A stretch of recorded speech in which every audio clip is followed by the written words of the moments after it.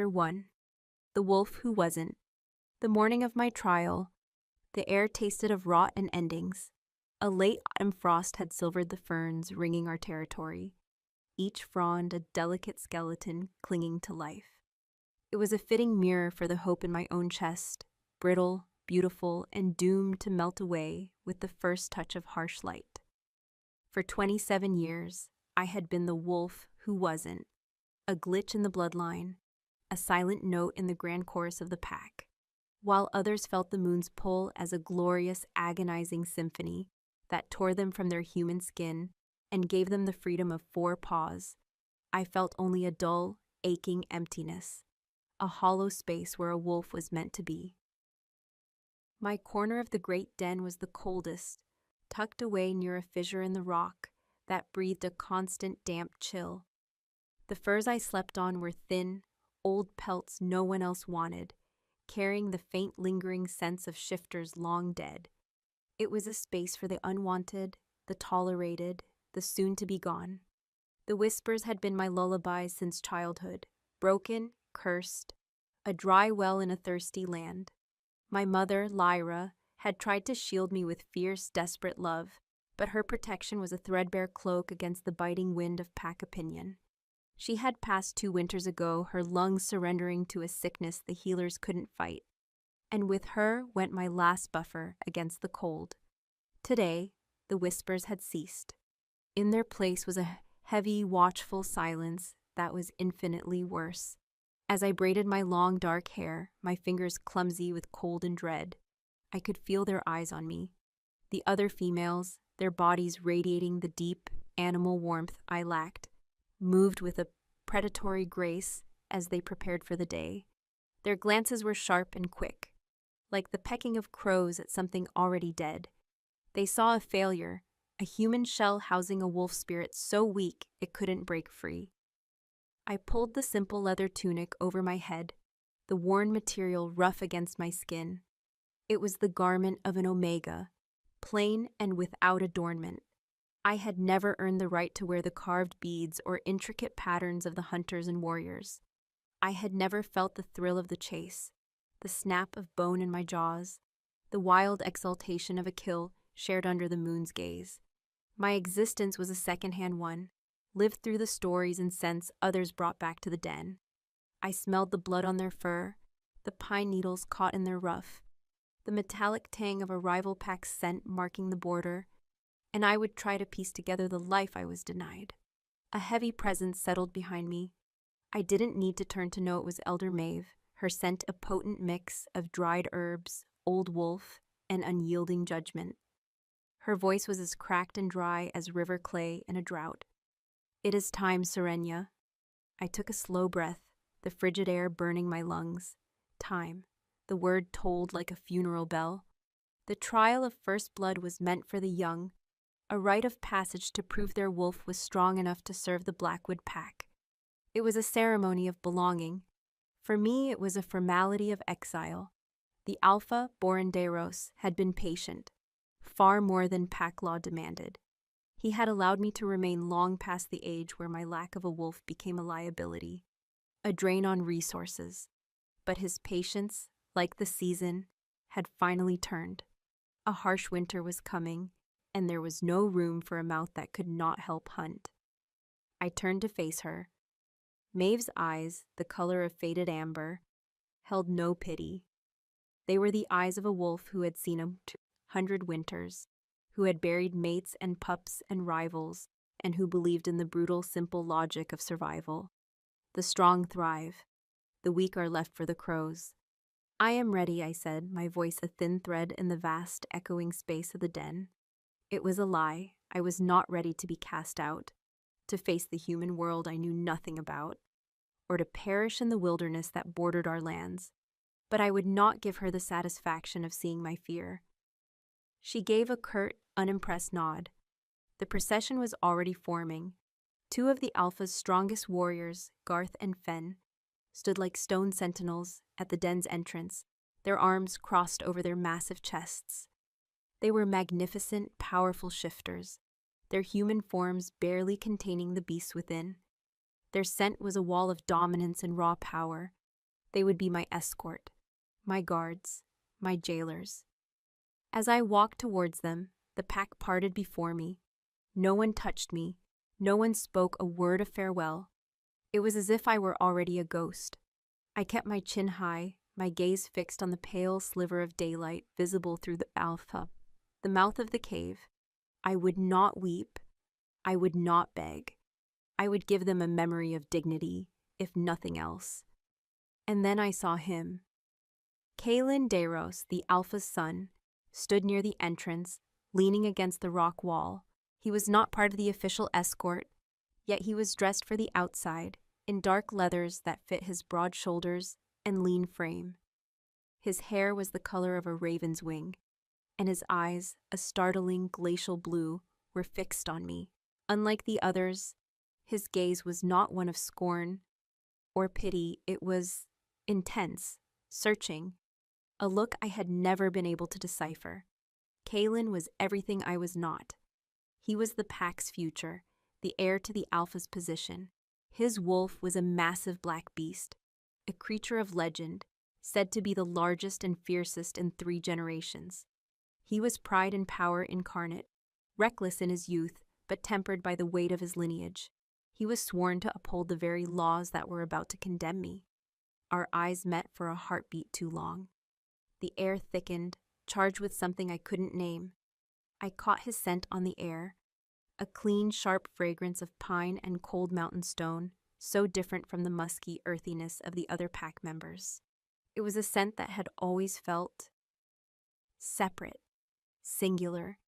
In that moment, it felt like an anchor in the swirling vortex of my despair. He gave a barely perceptible nod, a gesture so small that anyone else would have missed it.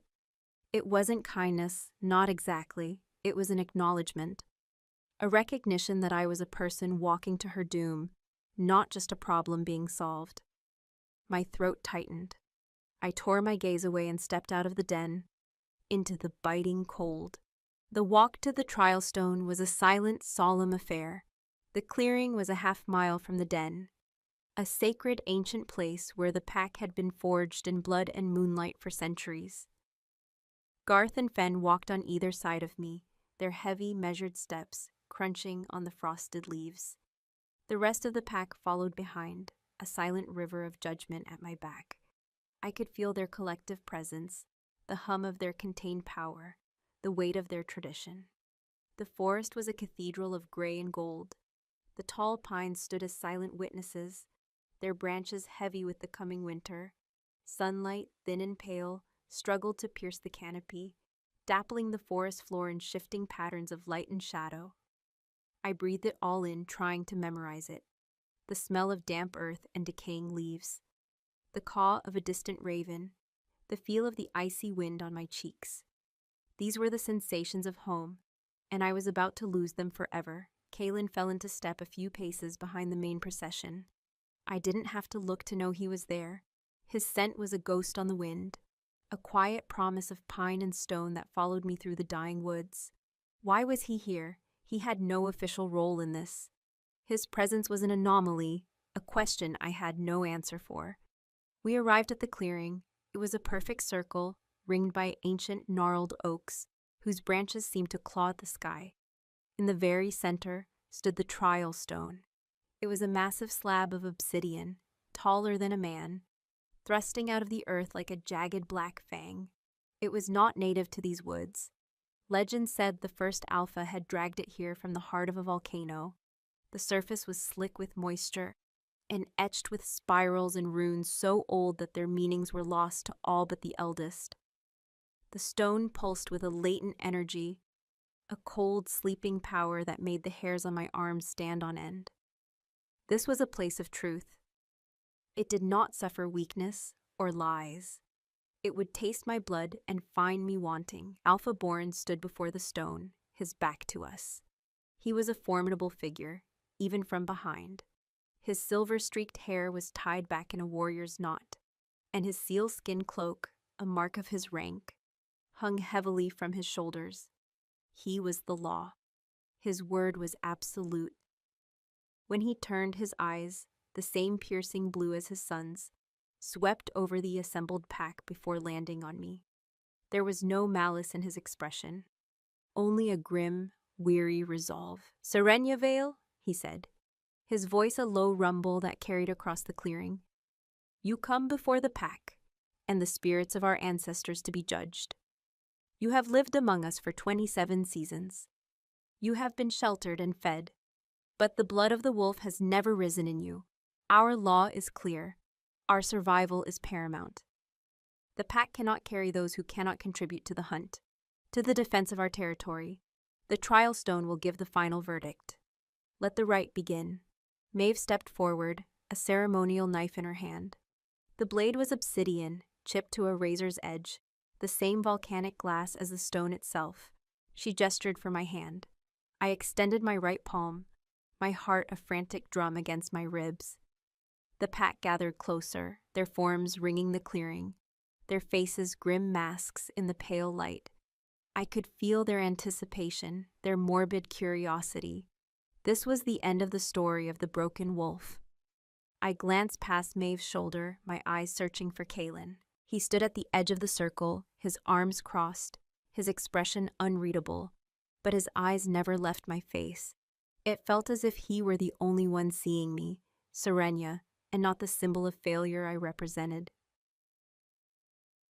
Maeve began the ancient chant, her voice rising and falling in the old tongue, words that spoke of the moon's first claim, of the bond between beast and soul, of the strength of the pack. The words washed over me, familiar and painful, a litany of everything I was not. "The blood is the river of the soul," she chanted, her voice growing stronger. "The stone is the heart of the pack. Let the river flow to the heart. Let the spirit answer the call." She took my hand in her dry, leathery grasp. Her touch was cold, impersonal. She raised the knife. I braced myself, my gaze locking onto the dark, swirling patterns within the trial stone before me. It seemed to drink the light from the clearing, a void of absolute black. The blade sliced across my palm. The pain was sharp, a searing line of fire.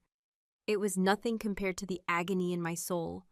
Blood, dark and shockingly red, welled up instantly, tracing a crimson path across the lines of my hand, my human blood, my only blood.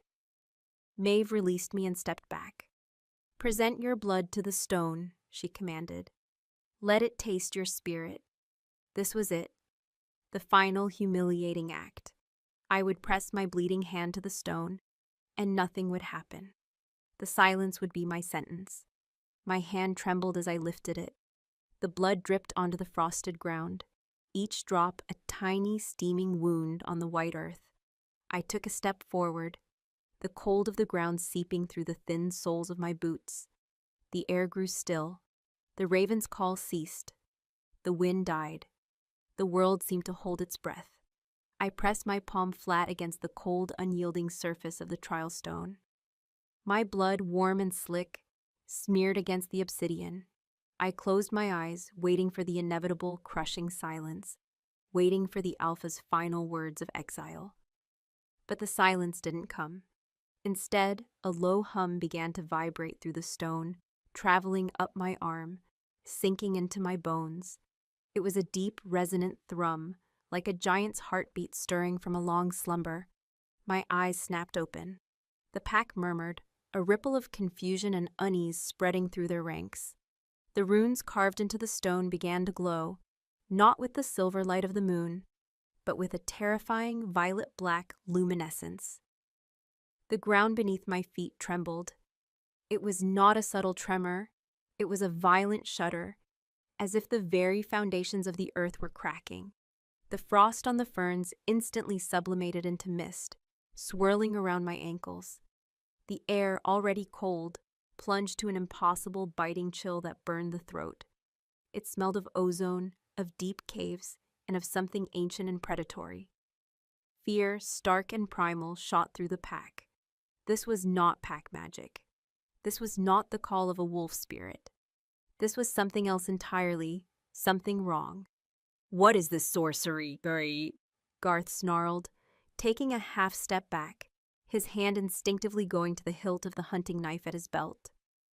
Alpha Boren's face was a mask of disbelief and dawning horror. "Serenia, take your hand from the stone," he roared. I tried. I couldn't.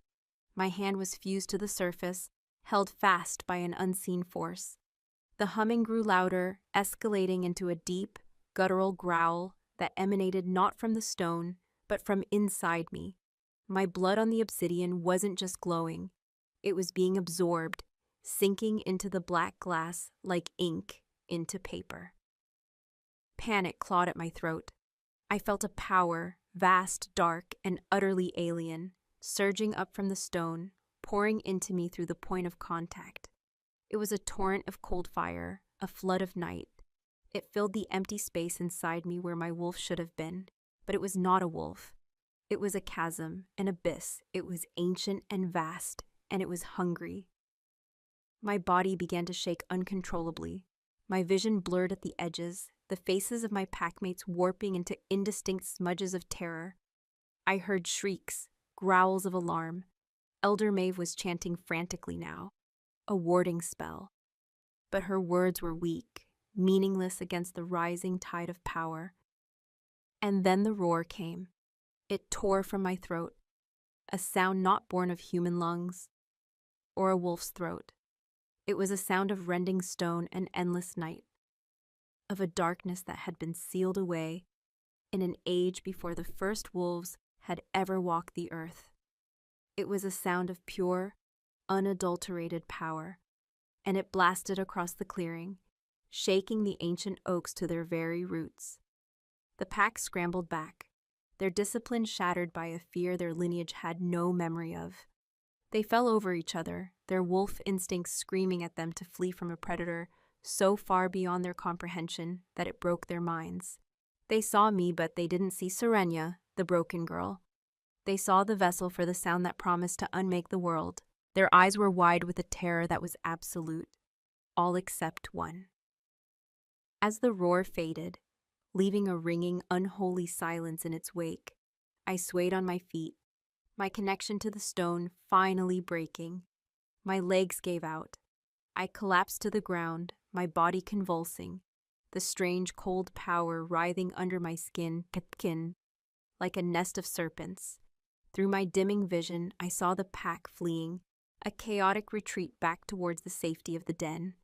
Even Alpha Boren, his face pale with shock, was backing away, his hand raised as if to ward off an evil spirit. Elder Maeve lay crumpled on the ground where the force of my roar had thrown her. They were all leaving me, my pack, my family, abandoning me to the monster I had become. But Kalen hadn't moved. He stood his ground at the edge of the clearing, a solitary pillar of defiance against the tide of fear. The unnatural wind whipped his dark hair across his face, but his glacial eyes were fixed on me, narrowed and blazing with an emotion I couldn't fathom. It wasn't fear, it was awe. It was possession. While his father and the pack retreated, Kalen Deros took a step forward, and then another. He walked towards me, into the heart of the unnatural chill, his movements deliberate, fearless. He walked until he stood over my trembling form, his shadow falling across me, and in a world that had just turned its back on me in terror, that shadow felt less like a threat and more like the first promise of shelter I had ever known. Chapter 2: Blood on the Trial Stone. The world swam back into focus, one agonizing sensation at a time. The first was the cold, a deep, seeping chill that had nothing to do with the frost on the ground. It was coming from inside me, a core of absolute zero radiating through my veins. The second was the weight of Kalen's shadow, a comforting darkness in the too bright, hostile light. The third was his scent, pine and mountain stone, a clean, grounding aroma that cut through the lingering stench of ozone, and my own terror. My body was a battlefield. Tremors racked my limbs, the aftershocks of the power that had ripped through me. A profound exhaustion had settled into my bones, so heavy I wasn't sure I could lift a single finger. Yet beneath it all, something else was awake. A vast, silent presence now occupied the hollow space where my wolf had never been. It was not a beast of fur and claw. It was a consciousness made of the void between stars, ancient and aware and utterly without warmth. It watched the world through my eyes, and its stillness was more terrifying than any snarl. Kalen knelt beside me, his movements fluid and deliberate. He didn't hesitate, didn't show an ounce of the revulsion that had twisted the faces of my packmates. His glacial blue eyes scanned me, not for signs of a monster, but for injury, for pain. The intensity of that gaze was a physical force, pinning me, holding me together when I felt like I might shatter into a million frozen pieces. "Serenia," he said, his voice a low rumble, the sound vibrating through the frozen ground. He reached out, his hand hovering over my shoulder for a fraction of a second before settling there. His touch was a shock. The warmth of his skin against the thin leather of my tunic was a searing brand against the ice in my soul. I flinched, a gasp tearing from my throat. It wasn't a flinch of fear, but of overwhelming sensation. The cold power inside me recoiled from his heat, a silent hiss in the back of my mind. But I, Serenia, leaned into it, desperate for that anchor of life in the endless frozen night I had become.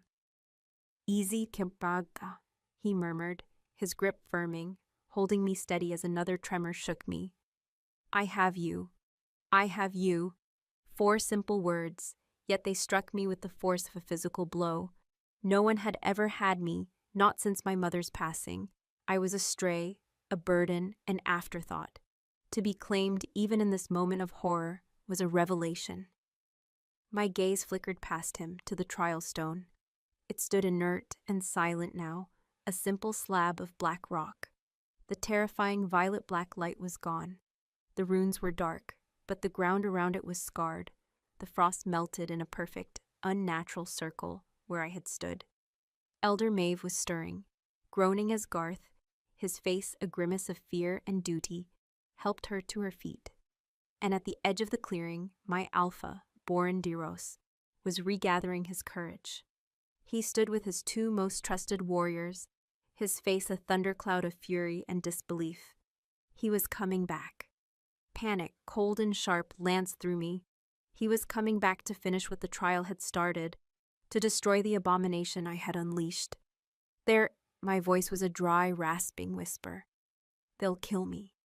Kalen's eyes didn't leave my face, but a low growl, soft yet full of deadly promise, vibrated in his chest. It was the first sound he'd made that was more wolf than man. Let them try. He shifted his position, moving to shield me more fully with his body. He slid one strong arm beneath my shoulders, the other under my knees, and lifted me from the ground as if I weighed nothing. The world tilted sickeningly. I cried out, my hands instinctively flying to his chest, clutching the front of his leather tunic. My head fell against his shoulder, and I was enveloped in his scent, in the solid, radiating heat of his body.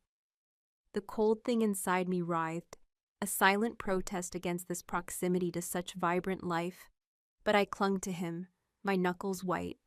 For the first time, I felt the sheer, corded strength of the Alpha's son, the power he held so easily in check. "What are you doing?" I whispered against his collarbone, the words muffled. "Upholding the law," he said, his tone grim, laced with an irony so sharp it could cut. "The trial is over. The stone gave its verdict. You are not to be exiled." His words made no sense. My mind was a maelstrom of confusion and fear. But before I could question him, his father's voice boomed across the clearing, laced with all the authority of his alpha position. "Kalen, step away from the creature!" Creature, not Serenia. The word was a slap. I squeezed my eyes shut, a fresh wave of despair washing over me. I was no longer a person to them. I was an it, a thing to be dealt with. Kalen didn't stop moving. He continued walking, carrying me towards the path that led back to the den. His steps sure and steady, he walked directly towards his father, a collision course of will and power. "She is not a creature," Kalen called back, his voice ringing with a defiance I had never heard from him. "She is a member of this pack. Her name is Serenia." He came to a halt a dozen feet from Borin, Garth, and Fen. The 2 warriors stood braced, their hands on their weapons, their bodies thrumming with tension. They looked at me and Kaylin's arms with open dread. Their nostrils flared as they tried to parse the unnatural scent that now clung to me, the smell of a deep, cold grave. Bourne's face was etched with lines of strain, the love for his son warred with the primal fear of what he had just witnessed. "Son, you don't know what you are holding. That thing is not the girl you knew." The stone did not answer her, Wolf. It answered something else. Something we buried. It answered her, Kaylin countered, his voice dropping, becoming more intense. Her blood, her spirit. Whatever rose, it rose from within her. She is not possessed. She is awakened, and she is mine. A collective gasp went through the pack members, who lingered at the edge of the woods, drawn back by the unfolding drama. Mine. The word hung in the frigid air, a declaration of possession so absolute, so primal. It transcended pack law. It was the language of mates, of a bond that could not be broken. But there had been no bonding ceremony, no scent marking, no courtship. It was a claim born of instinct and fire, in the face of an unknown darkness. Bourne's expression hardened, the alpha overriding the father. "You are a fool, boy, blinded by a reckless heart. That is not a claim you can make. She is a threat to every one of us. The power that came from her threw Maeve like a child's doll. It cracked the very earth. We do not know what it is or what it wants." "Then we will find out," Kaylin said, his grip on me tightening, a possessive, protective gesture. "But we will do it without tearing her apart like frightened jackals." I could feel the tremor of rage running through his body. I risked a glance at his face. His jaw was set, a muscle twitching in his cheek. His blue eyes had gone hard as ice, fixed on his father in a direct challenge of dominance. An alpha's son, challenging the alpha. It was unthinkable. "By the moon, have you lost your senses?" Bourne roared, taking a step forward. Fen and Garth shifted, their stances becoming more aggressive. "My duty is to the pack, to our survival. If there is a sickness in one of us, we cut it out before it can spread. You know the law." "I also know that this pack has become weak," Kaylin shot back, his voice sharp with scorn. "We whisper about old legends and tremble at shadows." We were so busy mocking a girl because her wolf was silent that we never once stopped to ask why. We called her broken, when all along she was holding something back. A power our ancestors feared, yes, but also a power they knew. Maybe they didn't bury it. Maybe they protected it. His words hung in the air, a stunning, heretical thought. The elders had always taught that the old powers were sealed away because they were too destructive, too chaotic. The idea that they might have been safeguarded instead of imprisoned was a fundamental challenge to the pack's history. "That is blasphemy," Maeve rasped, clutching her bruised side as she hobbled forward. Her amber eyes burned with a fanatical light. The forgotten night was an entity of chaos. It consumed our ancestors, turned wolf against wolf. It was sealed in the earth by the first alpha's sacrifice. "This girl has breached the seal. She is a vessel for our doom." "She is the girl you were about to cast out to die," Kaylin snarled, turning his glare on the elder. "Your precious laws nearly cost us the key to our own past, perhaps even our future. I will not let your fear make that mistake again." He looked back at his father. "I will not let you." The standoff was absolute. Father against son, law against instinct, past against a terrifying future. I felt like a fragile piece of kindling caught between two grinding stones, about to be pulverized. The cold inside me seemed to watch the proceedings with a detached, ancient curiosity. It did not fear the alpha, it did not fear any of them. The sheer arrogance of that feeling, seeping into my own consciousness, terrified me more than anything. Bourne's gaze fell on me, still cradled in his son's arms. His eyes were filled with a terrible conflict. He saw the threat I represented, the monster from their darkest legends.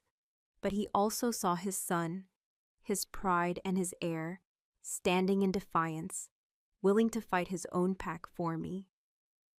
For a creature, lowly, deliberately, Bourne raised his hand, not in aggression, but in a gesture that called for a halt. Garth and Fen relaxed their stances by a fraction, their eyes still locked on me. "You would stand against your alpha? Against your own father?" Bourne asked, his voice now quiet, heavy with pain. "For her," Kaelin answered without a shred of hesitation. The certainty in his voice was a physical comfort, a shield. "I will stand against the world." The air crackled with the unspoken schism. Bourne held his son's gaze for a long, silent moment. I could see the calculations in his eyes, the weighing of impossible choices. To attack me would be to attack Kaelin. To force the issue could splinter the pack, pitting those loyal to the Alpha against those who followed the future Alpha.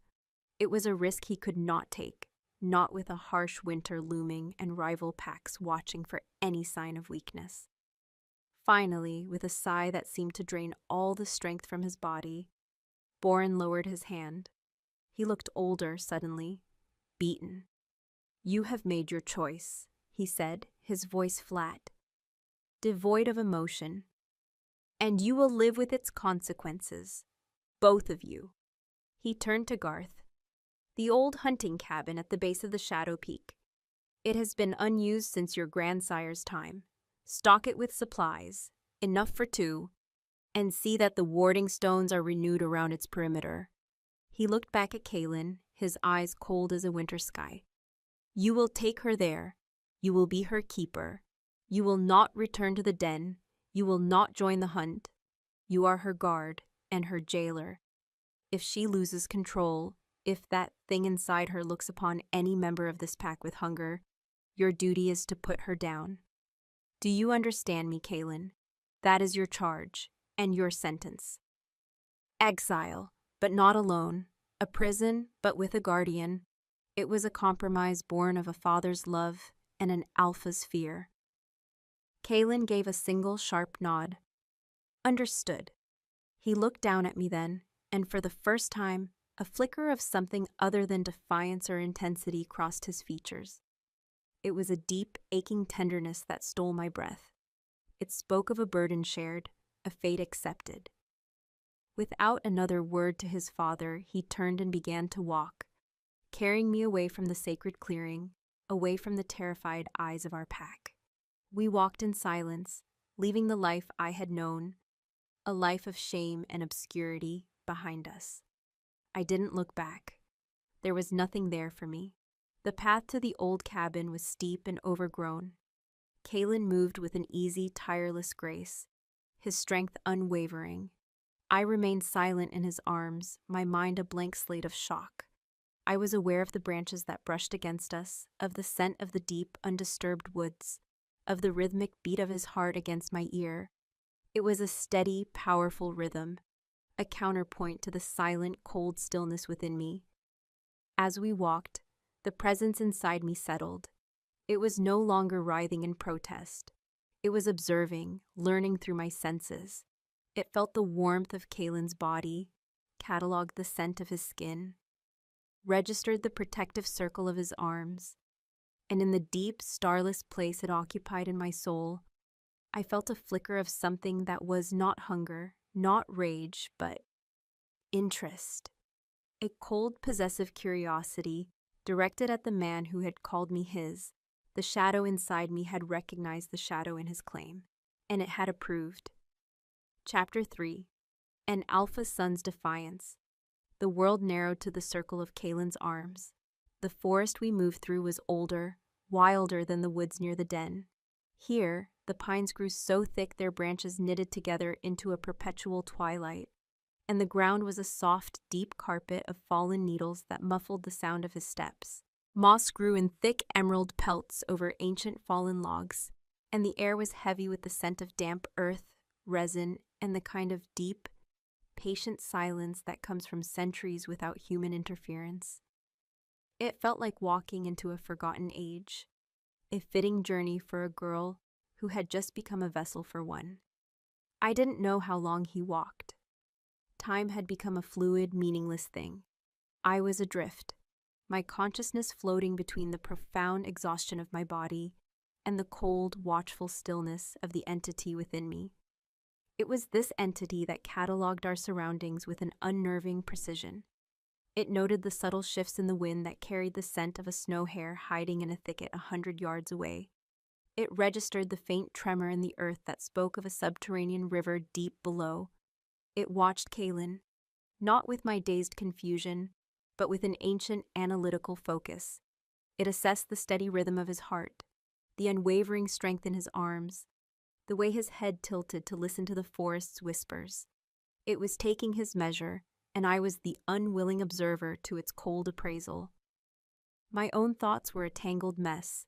One moment I was drowning in gratitude so fierce it felt like pain. He had saved me. He had stood against his own father, his entire pack, for me. The next, a wave of terror would crash over me. He was my jailer. His final duty, if I failed, was to be my executioner. He was my protector and my potential doom, all wrapped in one formidable package. The contradiction was a knife twisting in my gut. Finally, the trees began to thin. Ahead, thrusting up from the forest floor, was the dark, jagged silhouette of the Shadow Peak, a mountain that had always marked the farthest boundary of our territory. No one ever came here. The hunting was poor, the terrain treacherous, and the winds that howled down from its slopes were said to carry the ghosts of wolves lost to the harshest winters. Nestled at its base, almost swallowed by the encroaching forest, was a small, dark shape, the hunting cabin. As we drew closer, I could see it more clearly. It was wooded, built of thick, dark logs now silvered with age and covered in creeping ivy. The roof, made of slate, was patched with moss.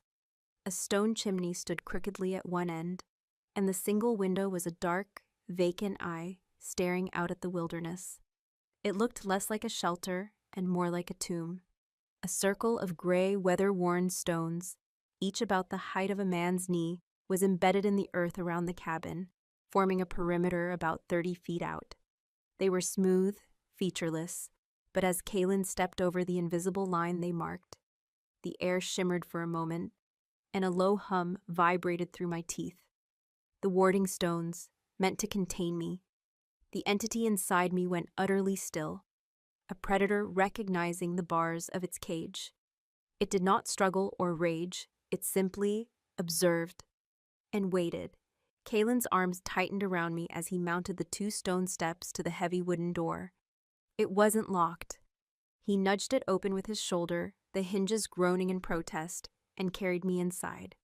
The air in the cabin was thick with the dust of ages, cold and stale. A single room, larger than I expected, lay in shadow. A massive stone hearth dominated one wall, its mouth black with ancient soot. A rough-hewn table and 2 chairs stood in the center, and against the far wall were 2 simple wooden cots, their frames bare. It was stark, empty, and profoundly lonely. Kalen carried me to one of the cots and gently, so gently, laid me down. The movement sent a fresh wave of dizziness through me. The world spun, and I squeezed my eyes shut. My wounded hand, coming up to press against my forehead. "Don't move," he commanded softly. I heard the sound of him moving about the cabin, the scraping of wood, the clink of flint and steel. A few moments later, a crackling sound reached my ears, and a wave of warmth began to push back the oppressive chill. I risked opening my eyes. He had started a fire in the hearth. The nascent flames danced and lipped, casting flickering golden light across the stone and dark wood, chasing the deepest shadows back into the corners. The room instantly felt less like a tomb and more like a refuge. He disappeared outside for a moment and returned with a bucket of water from a well I hadn't seen. After setting it by the fire to warm, he came back to my cot. In the flickering firelight, his face was a landscape of sharp angles and deep shadows. His glacial eyes seemed to hold the fire's light, making them glow with an unnerving intensity. "Your hand," he said. It wasn't a question. He knelt beside the cot, his presence filling the small space between the bed and the wall. He reached for my right hand, the one Maeve had cut. My first instinct was to pull it back, to hide the source of all this chaos, but I didn't. I let him take it. His fingers were long and calloused, the hand of a warrior and a hunter, yet his touch was unbelievably gentle as he cradled my palm. The wound was a stark, angry red line against my skin, crusted with dried blood. The bleeding had stopped, but it ached with a deep, pulsing throb. He took a clean strip of cloth from a pack of supplies left near the door. Garth must have been here already. Dipped it in the warming water and began to clean the cut. His movements were efficient, practiced. I watched his dark head, bent in concentration, the firelight catching the blue-black sheen of his hair. I could feel the warmth of his breath on my skin. The intimacy of the simple act was overwhelming. No one had tended to me with such care since my mother. The cold thing inside me was agitated by his proximity, by his touch. It saw his focused attention as a vulnerability, his gentleness as a weakness. A cold, contemptuous thought, not my own, slithered through my mind. He touches the cage, not the creature within. I shuddered, and his head snapped up, his eyes instantly meeting mine. Did I hurt you? No, I whispered, my voice hoarse. No, it's cold. It was the only explanation I could offer for the tremor that had run through me. He frowned, his gaze searching my face, knowing it was more than that but not pushing. He finished cleaning the wound, his touch lingering for a moment before he carefully wrapped my palm with another strip of clean linen. It will scar, he said, his voice low. A reminder. A reminder of what? I asked, my voice barely audible over the crackling of the fire. That I'm a monster? His eyes hardened. He tied off the bandage and finally released my hand, though the warmth of his touch seemed to linger on my skin. A reminder that you survived, he said, his tone leaving no room for argument. That you are more than they ever thought you were. He stood and moved to the other side of the room, putting a physical distance between us. He began unpacking the supplies Garth had left. Dried meats, hard cheeses, skins of water and ale, thick fur blankets. He worked with a silent, restless energy, the firelight playing over the powerful muscles of his back and shoulders. The silence stretched, filled only by the sounds of the fire and the lonely sigh of the wind outside. I couldn't bear it. I had to know. Why? The word was a croak, but it was loud enough to make him stop what he was doing. He turned slowly to face me, a fur blanket in his hands. Why what, Serenia? Why did you do it? I pushed myself up, my back resting against the cold stone wall. The room tilted for a second, then steadied. Defy your father? Stand against the entire pack? You claimed me. You called me yours. Why, Kaelin? They were going to cast me out. You should have let them. He walked back towards me, his expression unreadable in the dancing light. He tossed the heavy fur onto the foot of my cot. Letting them would have been easier, he admitted, his voice a low growl. It would have been the lawful thing to do. Then why? I insisted, my voice gaining a desperate edge. They think I'm a curse, an abomination. My own alpha looked at me with horror. But you didn't even flinch. He stood over me, a dark, imposing figure against the fire's glow. For a long moment, he said nothing, just watched me, his blue eyes seeming to pierce right through my skin, my bones, to the shivering core of my soul. Because I never believed you were broken, he said at last, his voice dropping to an intense, almost confidential whisper. I've watched you my whole life, Serenia. I saw the others mock you, saw the elders dismiss you. They saw weakness. They saw a failure. He took a step closer, his voice laced with a raw, fierce energy. I saw a cage.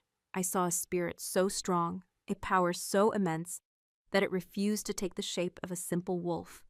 I didn't know what it was, but I knew it was there. I could always feel it, like the deep hum of the earth before a quake. I stared at him, speechless. All my life I had felt that hollowness, that aching void. He had seen it not as an absence, but as a presence, a containment. Today at the stone, he continued, his gaze unwavering, I saw the cage break. I saw what you were holding back. And it was magnificent. Terrifying, yes, but magnificent. The pack saw a monster to be destroyed. I saw power that has been denied its place for too long. I saw you finally unleashed. My heart was hammering against my ribs. A frantic, wild thing. No one had ever seen me. Not really. They had seen the failed wolf, the omega, the burden. He had seen a caged power.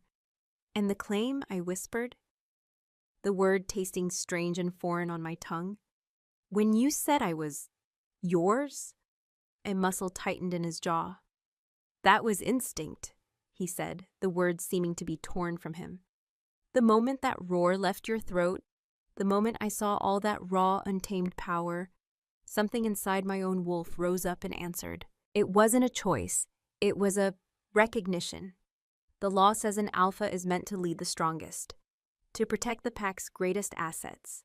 When I looked at you, bleeding and broken on the ground but blazing with a power that humbled my father, my wolf, my soul, knew that you were the most powerful thing it had ever seen, and it knew it could not let anything harm you. He fell silent, the weight of his confession hanging in the air between us. It wasn't a declaration of love, not in the way the human stories told it.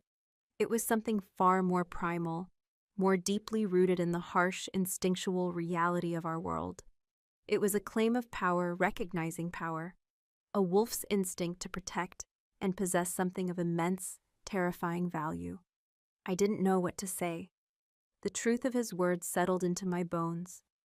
Next to the cold presence of the forgotten night, he had not saved me out of pity. He had saved me out of a deep, instinctual reverence for the very thing that terrified everyone else. My father is right about one thing, he said, his tone shifting, becoming grim. This power is dangerous. We don't know what it is or what it wants. And my duty is to the pack first. If it threatens them, if it threatens to consume you. He didn't finish the sentence. He didn't have to. The Alpha's ultimatum was a tangible presence in the room, a third entity alongside me and him. Your duty is to put her down. I wrapped my arms around myself, a sudden bone-deep chill running through me that had nothing to do with the cabin. I don't know how to control it, Kaylin. I don't even know what it is. When it came out, I wasn't there anymore. Something else was looking through my eyes. I know, he said softly. That's why we're here, away from the pack, away from their fear. Here, you can learn. And I will be here to help you. And if you can't, I'll be here for that too. His promise was both a comfort and a death sentence. He turned away then, as if the emotional intimacy had become too much. He spread the other fur blanket on the second cot, as far from mine as the room would allow. Our new world was established. Two solitary beings, trapped in a cage of stone and wards, one a monster, the other her keeper.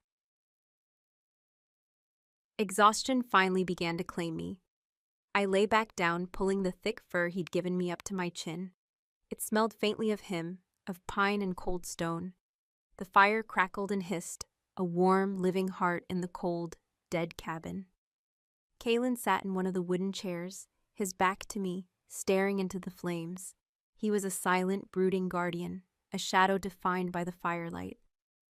As I drifted on the edge of sleep, my mind finally quiet after the storm of the day, a new voice whispered in the silence of my head. It was not my own thought. It was clear, cold, and sharp as a shard of obsidian, rising from the abyss within me. The male is strong, it said, a voice of ancient ice and starlight. He saw our power and did not flee. He laid his claim. A possessive, chilling satisfaction echoed through the words, a feeling that was utterly alien to me. The voice was silent for a moment, and then it spoke again. A quiet, deadly pronouncement that froze the very blood in my veins. He will serve. Chapter 4. The hunger in her veins. I woke to a world of gray and gold. The morning light, filtered through the single dusty window, was weak and thin, painting the cabin's interior in pale, muted tones. The fire in the hearth had been banked, its embers glowing a deep, pulsing orange like a sleeping heart. For a single blissful moment, I was just Serenia, a girl waking in a strange bed. Then memory returned, a cold, crushing weight. The trial, the roar, the terror in my pack's eyes. Kaylin, and the voice, it was still there. A silent, waiting presence in the back of my mind. The forgotten night. It felt less like a voice now and more like a vast, cold intelligence that had fused with my own. It was a lens through which I now saw the world, a filter of ancient ice that colored every perception. My body felt different. The bone-deep exhaustion was gone, replaced by a strange, humming energy that vibrated just beneath my skin. The dull ache in my wounded palm was a distant throb, an inconvenience rather than a source of pain. I sat up, the heavy fur pelt sliding from my shoulders. The air in the cabin was cold, but the chill no longer seemed to touch me. It felt familiar, comfortable. The cold was my new element. Kaylin was not in the cabin. The cot he had used was empty, the fur neatly folded at its foot. Panic, a distant echo of my old self, flared for a second. Had he left? Had he abandoned me in this prison? The entity within me scoffed at the thought. A wave of pure, cold certainty washing away my fear. He is marked. He will not stray. The thought was so clear, so possessive, that it made me shudder. Marked? How? I pushed the unsettling thought aside and slid my feet to the cold stone floor. A strange primal hunger was gnawing at my stomach, sharper and more demanding than any hunger I had ever felt before. It wasn't the simple need for sustenance. It was a deep, visceral craving for something vital, something raw. The cabin door creaked open, and Kaylin entered, bringing a gust of frigid mountain air with him. He carried a brace of plump rabbits, their fur still dark with blood. He moved with a silent, lethal grace, every line of his body taut with the energy of a predator who had just made a kill. He hadn't shifted, I realized. He had hunted them as a man, with knives or snares. A flicker of respect, cold and analytical, came from the entity. It appreciated his skill.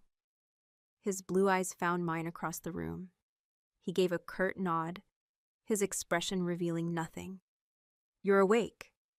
"I am," I said, my voice sounding stronger, clearer than it had yesterday.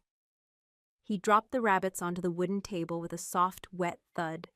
The sight of them, the coppery scent of their fresh blood hitting the air, did something strange to me. My mouth watered. The hunger inside me sharpened, twisting into a painful, demanding knot. The entity wanted it. It wanted the life force still cooling in their bodies. My human sensibilities recoiled in disgust, but the revulsion was a faint, flimsy thing against the tide of this new, primal craving. Kaylin began to skin one of the rabbits with an efficient, practiced economy of motion, his hunting knife flashing in the dim light. I couldn't tear my eyes away. "There is cheese and dried bread in the pack," he said without looking up, his voice a low rumble. "Help yourself." The thought of dry bread was like ash in my mouth. My gaze remained fixed on the glistening dark meat he was revealing beneath the rabbit's pelt. He must have felt the intensity of my stare, because he paused, his knife still, and slowly lifted his head. His eyes met mine, and he saw it. He saw the hunger. It must have been naked on my face. A feral, unsettling thing. A flicker of something, caution perhaps, or a new level of understanding crossed his features. He said nothing, simply finished his work. He set aside the skin carcass and began to prepare the other, his movements just as precise, but now imbued with a watchful tension. I forced myself to move, to break the strange predatory spell. I walked to the supply pack and pulled out a small wheel of hard cheese and a piece of dense, dark bread. I sat at the table opposite him and made myself take a bite of the bread. It was tasteless, its texture like sawdust. I chewed and swallowed with difficulty, the act feeling unnatural, forced. My body, or the thing that now cohabited it, did not want this. It wanted what he had. It wanted blood and meat. He finished with the second rabbit and took the carcasses outside, presumably to clean them. When he returned, he moved to the hearth, stoking the embers back to life and adding fresh wood. He set a small iron grill over the flames and placed the meat on it to cook.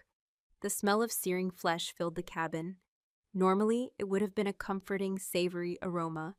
Now it smelled ruined. The fire was destroying what my body craved. "We need to set some rules," he said, his back still to me as he tended the fire. The entity bristled at the word rules. "He seeks to chain us." "Rules?" I asked, keeping my voice carefully neutral, fighting down the cold wave of defiance that rose from within. "This is not the den," he continued, turning to face me. He leaned against the stone mantel of the hearth, his arms crossed over his chest, a posture of casual authority that was anything but. "There are no elders here, no pack to keep the peace. There is only you and me and that power inside you, and these wards." He gestured to the walls of the cabin, as if he could see the invisible cage that surrounded us. "I will not harm you, Kaylin," I said, and the words felt true. I wouldn't. But I was no longer sure I was the only one in control. "I know you won't," he said, his gaze intense. "Not Serenia, but we don't know what it wants. So the first rule is you tell me everything. Every change you feel, every thought that isn't yours, every urge. You don't hide anything, not from me. Your survival, our survival, depends on us knowing the nature of the beast we're living with." His logic was sound, but the thought of sharing the cold, possessive whispers of the entity felt like a profound violation. It was my secret, my horror. "He wishes to know our strength so he can devise a stronger cage," the voice murmured. "Do not trust him." "And if I don't?" I challenged, the entity's defiance bleeding into my tone. His expression didn't change, but his eyes grew colder. "Then I will have to assume the worst at all times," he said, his voice flat. "I will have to treat you like a prisoner instead of a partner in this. I would prefer not to. The choice is yours." A partner. The word was a stark contrast to the word prisoner. He was offering me a sliver of agency, of respect. He was not just my jailer. He was inviting me to be a guardian of myself, alongside him. It was a shrewd, calculated move, and it was devastatingly effective. My own will, the part of me that was still Serenia, grasped for that offering like a drowning woman for a rope. I took a deep, shuddering breath. "The hunger," I said, the confession feeling like a betrayal of the powerful thing inside me. "It's different. When you brought in the rabbits, I wanted them. Raw." He nodded slowly, his gaze unwavering. He wasn't shocked. He wasn't disgusted. He was processing, filing the information away. "Primal instincts. It makes sense. It's a predator. Of course it would crave raw food." He pushed off from the mantel. "We'll start slow. We'll see what your body can tolerate, but you need to eat." He took the cooked meat from the grill and brought it to the table, along with a knife. He cut a piece for me and pushed it across the table. I looked at the gray, cooked flesh, and my stomach turned. But I met his eyes, and I saw the unspoken challenge there. "This is our first test. Don't fail it." I picked up the meat and ate. It was difficult, but I forced it down, bite by painful bite.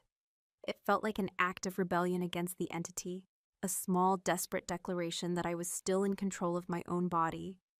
The entity raged in silence, a storm of cold fury in my mind, but it did not stop me.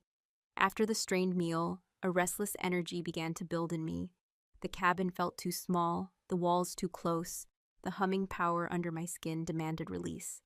"I need to go outside," I said, standing up. Kaylin was instantly on his feet. "I'll come with you." We stepped out into the biting morning air. The sun was higher now, but it offered no warmth. I walked across the cleared ground, my boots crunching on the frozen earth. Kaylin a few paces behind me, a silent shadow. I felt an invisible pull, a curiosity, and I let it guide me towards the perimeter, towards the circle of warding stones. As I drew closer, the air grew thick, heavy, like the moments before a lightning strike. The humming under my skin intensified. The entity was aware of the wards, and it hated them. I stopped about 5 feet from the nearest stone. It was just a simple gray rock, unremarkable, but I could feel the power it held. a shimmering wall of energy that vibrated in a frequency that was anathema to the cold darkness I carried.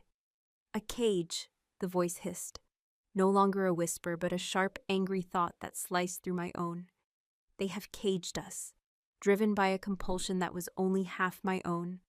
I took another step forward. The air crackled. The fine hairs on my arms stood on end. I felt a pressure building against my skin, pushing me back. "Serenia, don't," Kalen warned, his voice low and urgent. But I had to know. I had to feel the bars of my prison. I reached out my hand, my fingers trembling, and pushed it forward but into the unseen barrier.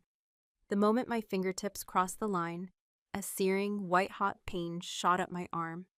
It wasn't fire. It was its opposite, a pain of absolute cold that burned with the intensity of 1,000 stars dying. I screamed, a raw, guttural sound, and stumbled back, clutching my arm. The entity shrieked in my mind, a soundless explosion of pure, unadulterated rage. For a terrifying second, my vision went black, replaced by a swirling vortex of violet-black energy. I felt the power inside me surge, gathering itself, preparing to lash out at the thing that had harmed it. A wave of absolute cold erupted from me, and the frost on the ground around my feet instantly spread, coating the earth in a thick, crystalline sheet of black ice. "Serenia, fight it!" Kalen's voice was a lifeline in the roaring chaos of my mind. He was beside me in an instant, his hands gripping my shoulders, his warmth a searing anchor against the encroaching void. "Breathe, look at me, find your center, don't let it take you." I stared into his eyes, a vortex of blue in a world that was dissolving into shadow. I saw the fierce urgency there, the desperate will he was projecting towards me. He wasn't afraid of the power, he was afraid of losing me to it. I fought. I clawed my way back from the edge of that cold abyss, focusing on the feeling of his hands on my shoulders, the scent of pine and stone, the solid, unshakable reality of him. Slowly, painstakingly, the black vortex receded. My vision cleared. The unholy cold receded, leaving me shaking, gasping for breath, my heart hammering against my ribs. The black ice on the ground remained, a stark, physical proof of my momentary loss of control. Kalen's grip gentled, but he didn't let go. He held me there until my trembling subsided. "You felt that," I whispered, my voice ragged. "You felt that, didn't you?" "I felt it," he confirmed, his voice grim. His gaze dropped to the black ice at our feet, then returned to my face. It reacted to the pain. It tried to defend itself, to attack the wards. "It wanted to tear them down," I said, the memory of that cold, absolute rage still echoing through me. "It wanted to tear everything down." He finally released me, taking a half step back.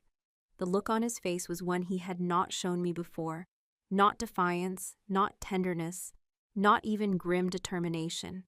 It was the look of a wolf who had just seen the true size and strength of the beast it was stalking. It was a look of profound, sober respect for the danger we were in. "Now we know," he said, his voice quiet. "The hunger in your veins isn't just for food. It's a hunger for freedom, a hunger to be unleashed."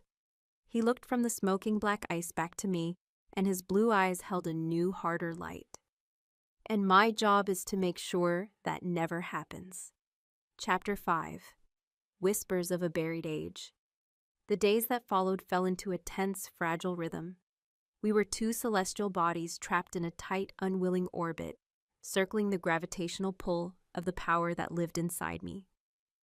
Kalen was a constant, watchful presence. He hunted, he chopped wood, he maintained the fire, his movements economical and precise. He spoke little, but his silence was not empty. It was filled with observation. His glacial eyes were always on me, tracking my every move, gauging my every reaction. He was studying me, learning the tells of the entity, searching for the seams between Serenia and the forgotten night. I was his subject. My life became a series of small, controlled experiments. The hunger was a constant battle.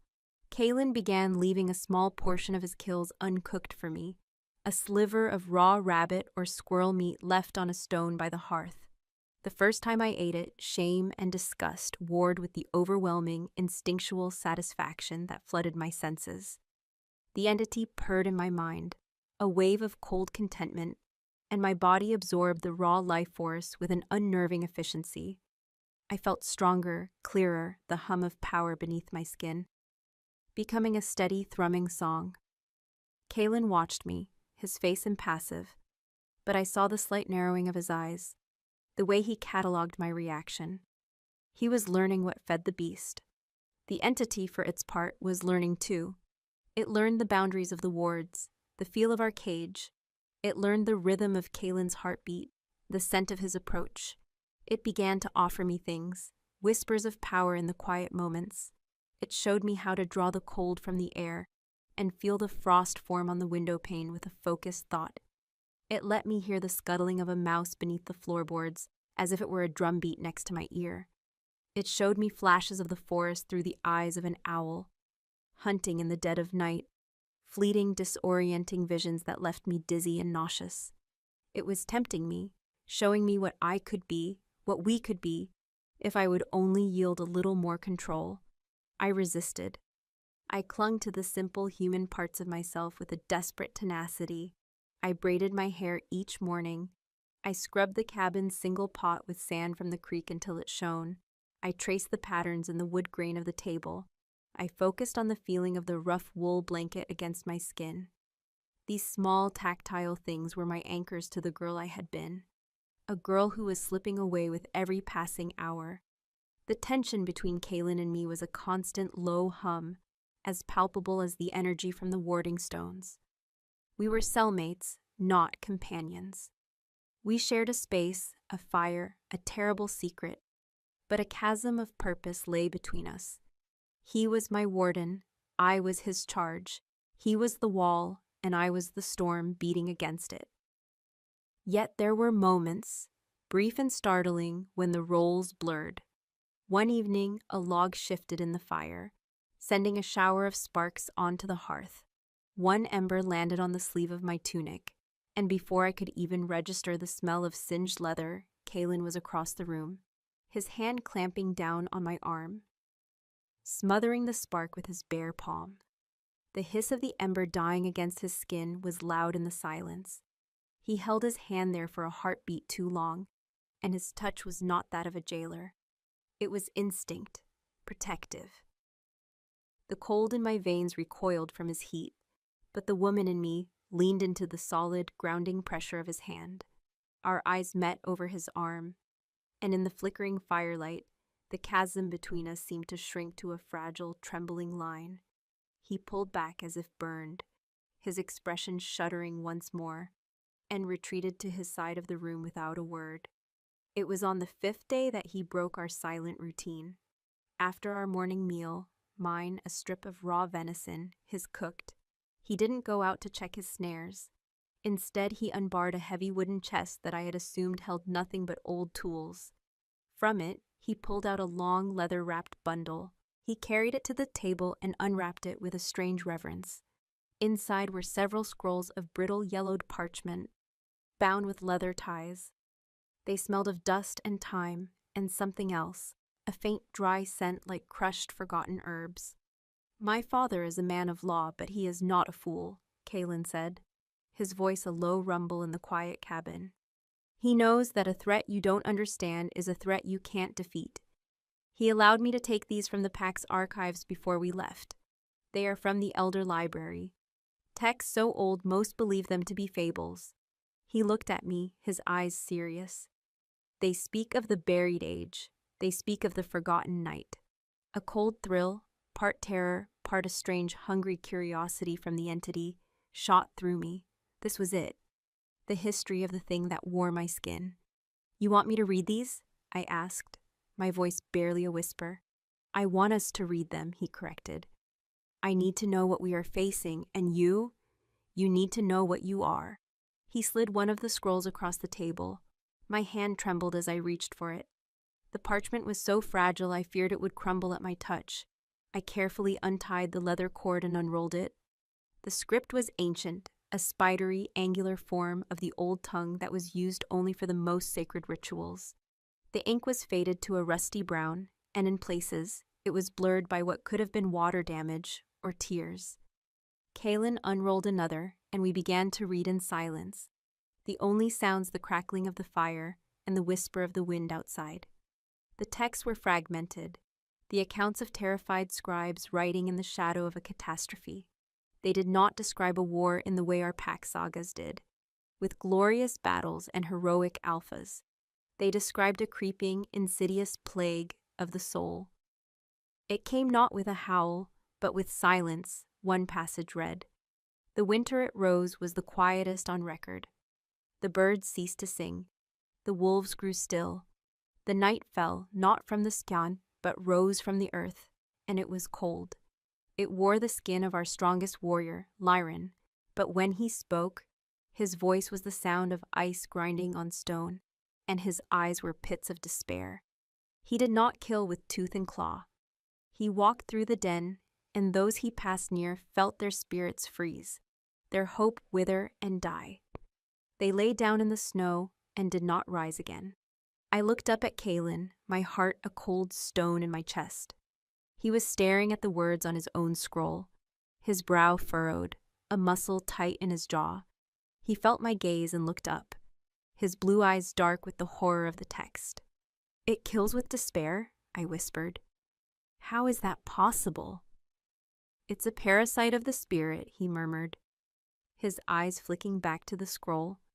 "It doesn't feed on flesh. It feeds on emotion, on hope, on life itself." The entity within me stirred at his words, not with denial, but with a cold, ancient affirmation. It was a confirmation of its own nature. I continued to read, my hands shaking. The scroll spoke of how the forgotten night could not manifest on its own.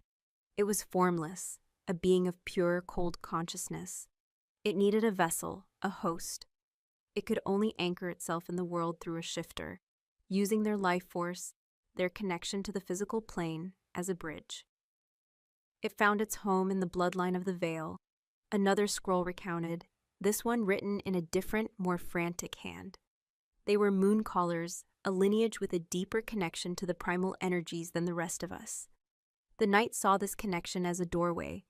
It took the maiden Lyra Veil, and in her it found its perfect anchor. She became the first vessel, the source of the plague. Her own pack cast her out, but the night wore her like a cloak and walked among its enemies, a beautiful, smiling vessel of absolute death. Veil, my bloodline, my own name. I felt the blood drain from my face. This wasn't a random curse. It was an inheritance. The entity within me pulsed with a strange, triumphant energy, a sense of homecoming. It had returned to the bloodline that had first given it form. "Kaelin," I said, my voice strangled. He looked up, and the terror must have been plain on my face. I pushed the scroll towards him, my finger trembling as I pointed to the name. "Veil. It says my name."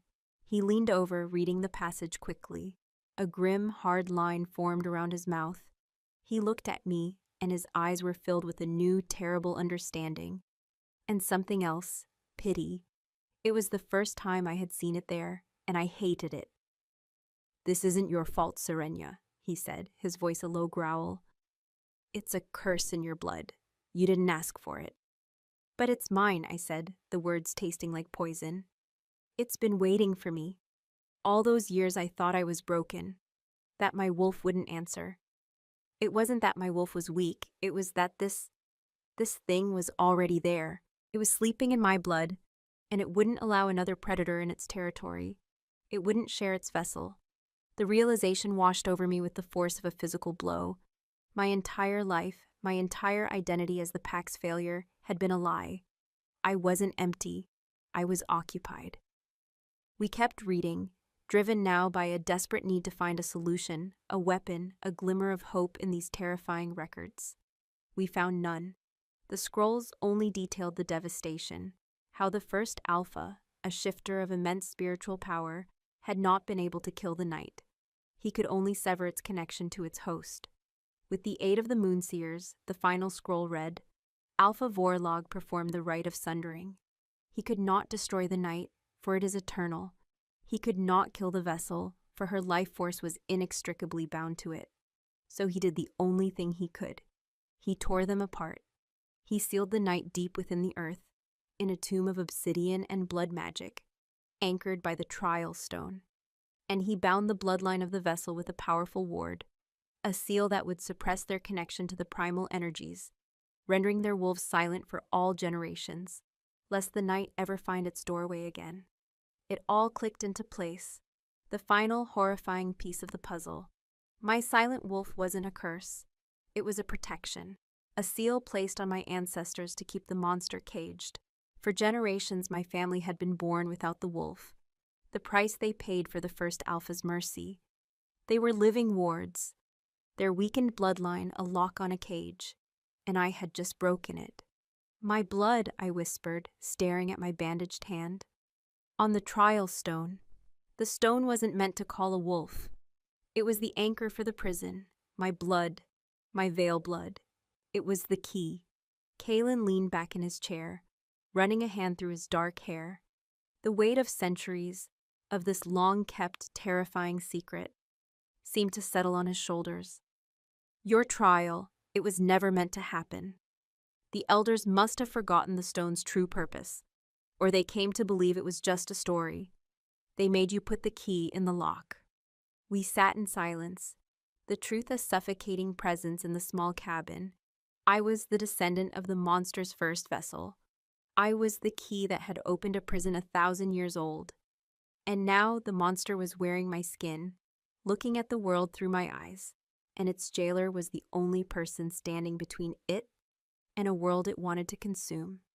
The entity within me felt complete.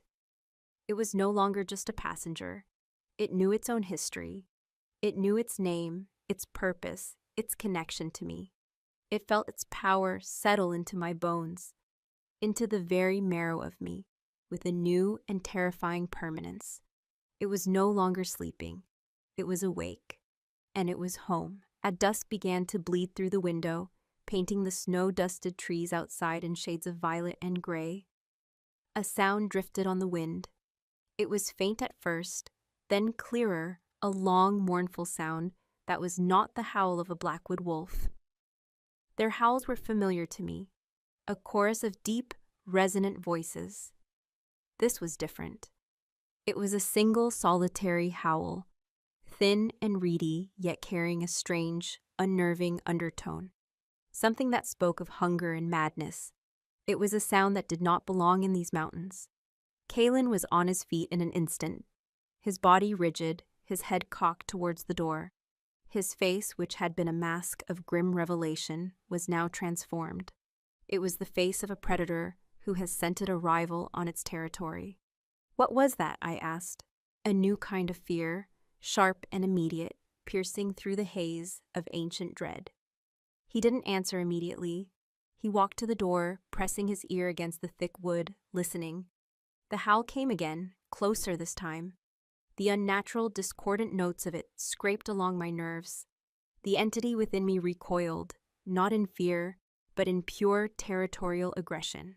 It was the hatred of a supreme predator for a lesser, unclean scavenger. Carrion eater, the entity spat in my mind. It fouls our air. Kalen turned from the door, his blue eyes blazing with a cold, dangerous light. Trouble, he said, his voice a low, deadly growl. That is the howl of a striga, a blood wolf. They haven't been seen this far north in a generation. He looked at me, and his expression was grim. It seems we are not the only monsters in these woods. Chapter 6. A Bond Forged in Shadow. Kalen's use of the word monster was a physical blow, a stark reminder of the chasm that separated us from the world and from each other. But the immediate predatory focus in his eyes wasn't directed at me. It was aimed outward, at the encroaching howl that defiled the sanctity of our isolation. The entity inside me resonated with his territorial aggression, a silent, cold harmony of purpose. The striga was an intruder, an impurity. An enemy. What is a blood wolf? I asked. my voice steady, despite the tremor of adrenaline that shot through my limbs. The name itself was a vile thing, conjuring images of rot and disease. Kalen moved away from the door, his body a study in coiled tension. He went to the heavy chest and pulled out a long-bladed hunting knife, its steel a dull, menacing gray in the dim light. He checked its edge with his thumb, his movements economical and deadly. "They're not true wolves," he said, his voice a low, guttural rumble. "They're a perversion, shifters who lose themselves entirely to the blood rage, whose human souls are so weak they shatter during the change. What's left is a creature of pure, mindless hunger. They don't hunt to eat. They hunt to kill. They're driven by a madness that burns them from the inside out." He looked at me, his blue eyes hard as chips of ice. "They are drawn to sources of power. They are scavengers of the supernatural. It must have sensed you. It scented the power that was unleashed at the trial stone and followed it here. It was my fault. This new danger was on our doorstep because of me. The guilt was a familiar, bitter taste in my mouth, the echo of a lifetime of being a burden. But this time, it was different. The guilt was swiftly shouldered aside by a cold, rising anger that was not entirely my own. The entity was offended. It viewed the Striga not as a threat, but as an utter, complete inferior. A rabid dog sniffing at the heels of a god. "What will it do?" I asked. "It will test the wards," Kalen said, moving to the single window and peering through a crack in the wooden shutter. "It will circle us, feel out the perimeter. It's mindless, but it still has a low cunning, an animal instinct for weakness. If the wards hold, it may eventually give up and move on. If they don't..." He didn't need to finish.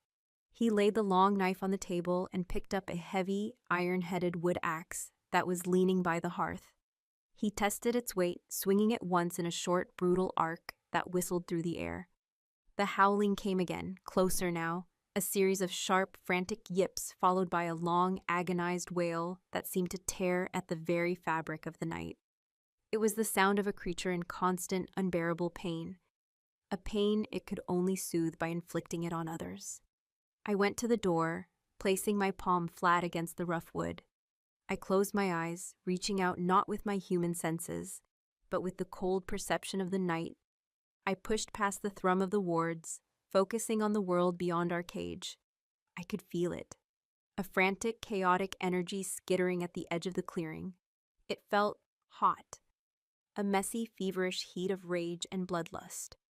It was a stark, jarring contrast to the absolute zero of my own power.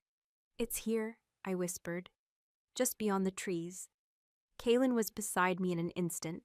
He didn't question how I knew. He simply accepted it. He placed his hand on the door beside mine, and for a moment we stood like that. Two guardians at a gate, his warmth and my cold separated by mere inches of wood. A scraping sound, the screech of claws on stone, came from outside. It was at the perimeter. A low guttural snarling followed, a wet, choking sound of fury. It had found the warding line. "It feels the barrier," Kalen murmured, his breath stirring the hair at my temple. His proximity was both a comfort and a source of intense, charged energy. The entity inside me was aware of him, of his strength, his heat, his claim. It saw him not as an ally, but as a tool, the first line of defense for its vessel. There was a sudden, violent thud against the nearest warding stone, followed by a pained yelp. The Striga had thrown itself against the invisible wall.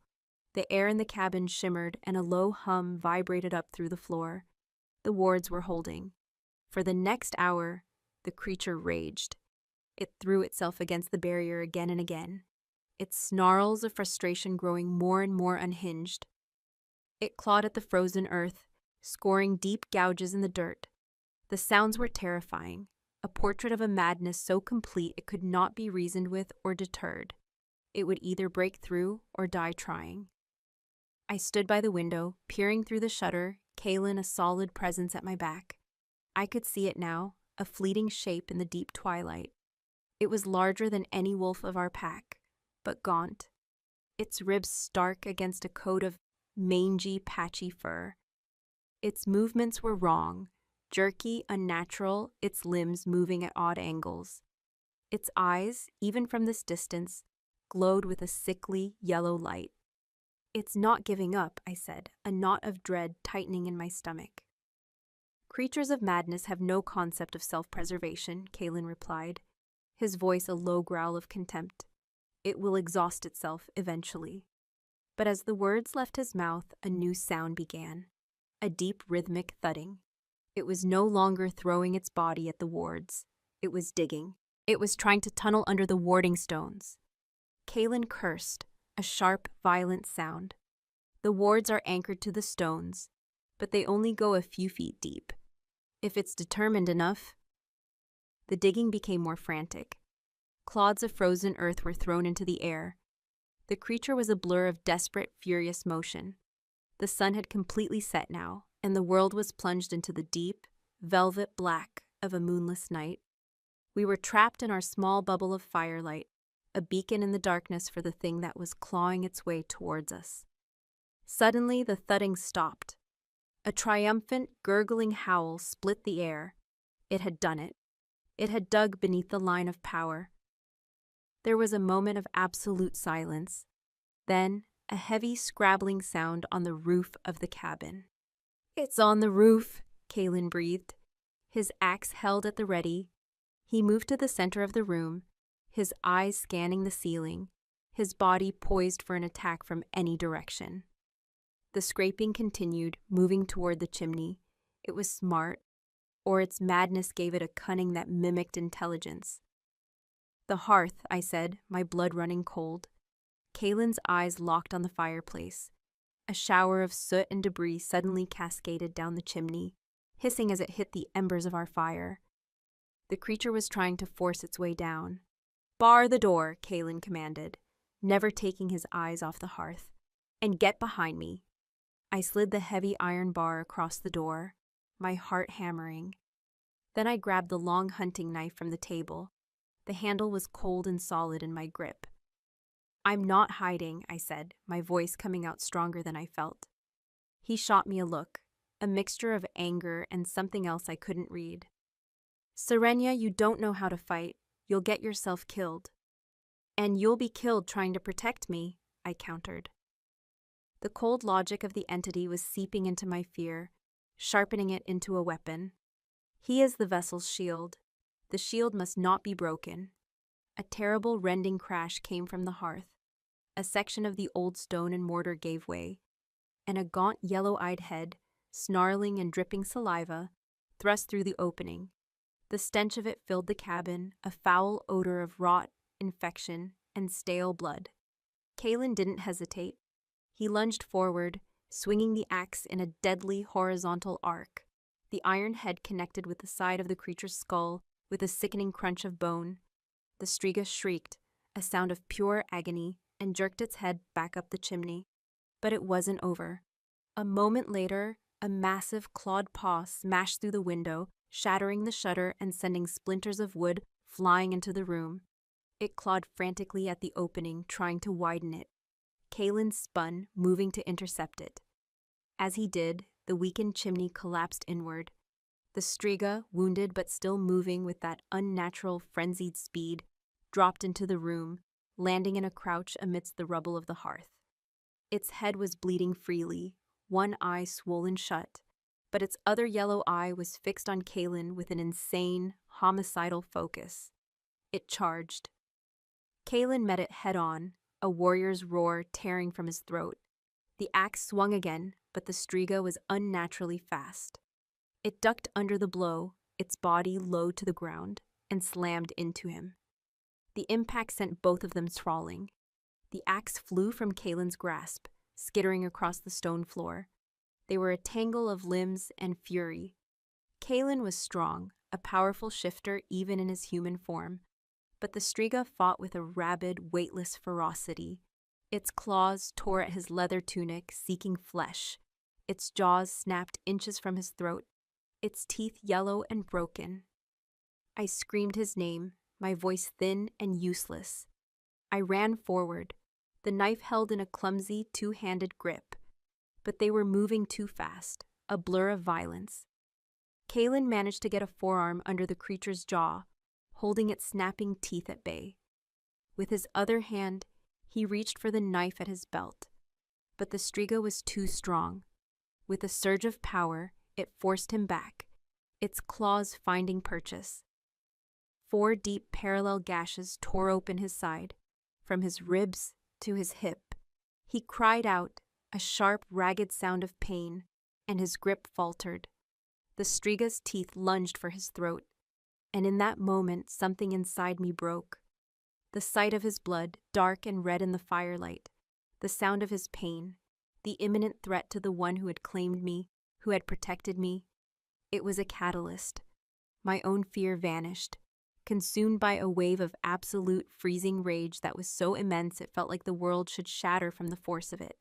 The entity, the forgotten night, rose up. But this time, I did not fight it.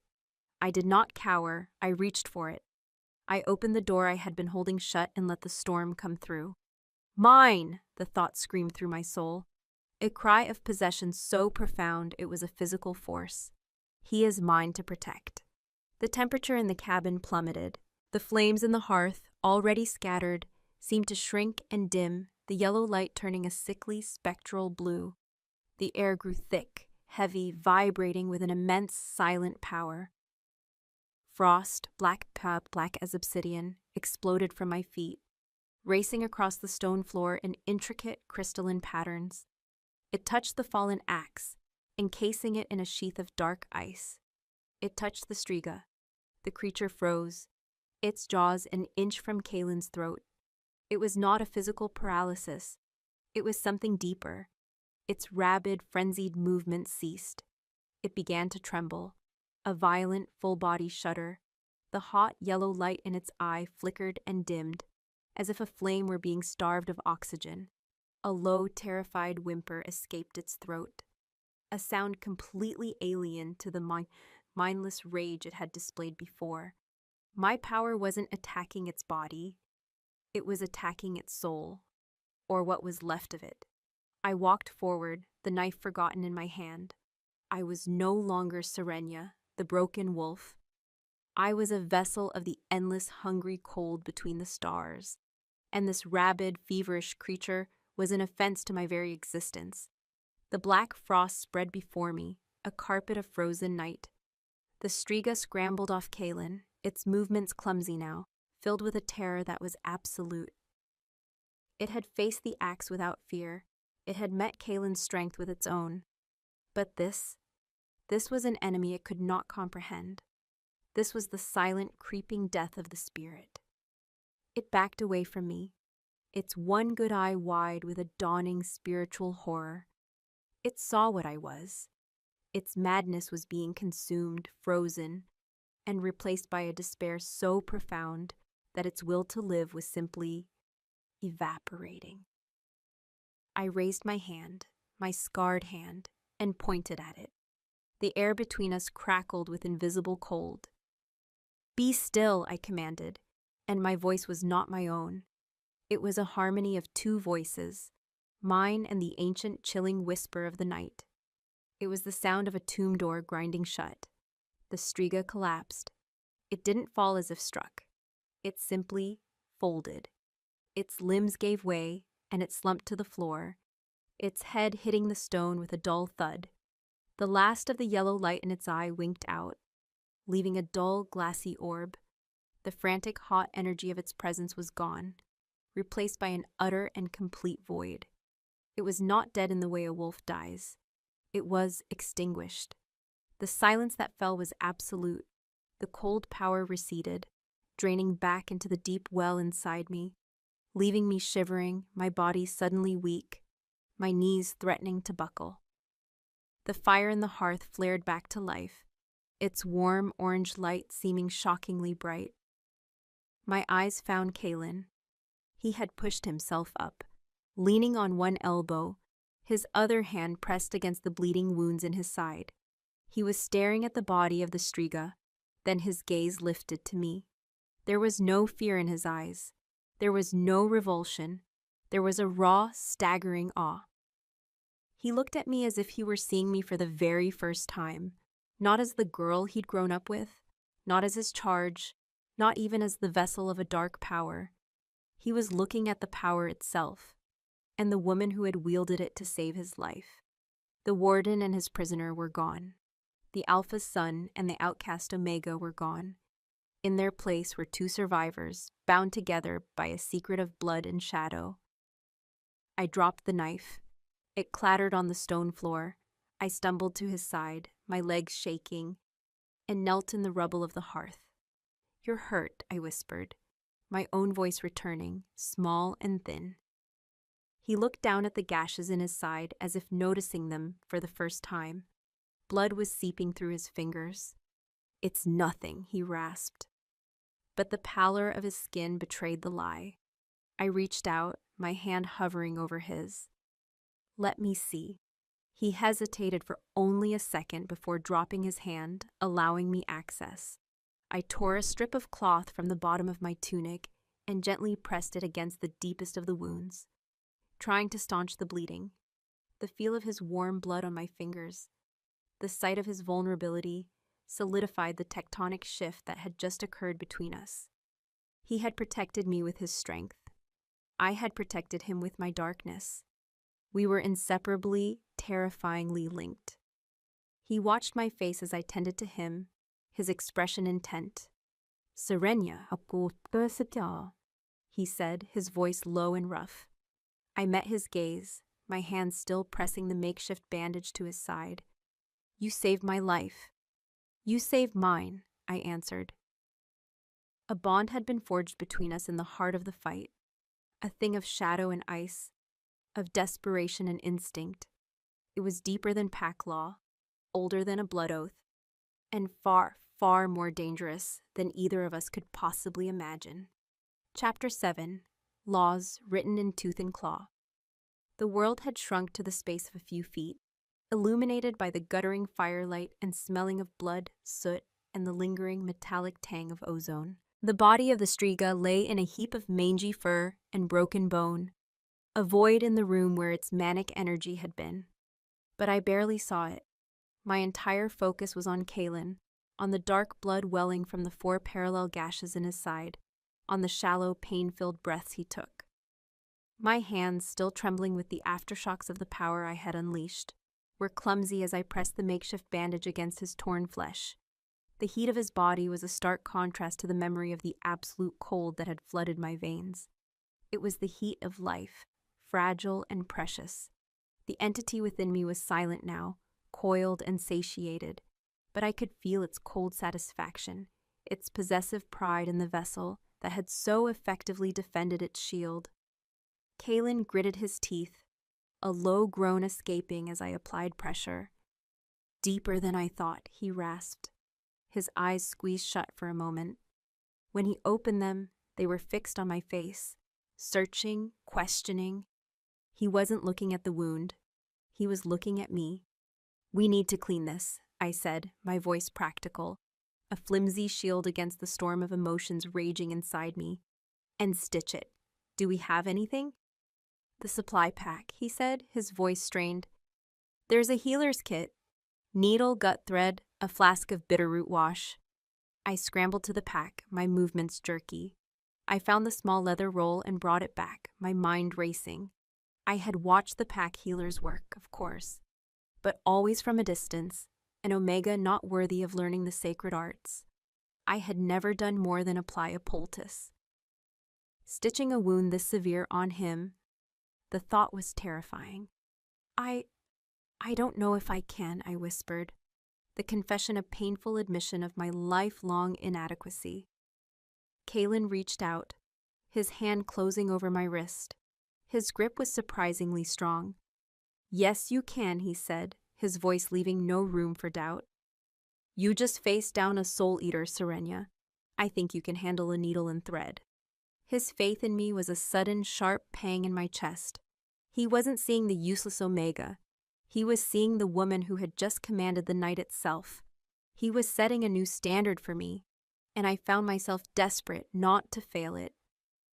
I took a deep breath, the air still thick with the stench of the dead Striga. First, the wash. This is going to hurt. I've had worse, he said, though the line of his jaw was tight as he braced himself. The next hour was an exercise in intense, painful intimacy. I had to help him peel away the torn, blood-soaked layers of his tunic, revealing the ripped muscle and skin beneath. His body was a landscape of hard muscle and old scars, each one a story of a life lived at the sharp edge of survival. This new wound was a raw, angry violation of that strength.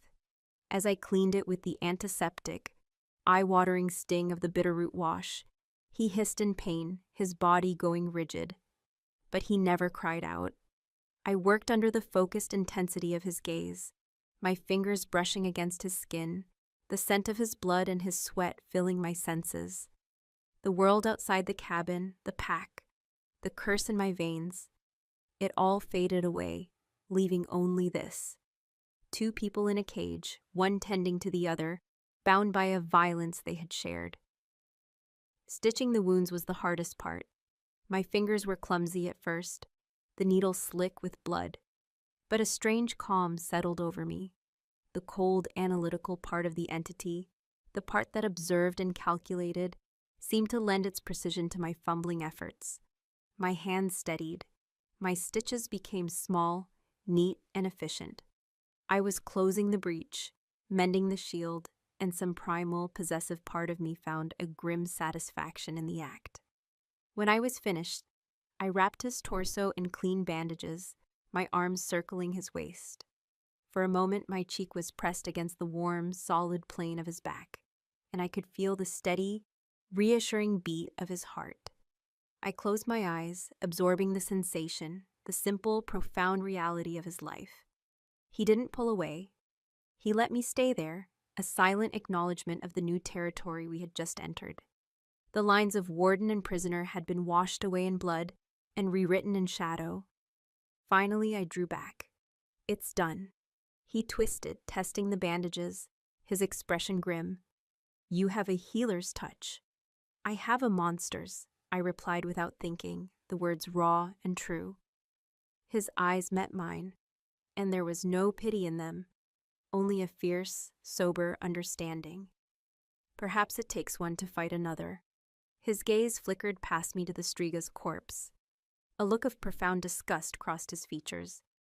We have to deal with that. Now. What do we do? I asked, looking at the wretched thing.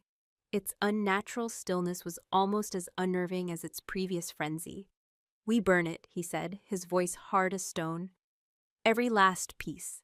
Striga are a contagion. If any part of it is left for scavengers, the madness can spread. The old laws are clear.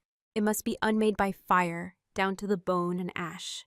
The old laws, the laws written in tooth and claw, born from centuries of survival in a world filled with things that hunted not only the body, but the soul. These were not the petty laws of pack hierarchy that had condemned me. These were the fundamental laws of existence. Getting the body out of the cabin was a grim, difficult task. Kalen was in no shape to lift it, his movements stiff and painful. I had to do it. I found a length of rope, tied it around the creature's hind legs, and dragged it across the floor. It was heavier than it looked, a dead weight of muscle and bone. The entity within me recoiled from the physical contact, a silent, visceral disgust for the unclean thing. I hauled it out into the frigid night, my breath pluming in the air. Kalen followed, carrying a lit brand from the fire, the axe held loosely in his other hand. He moved with a pained, deliberate gait, but he moved like a king surveying his domain, his authority absolute in this small, broken clearing. We built a pyre away from the cabin, near the center of the warded circle. It felt like a ritual, a grim ceremony under the cold, unblinking eyes of the stars. I gathered the wood while Kalen stood guard, his silhouette a dark, powerful shape against the starlight. The night was utterly silent now, the forest holding its breath, as if it, too, were waiting for the purification. When the pyre was built, we rolled the Striga's body onto it. Kalen touched the brand to the kindling. The small flames licked at the dry wood, then caught, growing with a hungry roar. The firelight danced across his face, throwing the sharp planes of his cheeks and jaw into stark relief. We stood together and watched the body burn. The stench was horrific, a nauseating smell of burning fur and diseased meat. But the fire was clean. It was a primal force of destruction and renewal, and as the flames climbed higher, consuming the last physical traces of our battle, I felt a strange sense of peace settle over me. We had faced the darkness, and we had won. "They are a symptom," Kalen said, his voice low, barely audible over the crackling of the pyre. He was staring into the flames, but his thoughts were far away. "A symptom of what?" I asked.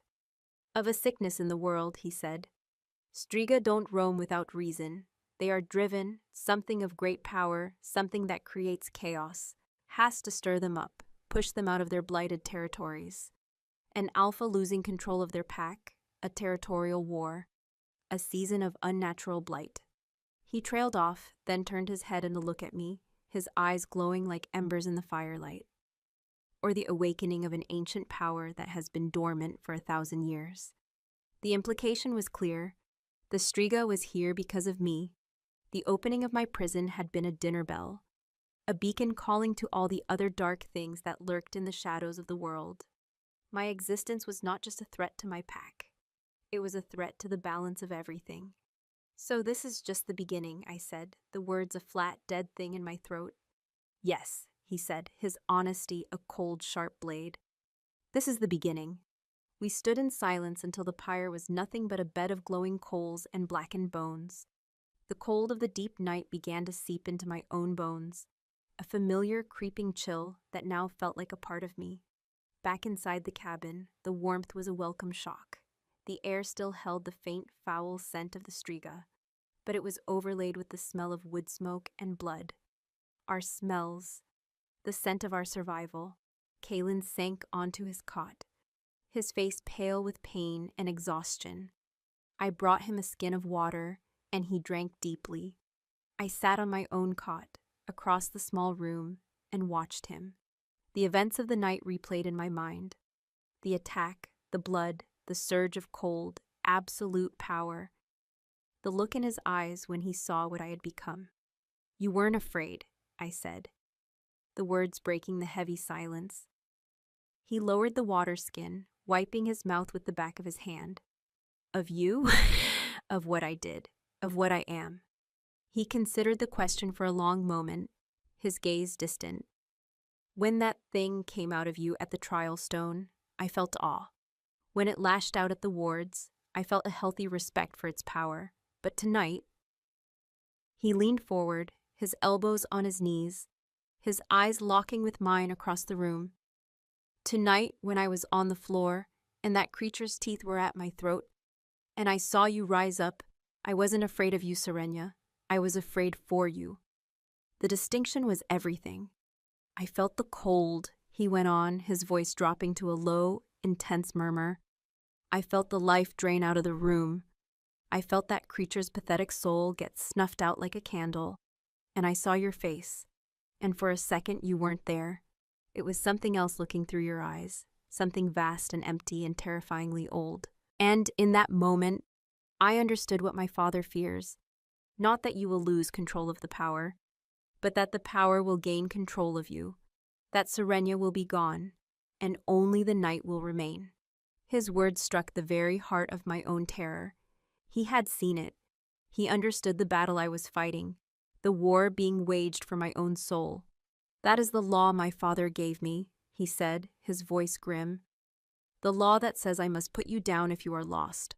But watching you tonight, watching you choose to wield that power to protect, not to destroy, that law feels wrong. It's too simple for what this is." He stood wincing as the movement pulled at his stitches and walked to stand before me. He looked down at me, his shadow cast long by the firelight, and the air between us crackled with the weight of unspoken things. "The laws of the pack were not written for a creature like you," he said, his voice rough with an emotion I couldn't name. "They were written for wolves. We need new laws, you and I. Laws written for this new world we're in." He knelt before me, so we were at eye level. The position was one of supplication, of deference, a shocking gesture from the proud Alpha's son. My father's law is about control, about endings. I reject it. Our law, our first law, will be about balance. I will not be your jailer, waiting for you to fail. I will be your anchor. When you feel the night rising, you will not fight it alone. You will find me. You will hold on to me. And I will help you find your way back. That is my vow. Not to my Alpha, but to you. My breath caught in my throat. This was more than a partnership. This was an oath, a binding of his fate to mine, of his strength to my darkness. This was a bond forged not just in shadow, but in a deliberate, defiant choice. Without thinking, I reached out and laid my hand on his cheek. His skin was warm, rough with a day's growth of beard. He leaned into my touch, his eyes closing for a fraction of a second. It was a gesture of absolute trust. He was trusting me, the monster, not to freeze the life from him. And in that moment of contact, the entity inside me stirred. It was not with anger or aggression. It was a wave of cold, possessive satisfaction so powerful it made me dizzy. It approved of this vow. It approved of this anchor. It saw his strength, his will, and it accepted his role. Kalen's eyes opened, and he must have seen the shift in mine, the flicker of the ancient thing that looked out from behind my gaze. But he did not pull away. He simply held my stare, his own will a silent, unshakable challenge. I am here, his eyes said. I am not afraid. Come back to me. And I did. I drew on his strength, on the warmth of his skin under my palm, and I pulled myself back from the edge. The cold receded. I was Serenia again. I will, I whispered, my voice thick with unshed tears. I promise. He gave a single slow nod. The vow was made. A new law was written. But as he stood and moved back to his own side of the fire, a cold certainty settled in my heart. The Striga had been a test of my power, and a test of our bond. And somewhere in the deep, dark places of the world, something had taken notice of the results. The whispers of the buried age were over. The war had just begun. Chapter 8. The First Test of a Curse. The pyre's embers had long since faded to gray ash, but the cabin remained our sanctuary and our cell, a bubble of charged silence in the vast, indifferent wilderness. The violence of the Striga's attack had scoured the air between us, burning away the pretense of warden and prisoner. What remained was something raw, unnamed, and infinitely more complex. Our new law, Kalen's vow to be my anchor, was a fragile thread spun in the dark, and we were both terrified of testing its strength. His recovery was slow. The deep gashes in his side were healing cleanly, thanks to my surprisingly steady stitching, but the battle had taken a toll. A deep exhaustion had settled into his bones, and his movements were stiff with a pain he refused to speak of. I became his shadow, his caretaker. I fetched the water, kept the fire roaring, checked his snares, and prepared our meals. The role reversal was a strange, disorienting thing. For the first time in my life, I was not the one being cared for, the one who was a burden. I had a purpose, a vital one, to mend the shield that protected us both.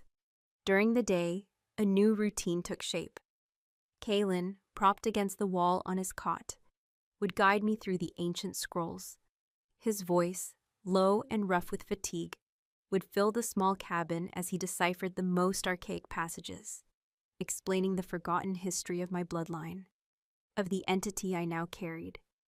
We were scholars of our own damnation, searching for answers in the terrified whispers of the dead. It is a being of pure essence, he explained one afternoon, his finger tracing a faded diagram of what looked like a black sun. It has no physical form of its own. It can only experience the world through a host. It feels what you feel, Serenia. It tastes what you taste. It feels more than I do, I murmured, my gaze fixed on the fire. My senses are sharper. I can hear the heartbeats of mice under the floor. I can smell the snow on the wind hours before it falls. It's lending you its perception, he said. It needs its vessel to be aware, to be a survivor. The more you learn to use its senses, the more it will integrate with your own. The danger is, where does it end and you begin? That was the question that haunted my waking hours and stalked my dreams. In sleep, I sometimes saw the world through its eyes, a cold, colorless landscape of shifting energies, where living things were not shapes of fur and flesh, but bright, fragile flames of heat and emotion. I would wake with a gasp, my heart pounding, the memory of that alien perspective clinging to me like a shroud. The entity itself was quieter now, a coiled potential in the depths of my soul. It had proven its power, defended its vessel. Now it seemed to be waiting, observing, content to let me navigate the surface of our new reality. But I could feel its constant, cold appraisal of Kalen. It watched him with a possessive, proprietary interest. It had accepted his vow. It saw him as a vital part of its own preservation. He was no longer just the vessel's shield. He was an asset, its asset. On the third day after the attack, I woke to a change in the cabin's atmosphere. Kalen was still asleep, but his breathing was shallow and ragged. A feverish heat radiated from his cot, a palpable wave in the cool morning air. I went to him, my heart clenching with a sudden, sharp fear. I laid a hand on his forehead. His skin was burning. I threw off the furs and saw it immediately. The bandages around his torso were clean, but the skin around the edges of the stitched wounds was an angry, inflamed red, traced with thin, dark veins that spread like a spider's web across his skin. The contagion, the madness of the striga, had left its poison behind. "Kalen," I said, my voice sharp with panic. I shook his shoulder gently. He groaned, his head tossing on the pillow. His eyes fluttered open, but they were glazed, unfocused. "Cold," he mumbled, his teeth beginning to chatter despite the heat pouring from his body. I piled the furs back onto him, my mind racing. The healer's kit. I tore it open, my hands shaking. I found a packet of dried feverfew and willow bark, and quickly brewed a bitter, steaming tea. I lifted his head, trying to get him to drink, but most of it dribbled down his chin. He was slipping away from me, into the delirium of the fever. For the rest of the day, I fought the sickness with every meager tool I had. I bathed his head with cool water. I forced sips of the tea into him. I made a poultice of the last of our healing herbs and applied it to the angry, swollen wounds. Nothing worked. The fever climbed and the dark veins spread, creeping up his chest, towards his heart. By nightfall, he was lost to me. He thrashed in his sleep, caught in a nightmare I couldn't reach. He cried out, not in pain, but in a strange, agonized frustration. He spoke, his words slurred and broken, fragments of a life I had only ever seen from the outside. "Father, the law is not enough," he mumbled, his hands clenching into fists. "The pack, so blind." Then he went still. His eyes opened, and he stared at the ceiling, but I knew he wasn't seeing the rough-hewn timbers. "Serenia," he whispered, his voice suddenly clear, but filled with a deep, aching sorrow. Her eyes, like the winter sky, don't let them break her. My breath caught. He had seen me. All those years when I had thought myself invisible, he had been watching, and he had seen not the pack's failure, but a person on the verge of breaking. The tenderness of the revelation was a sharp physical pain. It only fueled my desperation. I couldn't lose him. Not now. Not after he had shown me a world where I was not alone. As the moon rose, casting a pale, ghostly light through the window, his breathing grew weaker. A terrible, rattling sound started in his chest. He was drowning. The striga's poison was winning. I knelt by his cot, my hands clasped together, my body trembling with helplessness. Tears I hadn't shed for myself now fell for him, hot and useless on my cold hands. I had nothing left. No herbs, no knowledge, no hope. And in the depths of that despair, the entity stirred. It rose not with a roar, but with a profound glacial stillness. Its voice was not a whisper in my mind. It was a thought that bloomed with the cold, irrefutable logic of a mathematical proof. The contagion is a thing of heat, a fever of the soul. Fire cannot fight fire. I knew what it was offering. I could feel the power coiling inside me, a reservoir of absolute zero. Only the cold can purify. No, I whispered, my voice ragged. Kalen's vow echoed in my head. When you feel the night rising, you will find me. You will hold on to me. But he wasn't there to hold on to. He was the one lost in the storm. If I used this power on my own, without his anchor, what would happen? Would I be able to come back? The entity was relentless, its logic a cold, seductive caress. The shield is broken, the vessel is threatened. We must mend the shield. It is the only way. His breath hitched, a long, rattling exhalation, followed by a terrifying silence. For 1, 2, 3 heartbeats, he didn't breathe at all. Then, a shallow, desperate gasp. He was dying. The choice was no choice at all. To let him die was to accept a solitude so complete, so absolute, it would be a death of its own. To save him, I had to risk myself, risk the very soul he had vowed to protect. I had to become my own anchor. All right, I whispered into the darkness of the cabin.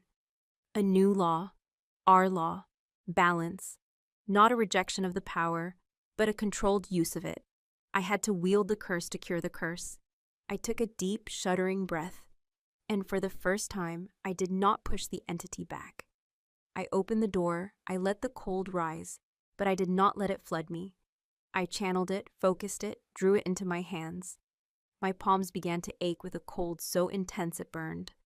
I looked down, black frost, delicate and sharp as shattered obsidian, was blooming on my skin, tracing the lines of my palms, crawling up my fingers.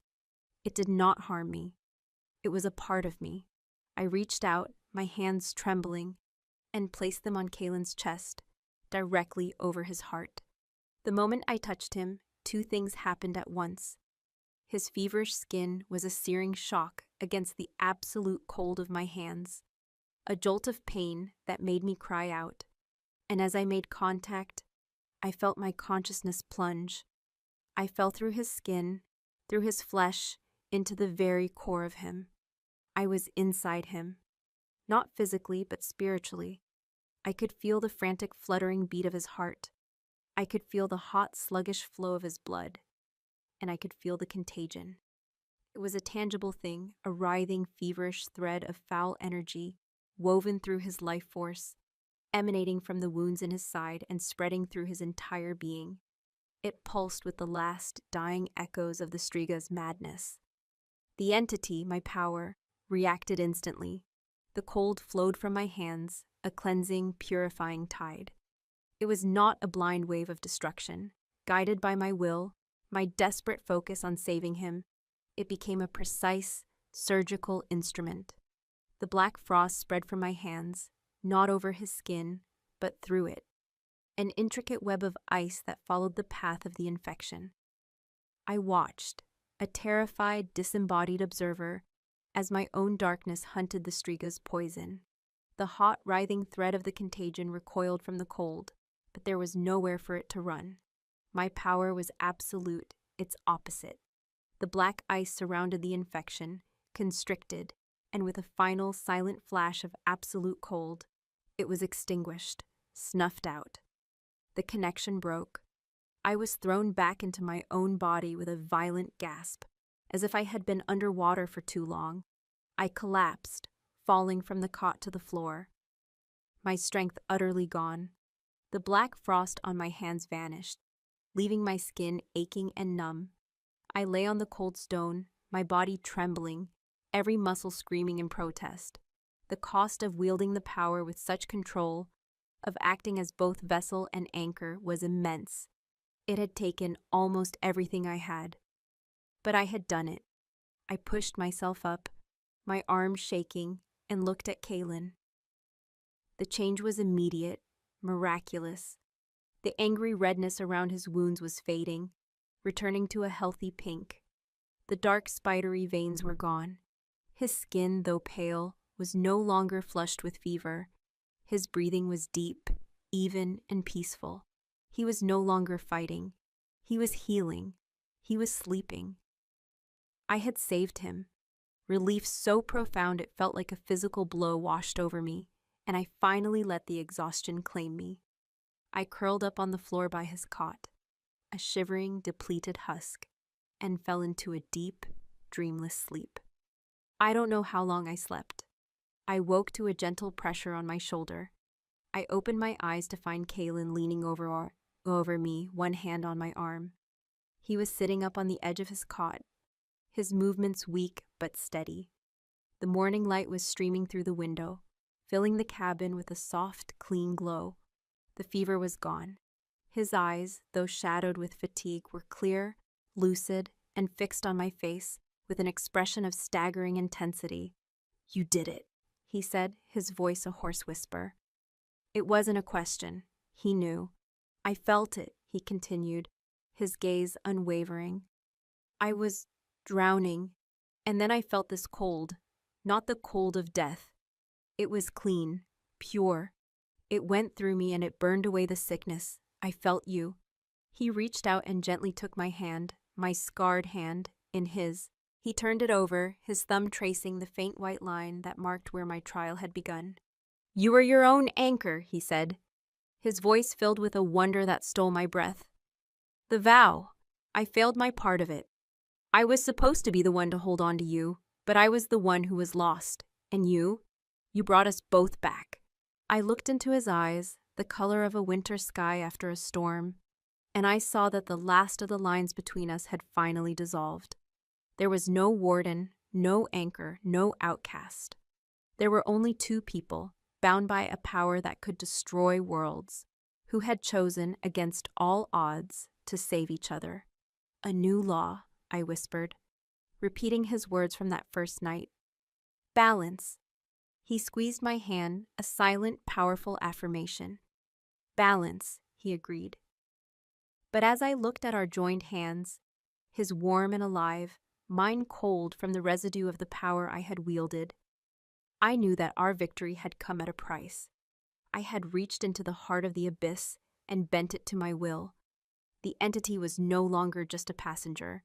We had worked together seamlessly as one.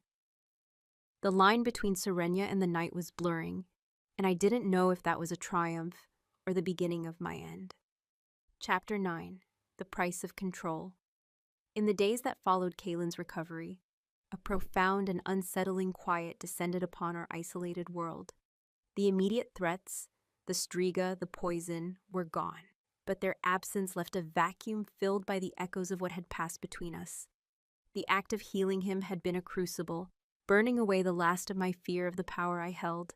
I had not just unleashed it, I had controlled it. I had wielded absolute cold with surgical precision, a feat the ancient scrolls had hinted was impossible. This newfound control was a heady, terrifying thing. The entity within me was different now. It was no longer a distinct separate voice whispering in the back of my mind. The lines had blurred. Our consciousness had begun to merge in subtle, insidious ways. When I looked at the forest, I didn't just see trees. I saw the slow, cold circulation of water within their trunks.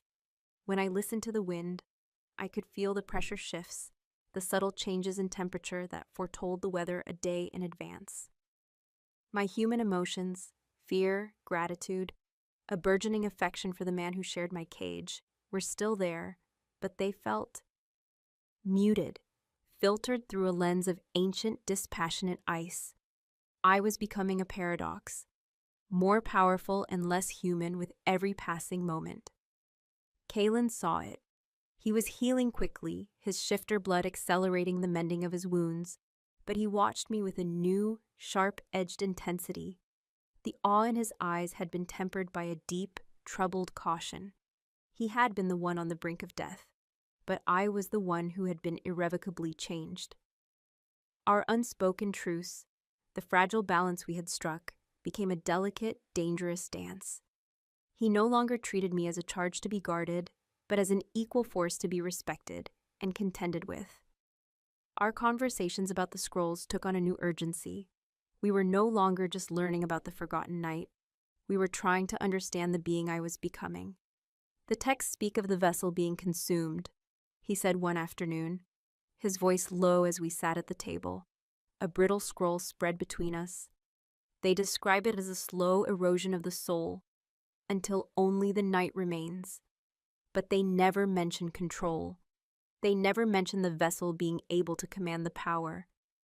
They were wrong, I said, my own voice sounding distant to my ears, calmer and colder than it should be. The scribes were terrified. They saw a plague, not a tool. They couldn't conceive of a wielder, only a victim. Or maybe the first vessel Lyra Vale never tried, he countered, his blue eyes sharp and probing. Maybe she was too afraid. Maybe she surrendered to it. The implication hung in the air between us. Was I stronger than my ancestor? Or was my attempt at control simply a different, more insidious form of surrender? The power, now that I had fully accepted it, hummed beneath my skin. A constant, low-grade vibration. It craved release. The cabin, once a shelter, now felt like a pressure cooker. I found myself pacing, a restless energy building in my limbs. The need to do something with the immense potential I held, becoming a physical ache. One morning, I walked to the edge of the wards, the invisible barrier that had once burned me. Kaylin followed, a silent shadow at my back. I stopped just short of the line, the air crackling with contained energy. I could feel the wards now, not as an external force, but as a dissonant note in the symphony of power I perceived. I raised my hand, my palm tingling with the familiar, gathering cold. "Serenia, what are you doing?" Kaylin's voice was sharp, a warning. "Learning the shape of my cage," I murmured. Instead of trying to push through the barrier, I did the opposite. I reached out with my senses, with the entity's perception. I didn't fight the ward's energy, I listened to it. It was a complex weave of blood magic and focused intent, anchored to the stones, drawing power from the earth itself. It was designed to repel a being of pure chaotic cold. But I wasn't pure chaos. I was a hybrid. I was Serenia. I let my own power seep towards the barrier, not as a battering ram, but as water seeping into stone. I didn't try to break the ward. I tried to harmonize with it. I found its frequency, the specific vibration of the Blackwood Pack's magic, and I mirrored it with a focused application of my own cold. The violent repulsion lessened. The air stopped crackling. The pressure against my senses eased. For a single breathtaking moment, I had found a loophole. I wasn't breaking the lock. I was becoming the key. I felt a surge of triumph, a cold, exhilarating thrill that was equal parts me and the night. I could do this. I could master this. But the effort was immense. It was like trying to hold two opposing poles of a lodestone together. The strain was a physical thing, a pressure building behind my eyes. I felt a trickle of warmth from my nose and lifted a hand to my face. My fingers came away stained with blood. "Enough!" Kaylin's voice was like a whip crack. He grabbed my arm, his grip hard, and pulled me back from the perimeter. "You're pushing yourself too hard. You don't know what this is doing to you." I stumbled back, dizzy, the connection to the ward snapping. The pressure in my head receded, leaving a dull, pounding ache. "I almost had it," I said, my voice raw with frustration. "And what would you have done if you had?" he demanded, his eyes blazing. "Walked out of here? Where would you go, Serenia? My father marked this place as our prison for a reason. To the pack, you are a monster. To the world outside, you are a beacon for things like that Striga. There is nowhere for you to go." His words were brutal, but they were the truth. My cage was not just the circle of stones around the cabin. It was the entire world. "Then what is the point of this power if I can't use it?" I shot back, my own anger rising, cold and sharp. "Am I supposed to just sit in this cabin and rot, waiting for the night to finally eat my soul?" "No," he roared, his own control finally snapping. He took a step towards me, his body thrumming with a fierce, desperate energy. "The point is to survive. The point is to learn enough so that when the time comes, you can choose. You can choose to fight it, to control it, or to find some way to be free of it. But you can't do that if you burn yourself out like a cheap candle, playing with magic you don't understand. The raw emotion in his voice, the undisguised fear for me, broke through my cold anger. He wasn't trying to control me. He was trying to save me from myself, from the seductive allure of the power I wielded. The tension between us snapped, leaving a heavy, ringing silence. We stood facing each other, breathing hard, the space between us charged with the force of our clashing wills. His gaze dropped to my bloody fingers, then rose to my face. The anger in his eyes softened, replaced by a deep, aching conflict. "You're bleeding," he said, his voice quiet now, rough with remorse. He reached out, his thumb gently wiping the blood from my upper lip. His touch was electric, a spark of warmth against my cold skin. The contact was brief, but it sent a tremor through my entire body. My own heartbeat, usually a slow, steady rhythm, suddenly kicked into a frantic, chaotic pace. The entity which had been observing our conflict with a detached curiosity reacted to my sudden emotional surge. It felt the jolt of my human feelings, my confusion, my attraction, and it mirrored it with a cold, possessive pulse of its own. The anchor, he strengthens the vessel. Kalen must have felt the shift in energy, the subtle wave of cold that emanated from me. He drew his hand back, his expression shuddering. He had seen the entity respond to our moment of connection, and it disturbed him. He was my anchor, but our proximity, our growing bond, was also a catalyst. It fed the very thing he was trying to help me contain. He turned away from me, running a hand through his hair in a gesture of profound frustration. "This is impossible," he muttered, more to himself than to me. "We can't stay here forever, but we can't leave." He was right. We were in a stalemate, trapped by our circumstances. And as the days turned into a week, then two, the isolation began to wear on us. The scrolls offered no answers, only history and warnings. My control over my powers grew, but with each small victory, I felt a piece of my old self slip away. I began to forget what it felt like to be truly warm, what it felt like to cry, what it felt like to be simply, uncomplicatedly human. The first snowfall came, a thick, silent blanket of white that transformed the world overnight. It further isolated us, muffling the sounds of the forest, turning our cabin into a solitary island in a sea of white. It was beautiful, but it was also a stark reminder of the encroaching winter, of the finite nature of our supplies, of the fact that the pack and the world had not forgotten us. One evening, as a blizzard raged outside, rattling the shutters and howling down the chimney, Kalen was cleaning his long knife by the fire. I watched the firelight play on the honed steel, on the concentration etched into his features. "Tell me about them," I said, the words coming out of the silence, surprising even me. He paused, his hands stilling. "About who?" "The pack," I said, my voice soft. "What are they like now? Who took my place as the Omega? Does Fen still cheat when you spar? Does old Maeve still complain about the damp in the den?" I was hungry for it, for the simple, mundane details of the life I had lost. I needed to remember that it was real, that I had once been a part of it. Kalen was silent for a long time. He set the knife down carefully on the mantelpiece and turned to face me. His expression was grim. "You don't want to know, Serenia." "Yes, I do," I insisted. "Please, Kalen, I need to know they're all right, that what happened to me didn't break them." He sighed, a heavy, weary sound. "They are not all right," he said, his voice flat. "Fear is a poison, and your father poured it into the heart of the pack that day. They are divided. There are those who believe Maeve, who see you as a curse that must be purged. They whisper that my father was weak to let you live, to let me go with you. Garth is their voice. He speaks of the old ways, of the need for purity." My heart sank. Garth, one of my escorts to the trial, was a powerful, respected warrior. If he was speaking against us, it carried weight. "And the others?" I whispered.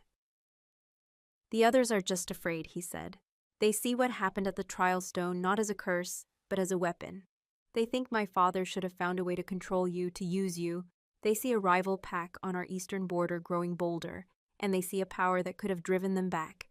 They see you as a wasted asset. He looked at me, his eyes dark with the ugly truth. No one, Serenia, sees you as a person anymore. You are either a curse to be destroyed or a weapon to be wielded. That is what you have become to them. The words were a physical blow, stealing the air from my lungs. I had hoped for some measure of pity, some lingering affection from the people I had grown up with. But there was none. I had been completely dehumanized. "And your father?" I asked, my voice barely audible. "He is caught in the middle," Kalen said with a bitter twist of his lips. "Trying to hold the pack together, trying to appease both factions. He is an alpha walking on a blade's edge. Every day his position grows weaker. So my existence wasn't just a threat to the world. It was actively tearing my pack, our pack, apart from the inside. The factions, the fear, the political maneuvering. It was a tinderbox, and I was the spark. A spark my father had sent his own son to hide, hoping the fire would not catch. But we both knew it was only a matter of time. "They will come for me," I stated, the realization a cold, hard certainty in my gut. Sooner or later, one side will win out, and they will come, either to kill me or to try and chain me. "Yes," Kalen said, his voice a low growl. "They will." The blizzard howled outside, a perfect mirror for the storm of despair and rage that was building inside me. All my life, I had been nothing to them. And now, I was everything, their fear, their hope, their reason for division. They had created this monster with their scorn and their neglect, and now they wanted to either destroy it or use it for their own ends.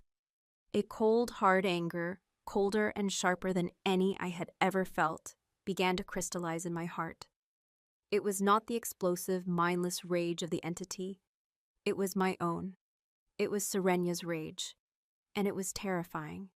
"Let them come," I whispered, the words of vow spoken into the heart of the storm. Kalen looked at me, and he saw the change in my eyes, the hardening of my resolve. He saw the broken girl finally die, and the queen of a cold and terrible power begin to rise in her place. He didn't look afraid. He didn't look triumphant. He looked at me with a profound, sorrowful acceptance. The price of my control, the price of our survival, was the last of my innocence, and we would both have to pay it. Chapter 10. A Rival Scent on the Wind. The blizzard had remade the world in its own image, stark, silent, and beautiful. A thick, pristine blanket of snow covered everything, smoothing the hard edges of the landscape into soft, white curves. The weight of it bowed the heavy limbs of the pines, and the air was so cold and clean it was like breathing sharpened glass. In the wake of the storm, in my soul, a new and dangerous clarity had been born. My rage had not faded with the dawn. It had settled, cooled, and hardened into something far more useful. Resolve was no longer a victim of the power within me. I was its partner. The entity and I had achieved a state of equilibrium, a symbiotic existence born from the shared purpose of survival. Its ancient, cold logic tempered my human emotionalism, and my human will gave its formless power direction and intent. We were becoming one, and the prospect no longer terrified me. It felt necessary. The shift in me precipitated a shift in Kalen. The quiet, watchful guardian was replaced by a demanding, relentless trainer. He saw the weapon I was becoming, and he was determined to teach me how to aim it. "The power is a storm," he told me one morning, as we stood in the snow-filled clearing before the cabin. His breath plumed in the frigid air, his face ruddy with the cold. His wounds were nearly healed, leaving behind 4 angry, puckered scars on his side that were a constant, visible reminder of our shared battle. But a storm with no direction is just chaos. It destroys everything, including itself. You need an anchor, not just in me, but in this world, in your own body. Our training was not about magic. It was about the physical.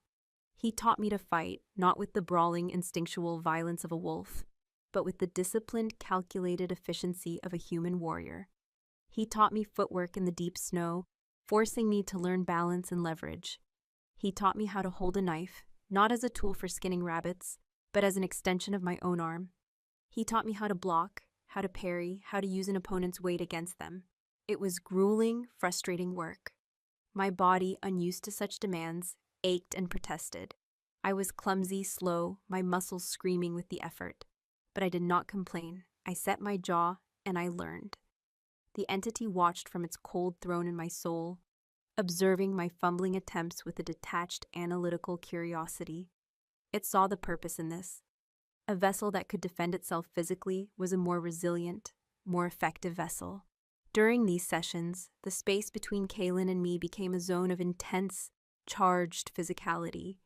He would correct my stance, his hands warm and firm on my shoulders. He would demonstrate a block, his body moving against mine, a dizzying dance of muscle and momentum. He would disarm me, his fingers wrapping around my wrist, sending a jolt through me that had nothing to do with the cold. We rarely spoke. Our communication was in the sharp slap of a blocked blow, the grunt of effort, the shared glance of understanding when a move was executed perfectly. In the harsh, clean light of the winter sun, covered in snow and breathing hard, we were not a monster and her keeper. We were warriors, partners, and the bond between us, forged in the heat of his fever and the cold of my power, deepened with every shared struggle. One afternoon, he was teaching me to be aware of my surroundings, to fight with more than just my eyes.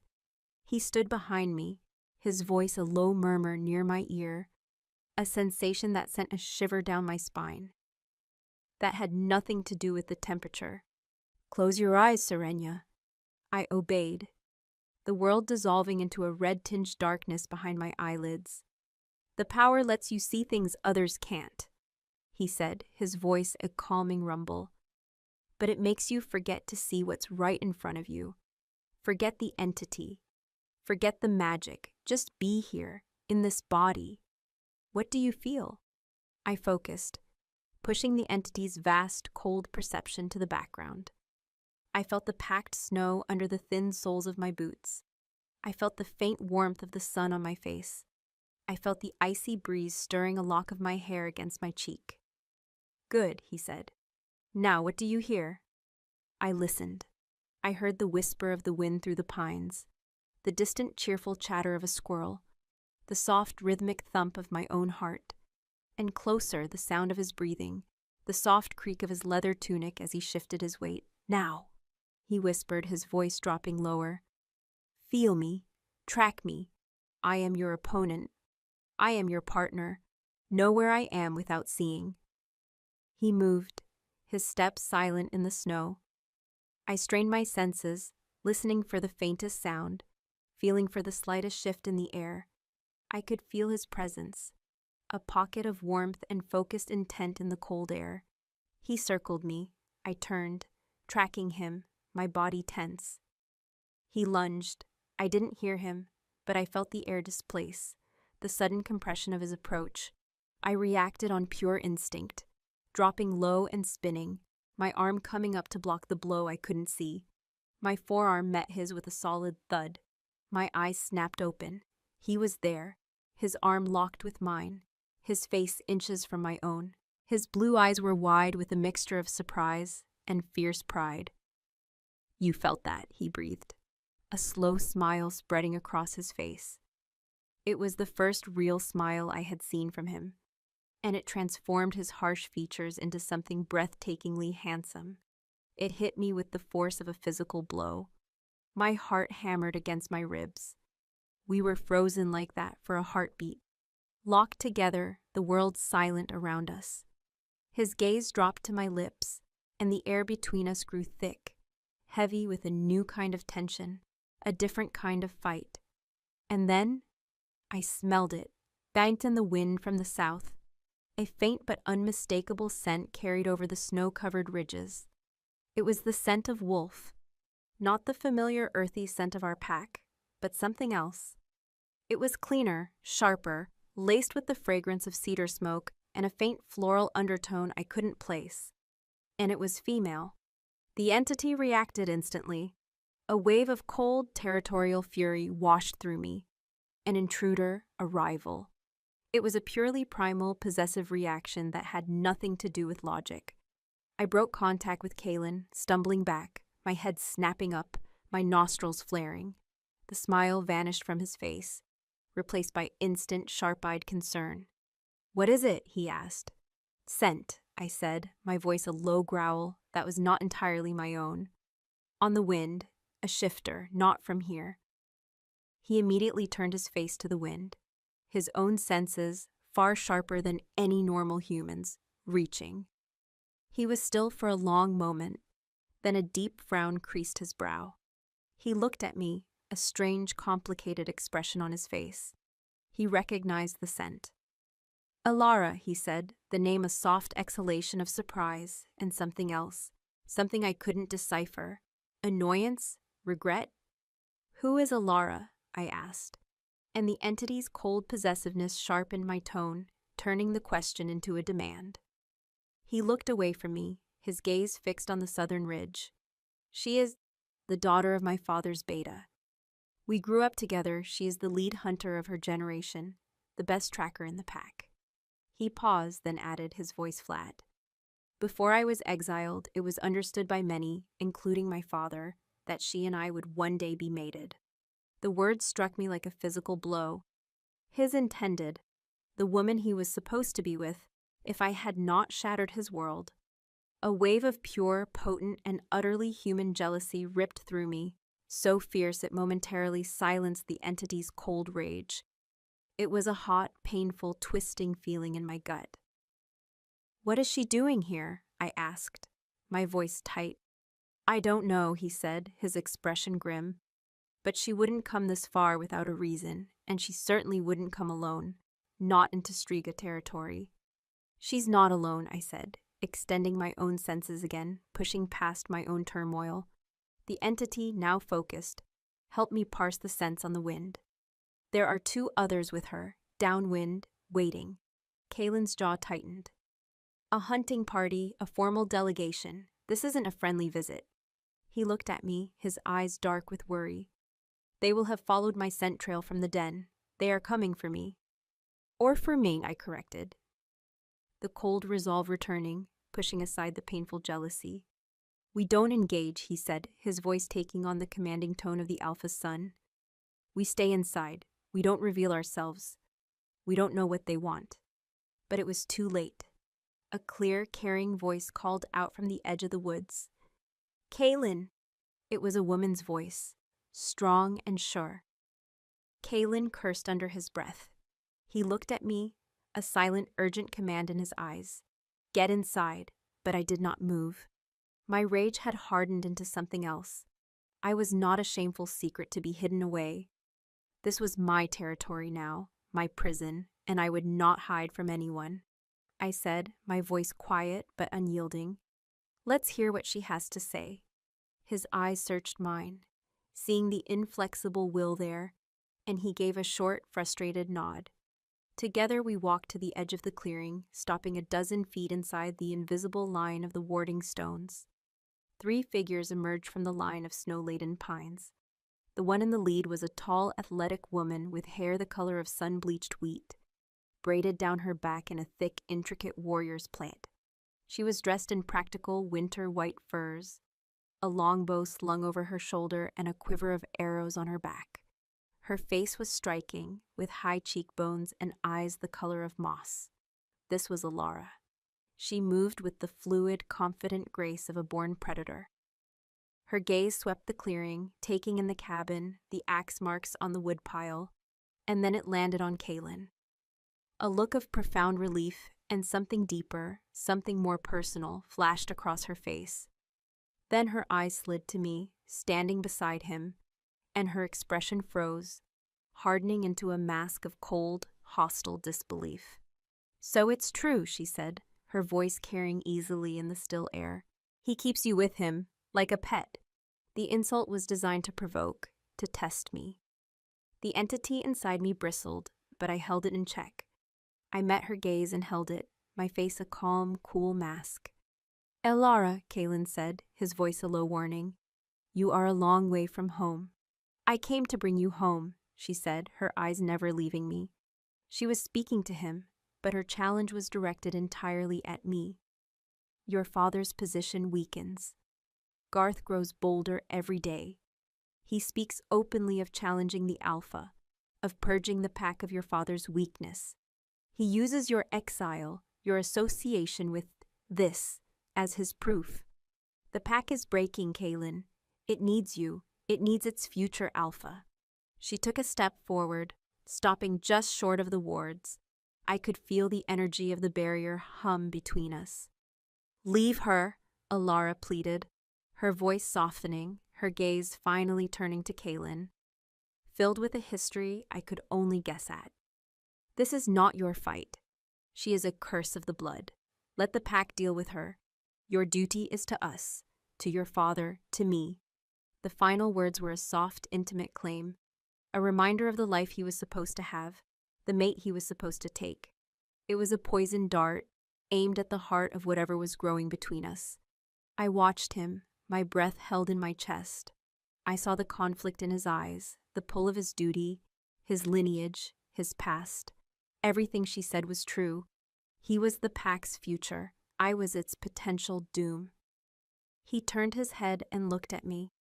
He looked at my face, at the way I stood my ground, at the quiet, controlled power I held in check. He looked at me not as a curse or a pet, but as the woman who had fought beside him, who had saved his life as he had saved mine. Then he turned back to Elara. His face was set, his decision made.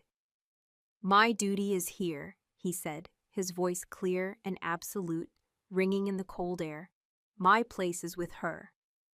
He took a half-step closer to me, a small, subtle movement that was a public declaration, aligning himself with me against his pack, his past, and his intended. "Tell my father I am upholding the law he gave me, and tell Garth that if he thinks my father is weak, he should come and face me himself." Elara stared at him, her beautiful face crumbling with disbelief and a deep, undeniable pain. She had come all this way, braved the wilderness and its dangers, to bring back her future Alpha, her mate, and he had chosen a monster over her. Her hurt hardened back into anger. Her moss-green eyes filled with venom fixed on me. "You have bewitched him," she spat. "You are a poison, a blight on his soul. This will not stand. The pack will not allow it." "The pack," I said, speaking for the first time, my voice calm and cold as the winter air, "lost the right to an opinion when they sent an innocent to be judged by a prison." Her eyes widened at my words, at the cold authority in my voice.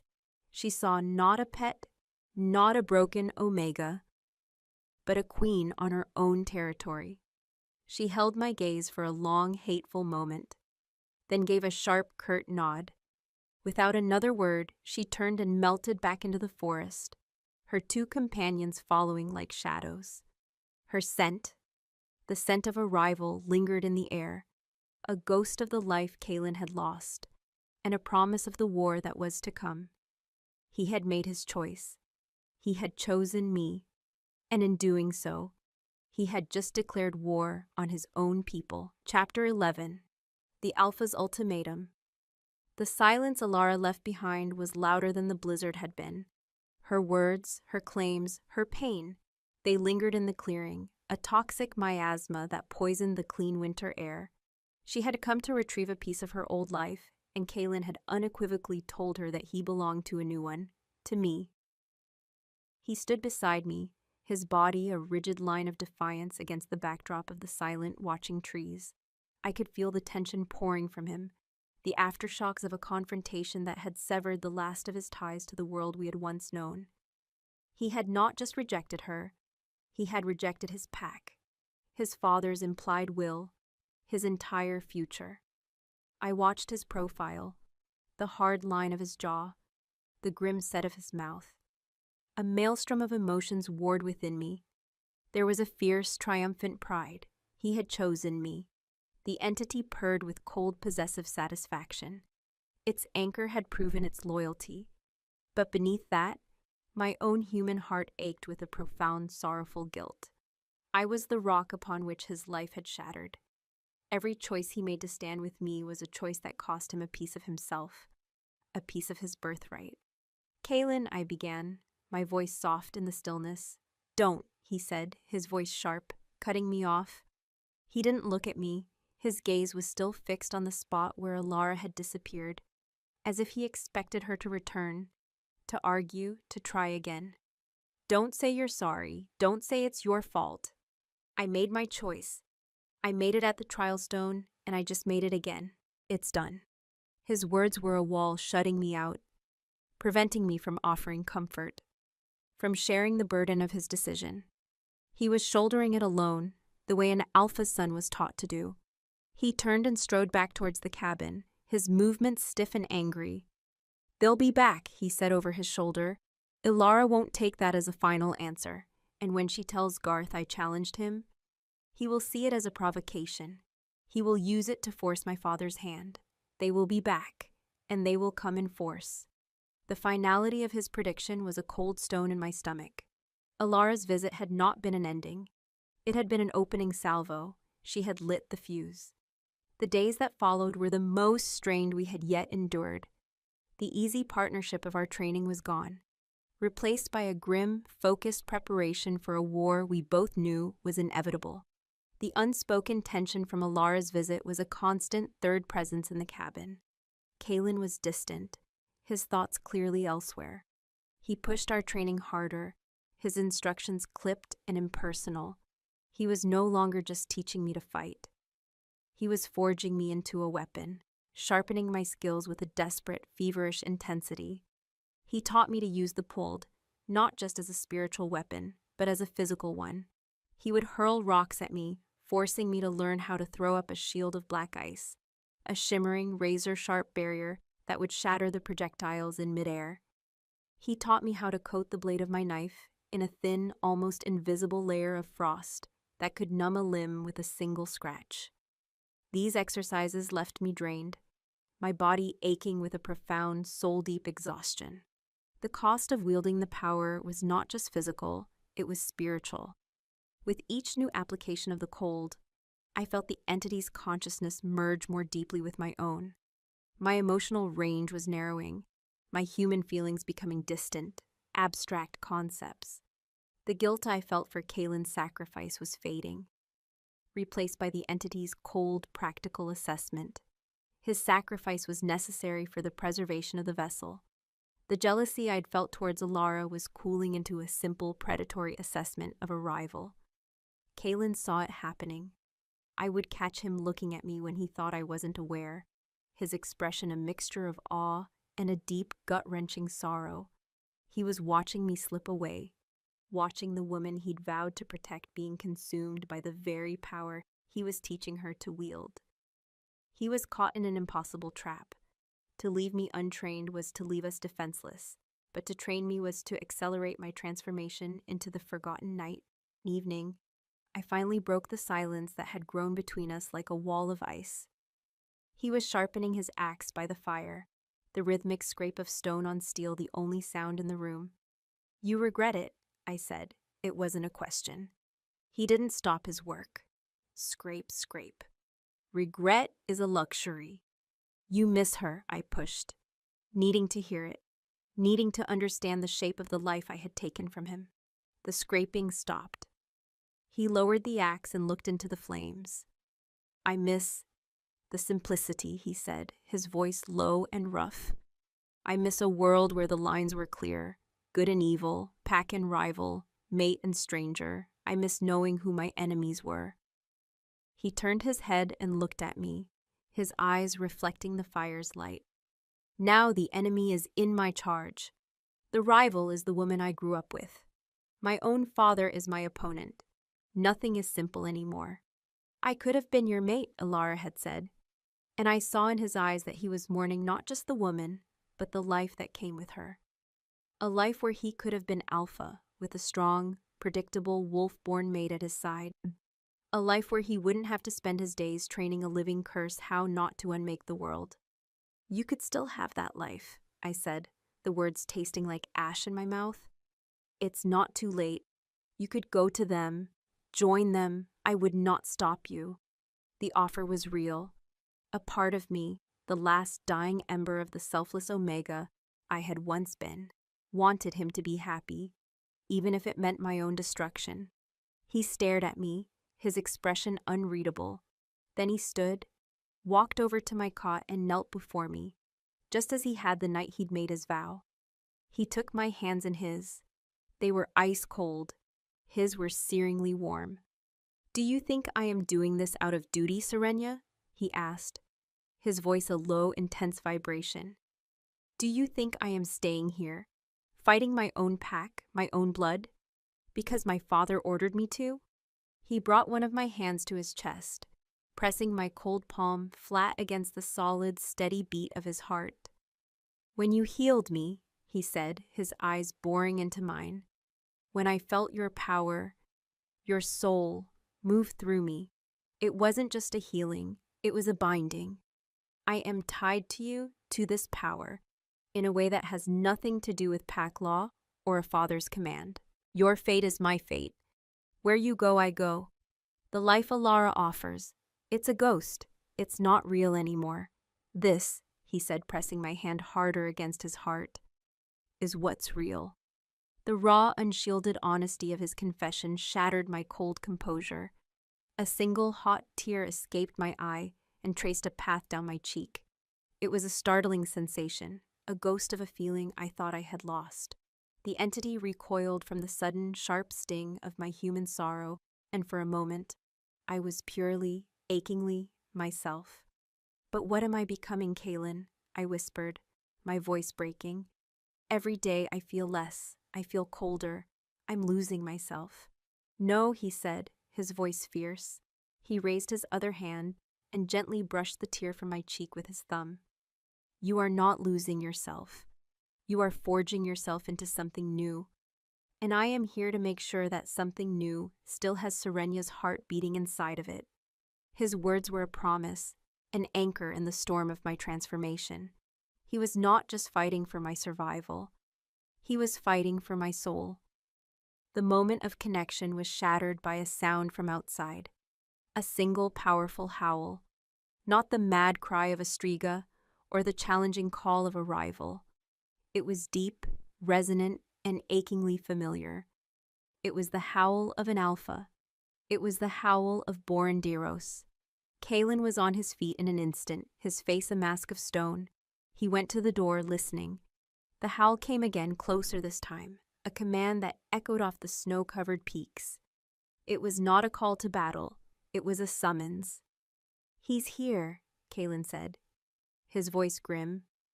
"And he's alone." "How do you know?" "The alpha howl is a singular voice.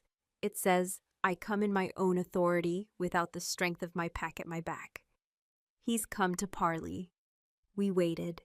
Minutes stretched into an eternity.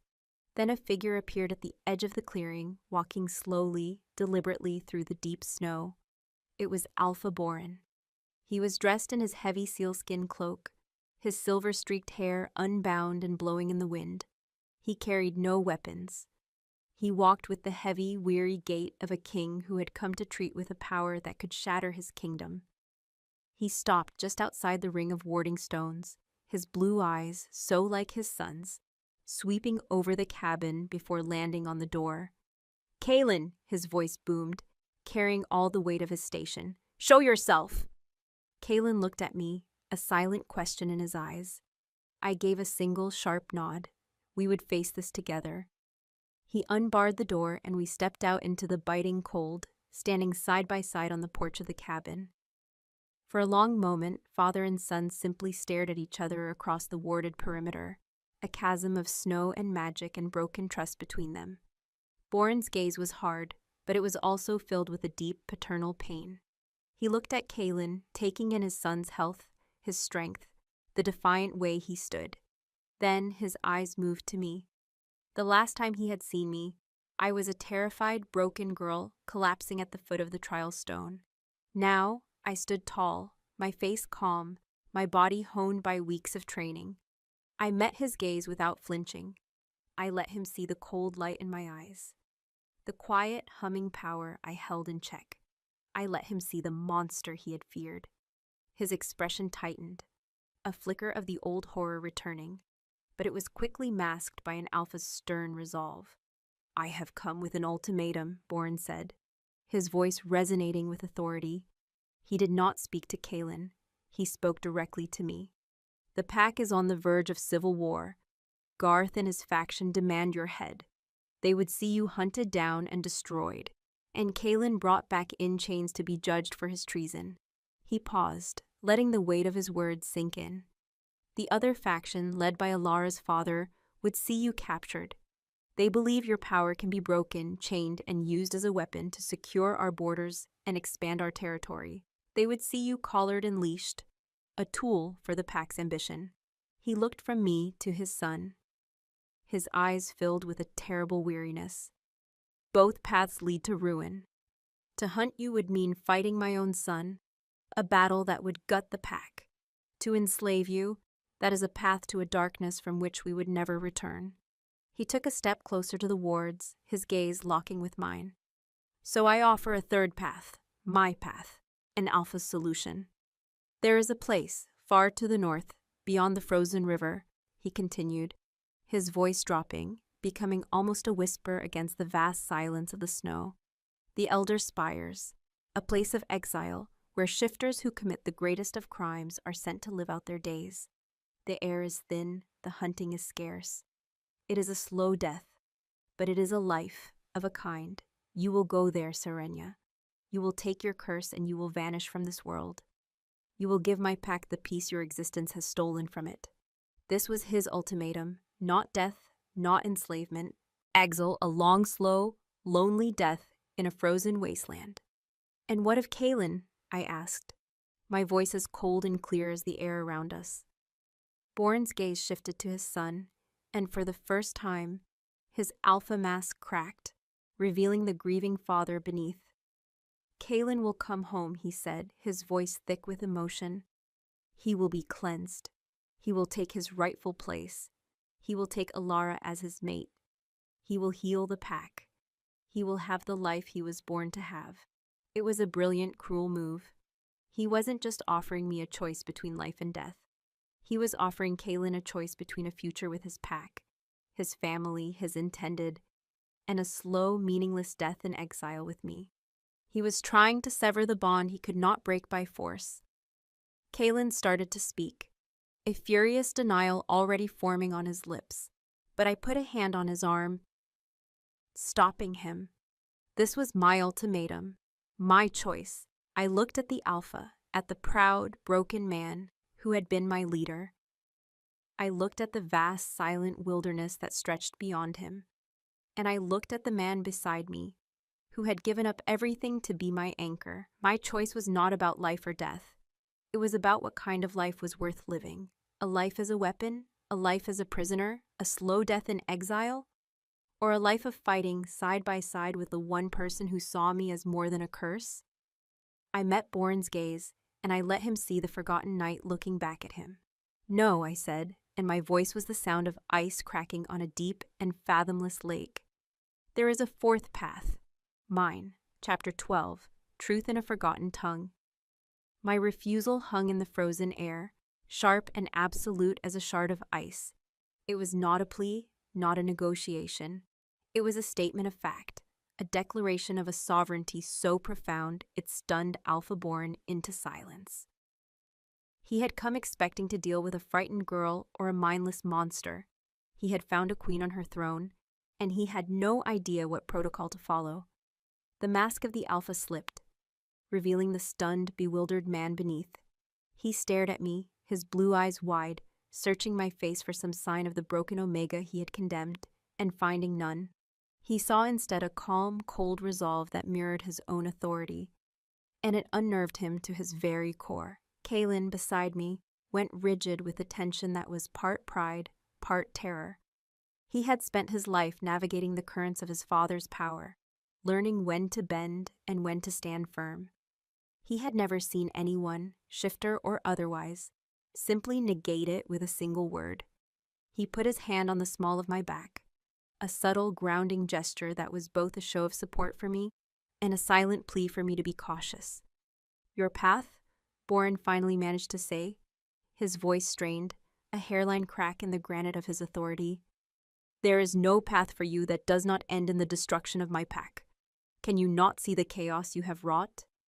"The chaos was there long before my blood touched your stone," I replied, my voice level, imbued with the entity's chilling lack of emotion. "You speak of factions, of a pack divided. Was your pack so unified when they whispered of my weakness, when they called a child cursed for a silence she did not choose? You speak of Garth's ambition, of his challenge to your rule. Did my power create his hunger, or merely give it a convenient excuse? Your pack was not a monolith of strength alpha. It was a structure with cracks in its foundation. I am not the earthquake. I am merely the tremor that revealed the flaws that were already there." Every word was a carefully chosen stone, laid one upon the other, building a wall of irrefutable logic. I was using the entity's ancient, dispassionate perception to dissect his arguments, to turn his own accusations back on him. I could feel Kalen's surprise beside me. I had never spoken this way before, with such articulate, devastating clarity. This was not the speech of a frightened outcast. This was the discourse of a rival power. Boren flinched as if struck. He had no answer because he knew my words were true. His pack's weakness was not my fault. I was simply the catalyst that had brought it to the surface. "What is it you want, then?" he demanded, his voice a low growl, falling back on the belligerence of a cornered leader. "If you will not be exiled, if you will not be controlled, what is your aim? To destroy us all?" "My aim," I said, and the word felt vast, powerful, "is truth. Your pack is rotting from the inside out with fear and ignorance. You fear a power you do not understand, a history you have forgotten. You cannot heal your pack by cutting me out, Alpha. You can only heal it by remembering what you have lost." I took a step forward, to the very edge of the porch, the power within me humming in response to the proximity of my ancestors' jailer. "You sent me to be judged by a prison, and in doing so, you unleashed me. But you never stopped to ask the most important question. Why was I imprisoned in the first place? Not the entity. Me, my bloodline." Boren's frown deepened. "The scrolls say your ancestor was the first vessel. The first Alpha sealed the night away and silenced your bloodline to protect the pack, to prevent the door from ever being opened again." "That is the story the victor tells," I said, a cold smile touching my lips for the first time. It was not a human smile. It was the entity's smile, a chilling expression of ancient secret knowledge. It is a lie, spun to justify a great betrayal. Kalen's hand tightened on my back. He too had read the scrolls. He had accepted the history as it was written. My words were as much a shock to him as they were to his father. "What lie?" Boren demanded, his voice sharp with suspicion. "You have the scrolls," I said, turning my gaze to Kalen, the one with the frantic script, the one that names Lyra Vale. Kalen hesitated for only a second, then turned and went back into the cabin. He returned a moment later with the fragile yellowed parchment. He held it out, and I took it from him, my cold fingers brushing his. I held the scroll up, facing Boren. "This text is written in the old tongue, in the ritual script, but it is flawed. The scribe was terrified, yes, but he was also uneducated. He wrote what he was told, but he did not understand the nuances of the language he was using." I looked from the scroll to Boren, my eyes locking with his. "But I do." A new and startling skill the entity had granted me was a complete innate understanding of the old tongue in all its forms, from the common dialect to the most esoteric ritual language. The script on the page was as clear to me as a nursery rhyme. "The word he uses here," I said, my finger tracing a faded symbol, "is sundered. Alpha Vorlog performed the rite of sundering, tearing the night from the vessel. That much is true. But the word for seal that he uses here to describe what was done to the night, and here to describe what was done to my bloodline, It is the same word. He writes that the night was sealed in a tomb of obsidian, and the blood of Veil was sealed to suppress their power, but that is the common translation. The word he uses, it has an older, deeper meaning, a ritual meaning. I let the silence stretch, forcing the Alpha to hang on my every word. It does not just mean to seal, I continued, my voice dropping to a conspiratorial whisper. It means to guard, to watch over, to keep safe. Boren's eyes widened, a flicker of dawning, horrified understanding in their depths. The first Alpha did not imprison the forgotten night, I said. The truth a tolling bell in the silent clearing. He couldn't, it was too powerful. He entrusted it to the only ones who could hope to contain it, the bloodline of its first vessel. He didn't silence my ancestors' wolves to punish them. He altered our bloodline, transforming us from shifters into something else. He made us into living cages, hereditary wardens, each generation a stronger lock than the last. My silent wolf was not a curse, Alpha. It was a sign that the seal was holding. It was my family's sacred duty, a duty we performed for 1,000 years without even knowing it. I let the scroll roll itself shut with a soft crackle. And you, I said, my voice hardening, my gaze pinning Boren where he stood, in your ignorance took the warden, the keeper of the seal, and forced her to place her hand on the lock. You did not unleash a curse. You freed a prisoner that my family had given its entire existence to keep contained. The chaos you fear is not my fault. It is the consequence of your own pack's forgotten history. The truth, raw and undeniable, struck Boren with the force of a physical blow. He staggered back a step, his face pale, his breath coming in ragged bursts. He looked at me, then at his son, then back at me, his worldview shattering around him. His entire understanding of his pack's greatest legend, the foundation of his authority, was a lie. The monster he had feared was, in fact, the guardian he had betrayed. Kalen was staring at me, his expression a mixture of shock and a profound, dawning understanding. All the pieces were clicking into place for him. My family's strange, isolated status in the pack, the elders' discomfort with our very existence, the trial stone's true purpose. He was seeing the history of my oppression not as a simple matter of pack hierarchy, but as the result of a 1,000-year-old secret, a history deliberately obscured and forgotten until only the fear remained. This cannot be true, Boren whispered, his voice shaking.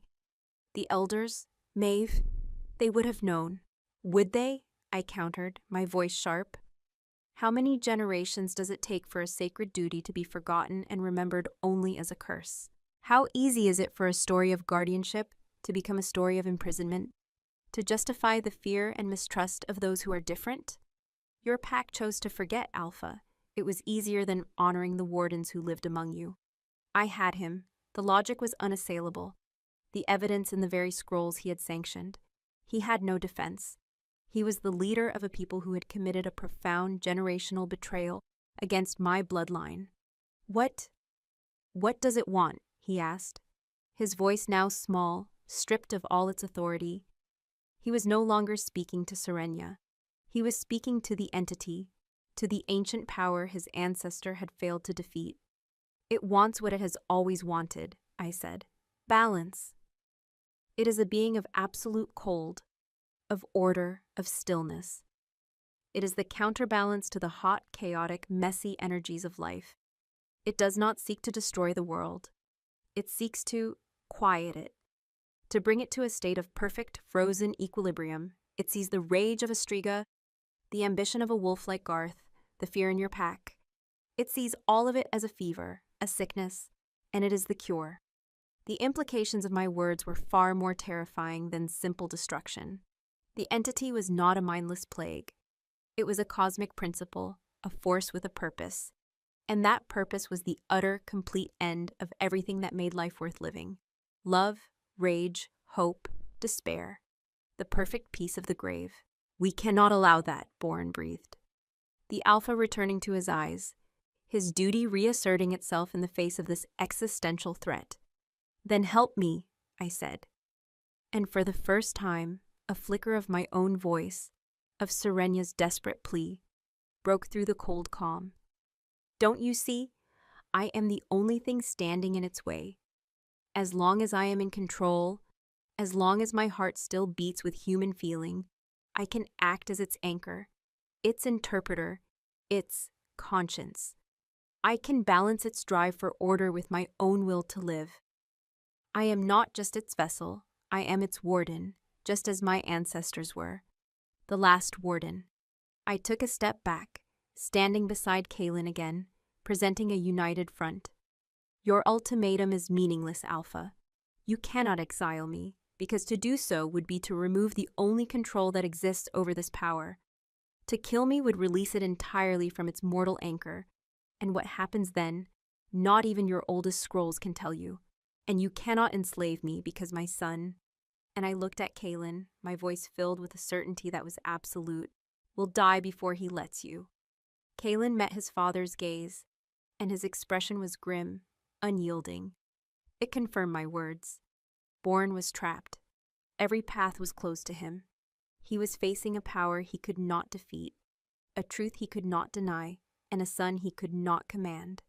He looked old suddenly. The weight of his office, his pack, and his 1,000-year-old failure seemed to crush him. What is your path, then? He asked again, but this time it was not a demand. It was a genuine question, the plea of a man who had run out of answers. My path, Kaelin said, his voice a low, powerful rumble as he finally spoke, stepping forward to stand with me, is to protect the warden. My path is to stand with her, to be her shield and her anchor, and to help her forge a new balance between the human and the divine. And your path, Father, is to go back to your pack and begin the long, difficult work of teaching them the truth. To heal them not with blades, but with memory. To prepare them not for a war against a monster, but for a world where their ancient guardian has finally awoken. It was a new ultimatum, Kaelin's ultimatum, a challenge for his father to become the leader his pack truly needed. Not a warrior, but a historian, a healer. Berinderos, Alpha of the Blackwood Pack, looked at his son, standing beside the creature of legend. He saw the unshakable bond between them, the shared purpose in their eyes. He saw the end of his world and the terrifying, uncertain beginning of a new one. Without another word, he turned and walked away, his sealskin cloak dragging in the snow, his shoulders slumped with the impossible weight of the truth he now carried. He did not look back. Chapter 13. A Heart Divided. Alpha Boren's solitary figure vanished into the snow-laden pines, leaving behind a silence that felt heavier and more final than a declaration of war. He had come with an ultimatum and left with a history lesson that had shattered the foundations of his world. We had not won a battle. We had redrawn the entire map. The concepts of enemy and ally, monster and guardian, curse and duty, had all been turned inside out. Kaelin stood beside me, his gaze fixed on the woods that had swallowed his father. I could feel the tension radiating from him, a complex mixture of grim satisfaction, sorrow, and a deep, gut-level anxiety. He had defied his alpha, his father, and in doing so, had taken the first true step toward his own authority. But he had also placed an impossible burden on the old wolf's shoulders. Boren now had to return to a pack simmering with fear and ambition, and convince them that the monster they wanted to hunt was, in fact, their betrayed protector. It was a truth that could either heal them or tear them apart completely. Do you think he will do it? I asked, my voice quiet in the vast stillness. Will he tell them the truth? Kaelin was silent for a long moment, his breath pluming in the frigid air. He is a man of honor, he said at last, his voice a low rumble, and he is an alpha. His first duty is to the pack's survival. He will do what he believes is necessary to prevent a civil war. He will weigh the truth you gave him against the fear Garth is stoking. He will choose the path he thinks will cause the least bloodshed. He finally turned to look at me, his blue eyes dark with a weary cynicism. Truth doesn't feed hungry pups in winter, Serenya, and it doesn't stop a blade in the dark from a rival who wants your power. My father will try, but Garth will not listen to stories. He only understands the language of strength. His words were a cold dose of reality. We had won a battle of ideology, but the war would still be fought with tooth and claw. Garth would not be swayed by ancient scrolls. He would see Boren's new understanding as weakness, as proof that the Alpha had been corrupted by his traitorous son and the witch he protected. Our victory had not averted the war. It had merely given our enemy a stronger rallying cry. As we turned to go back inside the cabin, I stumbled, a sudden wave of dizziness washing over me. The world tilted, the pristine white of the snow blurring at the edges. Kalen's arm shot out, his hand gripping my elbow, steadying me. "What is it?" he asked, his voice sharp with concern. "Nothing," I lied, shaking my head to clear it. "Just tired, the confrontation." But it wasn't the confrontation. It was the cost of it. In my debate with Boren, I had drawn on the entity more deeply and consciously than ever before. I had used its memories, its perspective, its flawless command of the old tongue. I had allowed its consciousness to sit in the driver's seat of my own mind, and I had been a willing passenger. The power and clarity it had given me were intoxicating. But now, as the adrenaline faded, I felt the price. A profound, hollow exhaustion was setting in, a feeling that my own spirit had been stretched thin, like a hide scraped too clean. The line between me and the night had grown dangerously, almost imperceptibly, finer. Kalen helped me inside, his hand a warm, solid presence on my back. He sat me down on the cot, his face etched with worry. "You're as pale as the snow," he said. He stoked the fire, adding logs until it was a roaring blaze, trying to fight back a chill that was emanating from within me. I huddled in my furs, but the warmth of the fire couldn't touch the cold that was seeping into my bones. It was the price of being the warden. Every time I used the entity's power, every time I allowed our consciousnesses to merge, a little more of Serenia was consumed, and a little more of the night took root. I had told Boren I was the only thing standing in its way, its conscience. But what happened when that conscience grew too weak to resist its cold, perfect logic? The next few days were a strange, tense limbo. We existed in a state of heightened awareness, our ears constantly straining for the sound of approaching wolves, our eyes scanning the tree line for any sign of movement. The wilderness around us was no longer a place of simple isolation. It was a potential battlefield. Kalen rarely let me out of his sight. The incident after his father's departure had frightened him. He saw how my victory had drained me, how it had made me vulnerable. He took over my training, insisting I rest, conserving my strength. He hunted, he cooked, he maintained the cabin, all with a quiet, grim efficiency. He was trying to be my shield, to protect not just my body, but my dwindling humanity. And one afternoon, he returned from checking his snares, a brace of fat grouse in his hand. He found me sitting by the window, staring out at the unchanging landscape of snow and trees, my hands resting in my lap. I had been sitting like that for over an hour, my mind a quiet, empty space.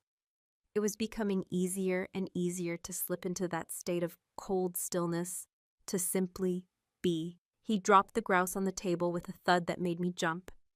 I looked up at him, startled out of my reverie. "Talk to me, Serenia," he said, his voice raw with a frustration he could no longer contain. "Don't just drift. Where do you go when you get that look on your face?" "Nowhere," I said, which was the honest truth. "It's quiet, peaceful." "It's the peace of a frozen river," he countered, his voice rising. "It looks solid, but the current is still moving underneath, pulling you down. Fight it. Tell me a story. Tell me about your mother. Tell me about the first time you realized you were different. Anything. Just be here, with me."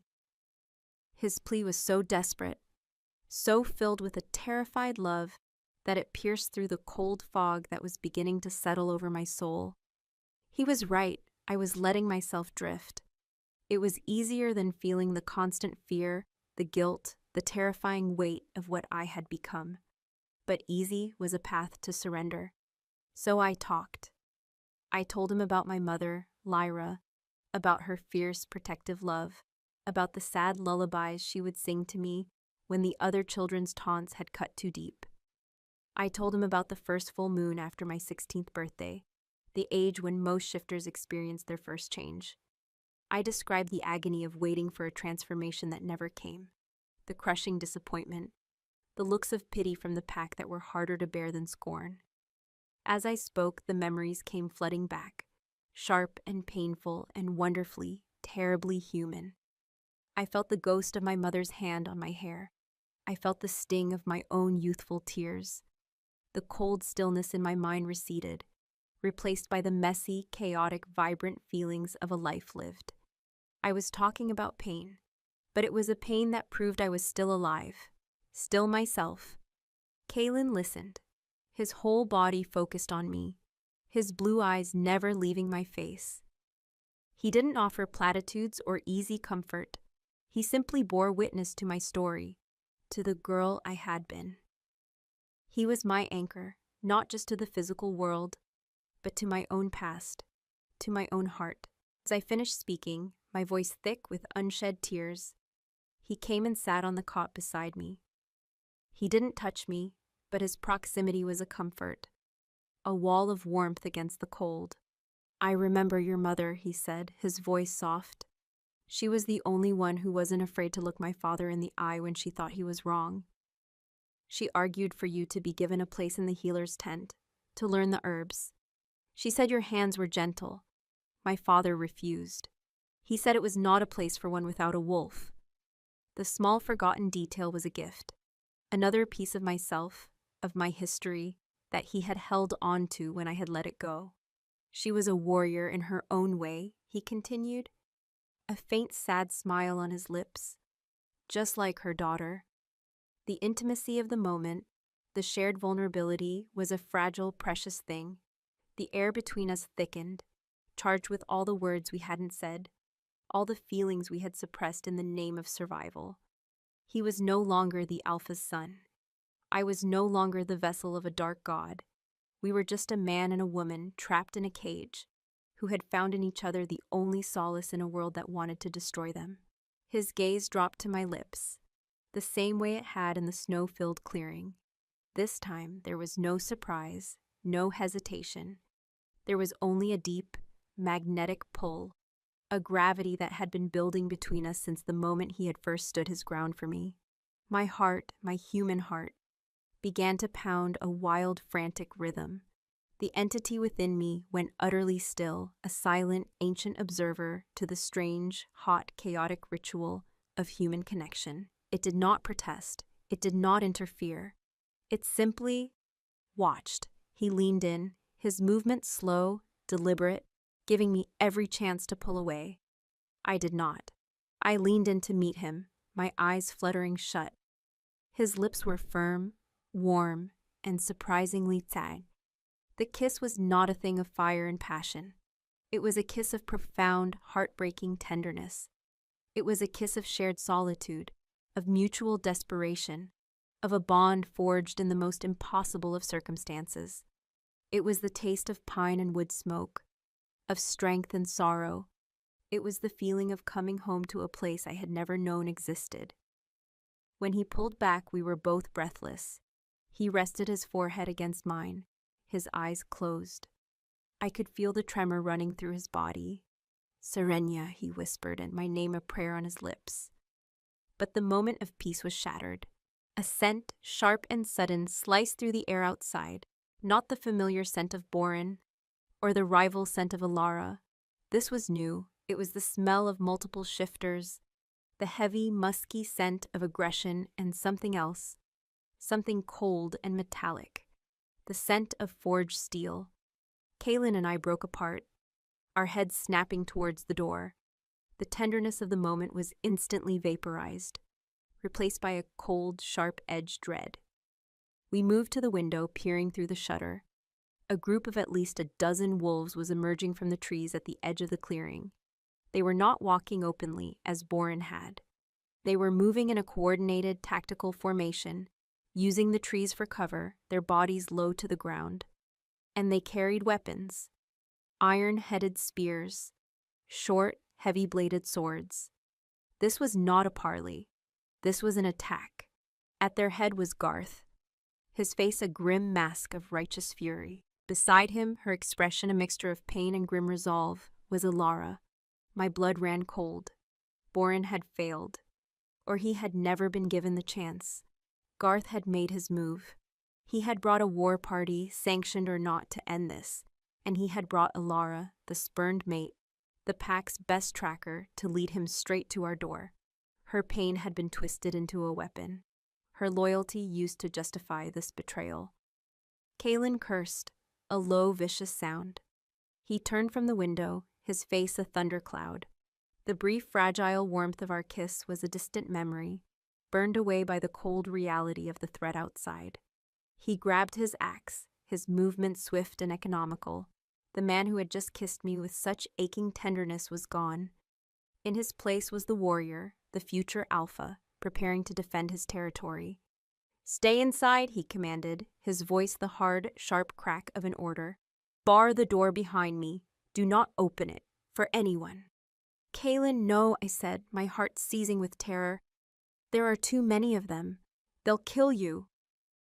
"My father's honor is at stake," he snarled, his eyes blazing with a cold blue fire.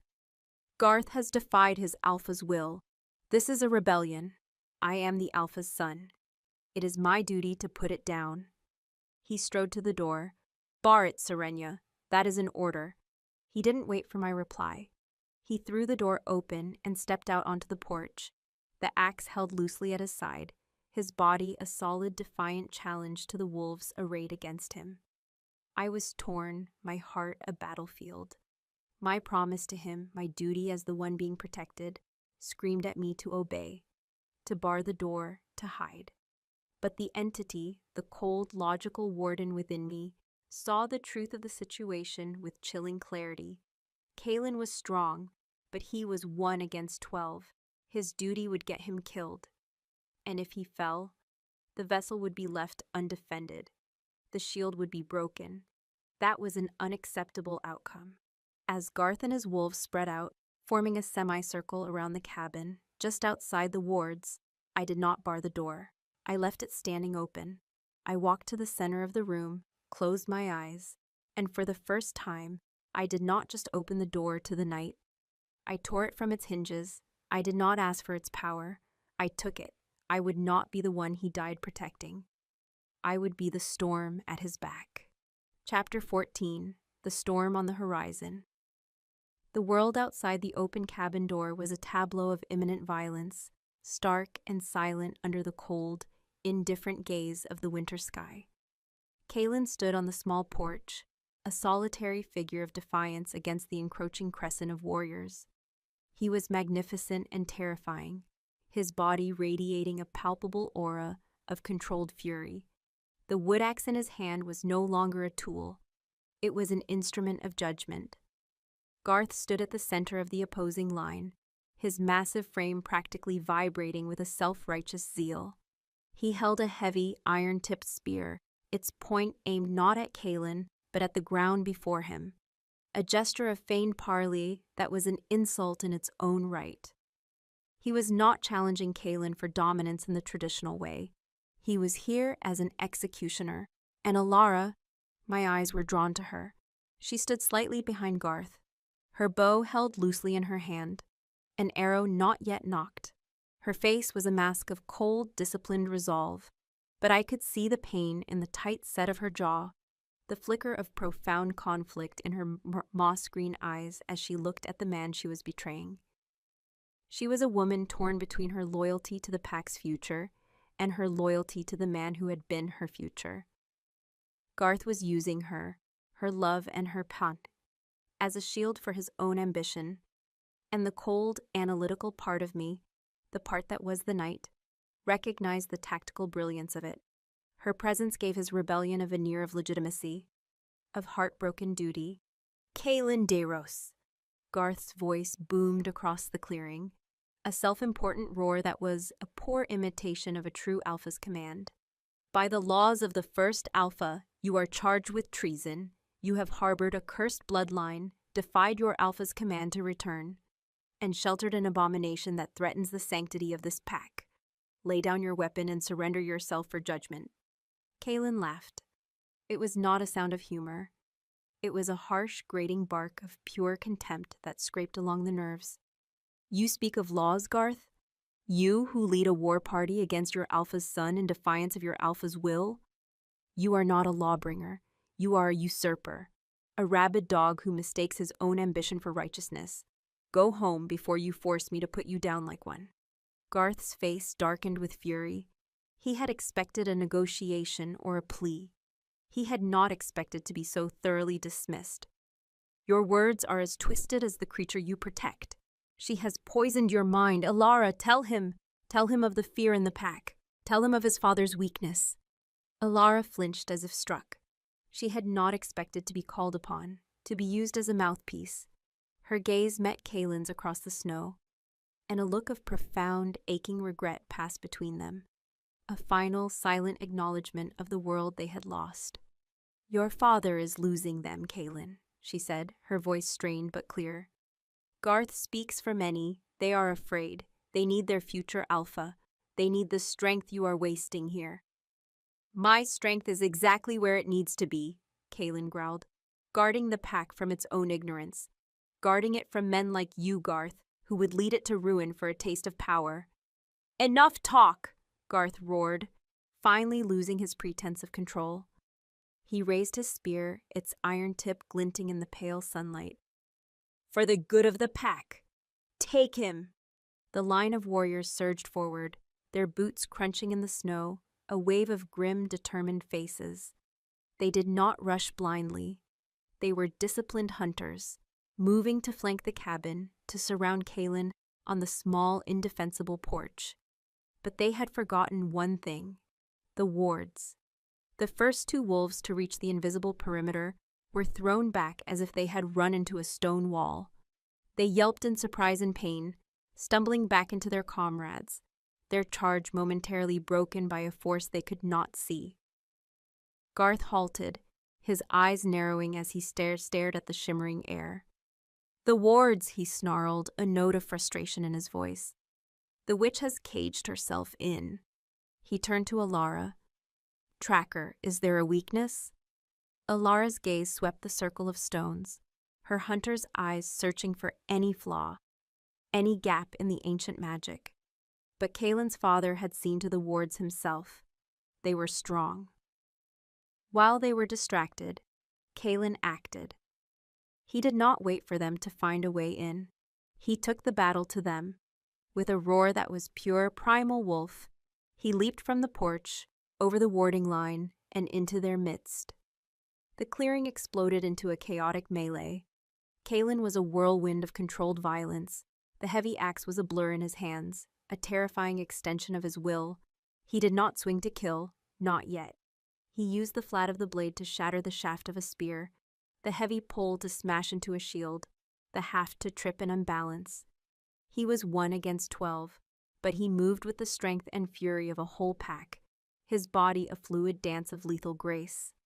He was the Alpha's son, born and bred for this, and he was magnificent. But he was still only 1. They swarmed him, their numbers overwhelming.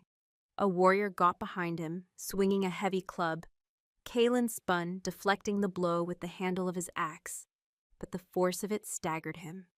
Another lunged, and Kaelin was forced to kick him away, leaving himself open for a moment. It was all Garth needed. The usurper charged, his spear held low, aiming for Kaelin's legs, a coward's move designed to cripple, not to win. Kaelin saw it coming and tried to leap back, but his feet slipped in the churned snow. The iron spearhead tore a bloody furrow along his thigh. He cried out, a sharp, ragged sound of pain, and his leg buckled beneath him. He fell to one knee. The warriors surged forward, their faces grimly triumphant, ready to overwhelm the wounded wolf. Alara, watching from the edge of the fight, raised her bow. An arrow finally knocked, its point aimed not at Kaelin's heart, but at the ground before him. A final warning shot. A last plea for him to surrender. But inside the cabin, I was no longer watching. I was acting. The moment Kaelin's blood spilled onto the pristine snow, the moment I heard his cry of pain, The bargain I had struck with the night was sealed. The warden's duty was to protect the balance. The vessel's duty was to protect the anchor. And my duty, as the woman who was just beginning to understand what it meant to love him, was to unleash hell. I did not feel the cold rise. I became the cold. My consciousness expanded, shattering the fragile confines of my human form. The cabin, the clearing, the forest, they were all tiny details in a vast cosmic tapestry of energy that I could now perceive. The frantic, hot signatures of the attacking wolves were like angry, red welts on the cool, calm blue of the winter landscape. Kalen's life force was a steady, defiant flame, now flickering with the sudden, sharp note of his pain. And I was the void, the absolute zero, the silence that consumes all noise. The temperature in the clearing plummeted. It was not a natural drop. It was a sudden, violent theft of all heat.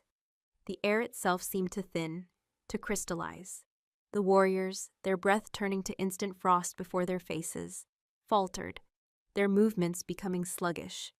They looked around in confusion, their primitive animal senses screaming at them that something was profoundly, cosmically wrong.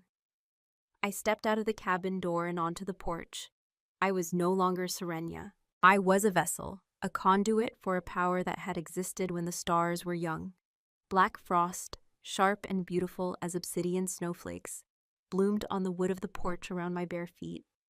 It spread, a creeping tide of frozen night, flowing over the warding stones, not breaking them, but simply overwhelming them, subsuming their lesser magic into its own absolute authority. Garth and his warriors stared at me, their attack forgotten. Their faces, flushed with the heat of battle, had gone pale with a new and primal terror. They were not looking at the broken Omega. They were looking at the legend their ancestors had tried to bury. "Enough," I said. My voice was a harmony of two tones, the soft whisper of Serenia and the deep resonant toll of the night. It did not shout. It did not need to. It was a sound of absolute finality, a command that vibrated in the very bones of those who heard it. The effect was instantaneous. Every warrior, their muscles suddenly locked, their wills overridden by a power they could not comprehend, froze in place. Garth, his spear raised to strike Kalen again, was locked into a grotesque statue of aggression. Alara, her bowstring half-drawn, stood as if carved from ice. They were not physically frozen, not yet. Their spirits were. The hot, chaotic energy of their rage and fear was being systematically, terrifyingly extinguished by the absolute cold that was radiating from me. I walked down the steps of the porch, my bare feet leaving prints of black ice on the snow. The world seemed to move in slow motion, the silence broken only by the faint, crystalline tinkle of the air itself freezing. I walked to Kalen.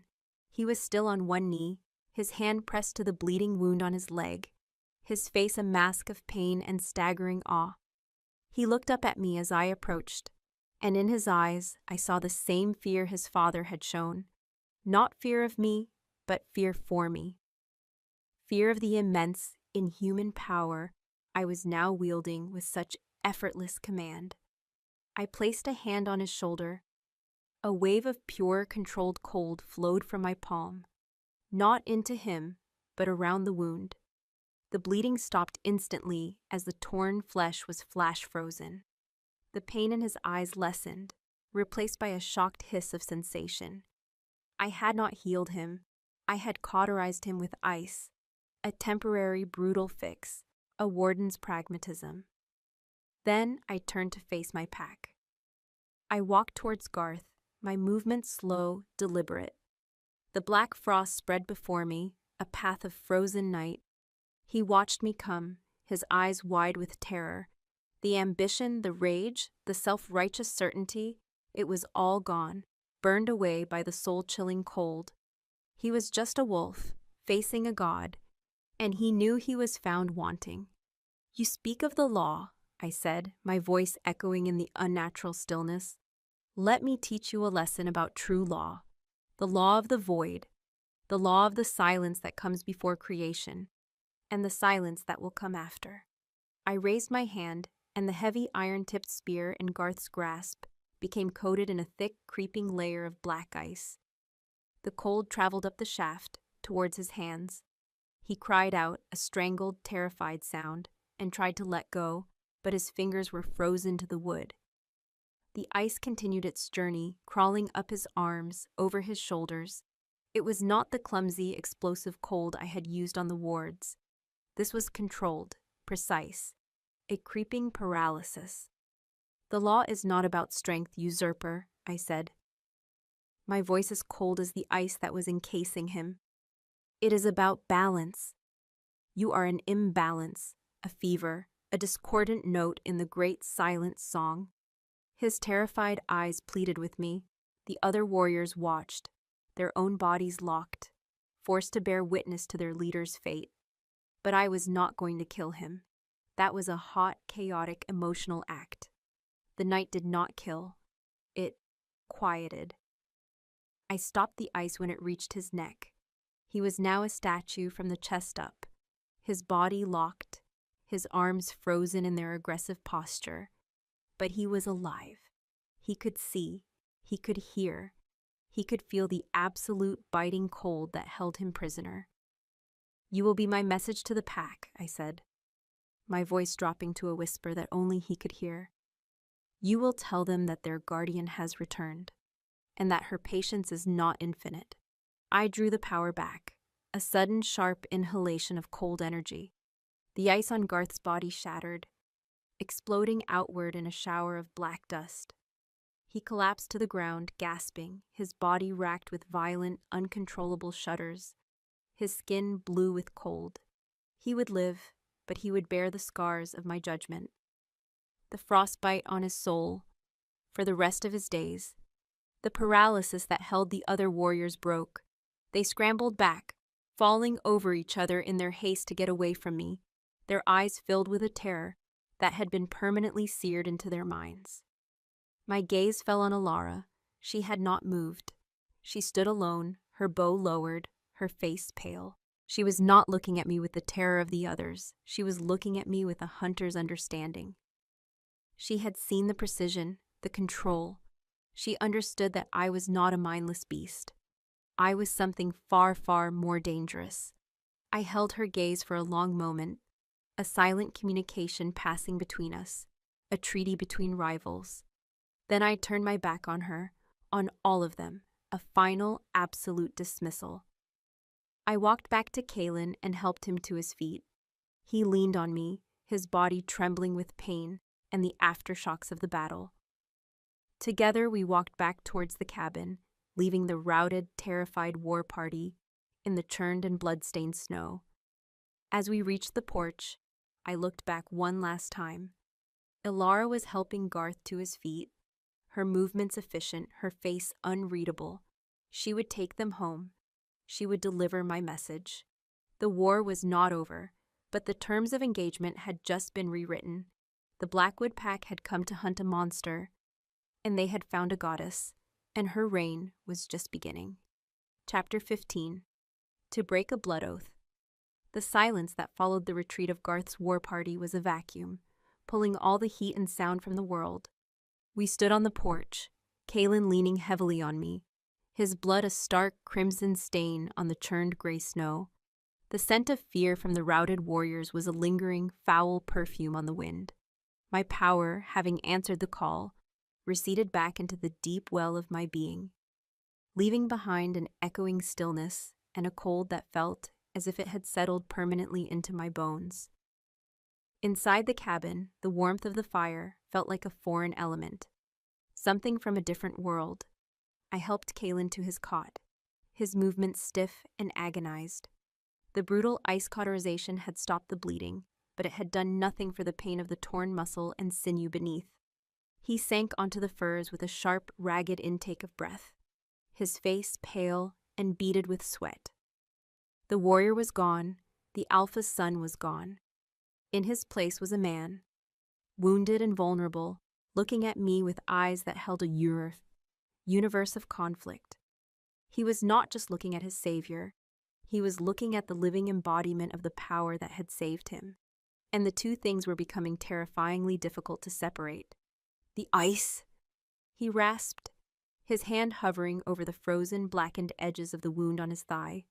I can't feel anything. It will hold until the flesh begins to thaw, I said, my voice unnervingly calm. A clinical assessment from the entity, not a comforting word from Serenia. Then the pain will be significant. We need to stitch it, properly this time.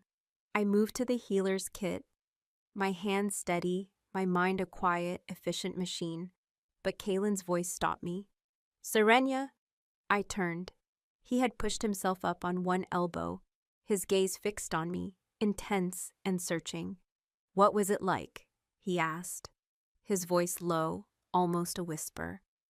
I knew what he was asking. He wasn't asking about the fight. He was asking about the power. What was it like to become the storm?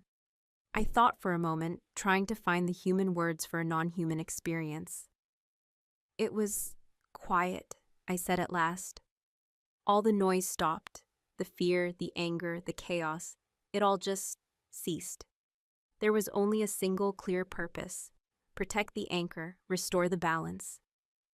I looked at my own hands, half expecting to see the black frost still clinging to them.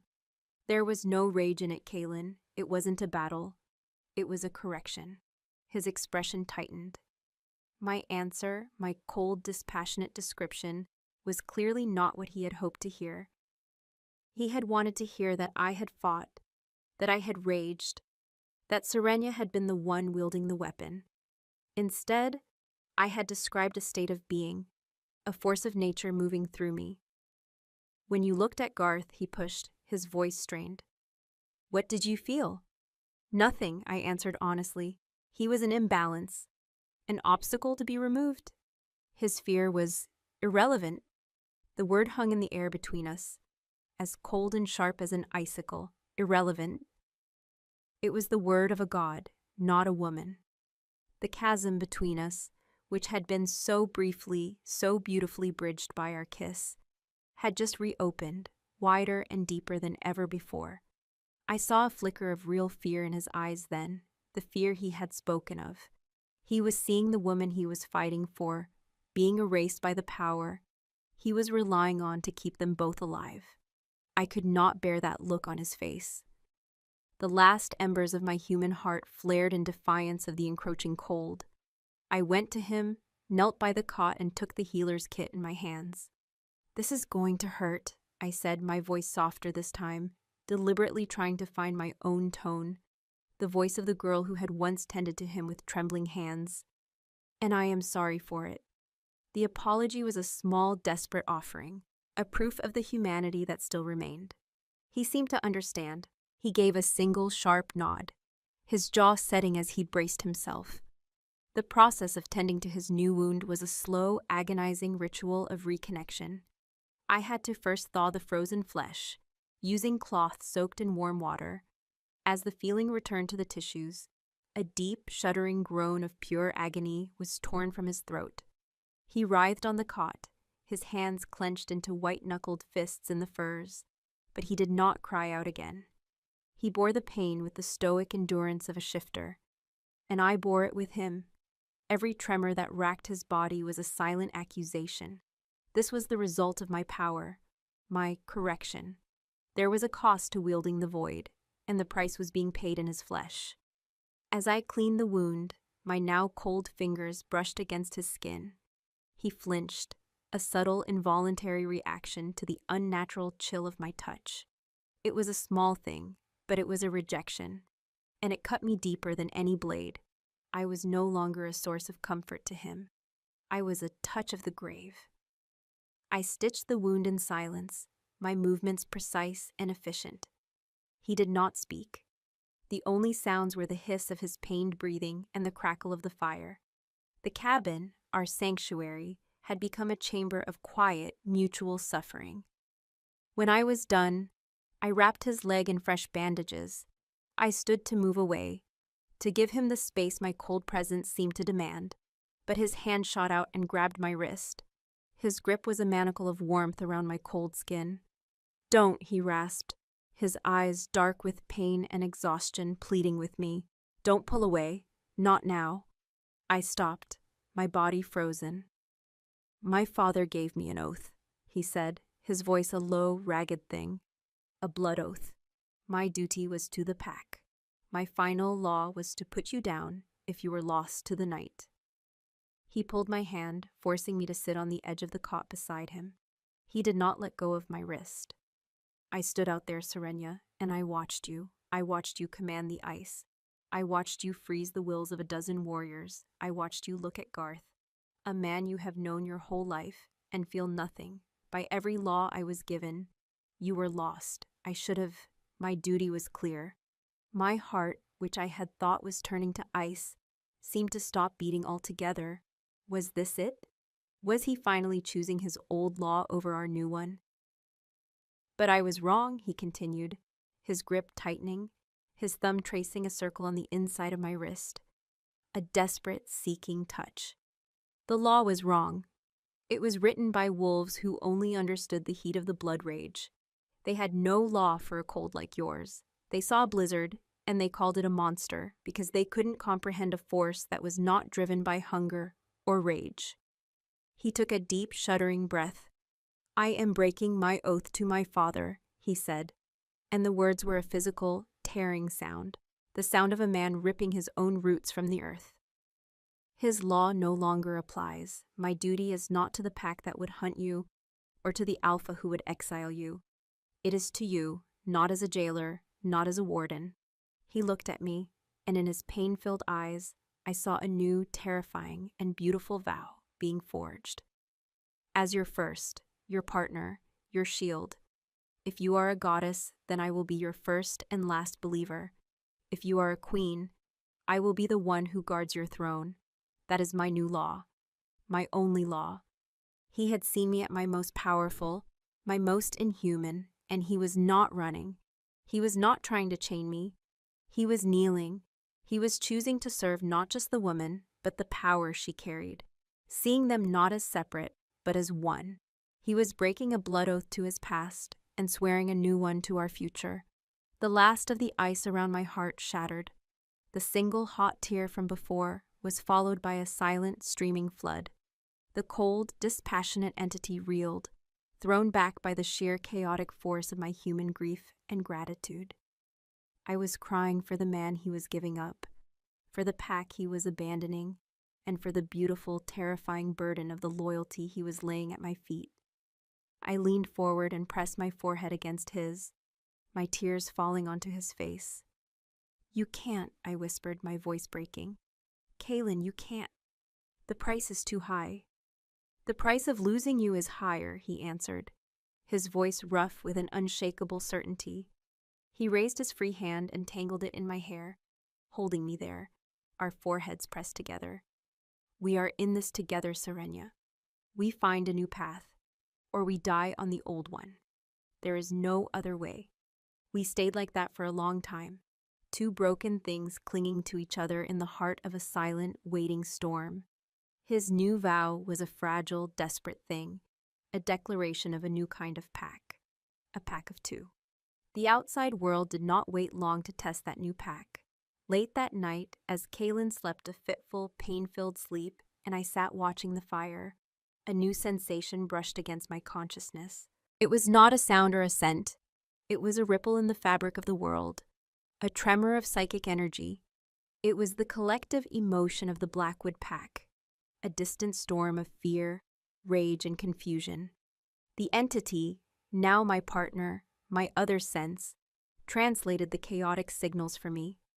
I closed my eyes and saw, not as a vision, but as an intuitive understanding, the scene at the main den. I saw Garth, shivering and humbled, his story of a terrifying ice witch spreading like wildfire. I saw Ilara, silent and grim, her testimony confirming the tale, but with a nuance of control and power that the others did not understand. I saw the pack dividing, not into two factions, but a dozen. Some were calling for an all-out war to destroy the abomination. Others were crying that I should be appeased, worshipped. Many were just terrified, their world upended.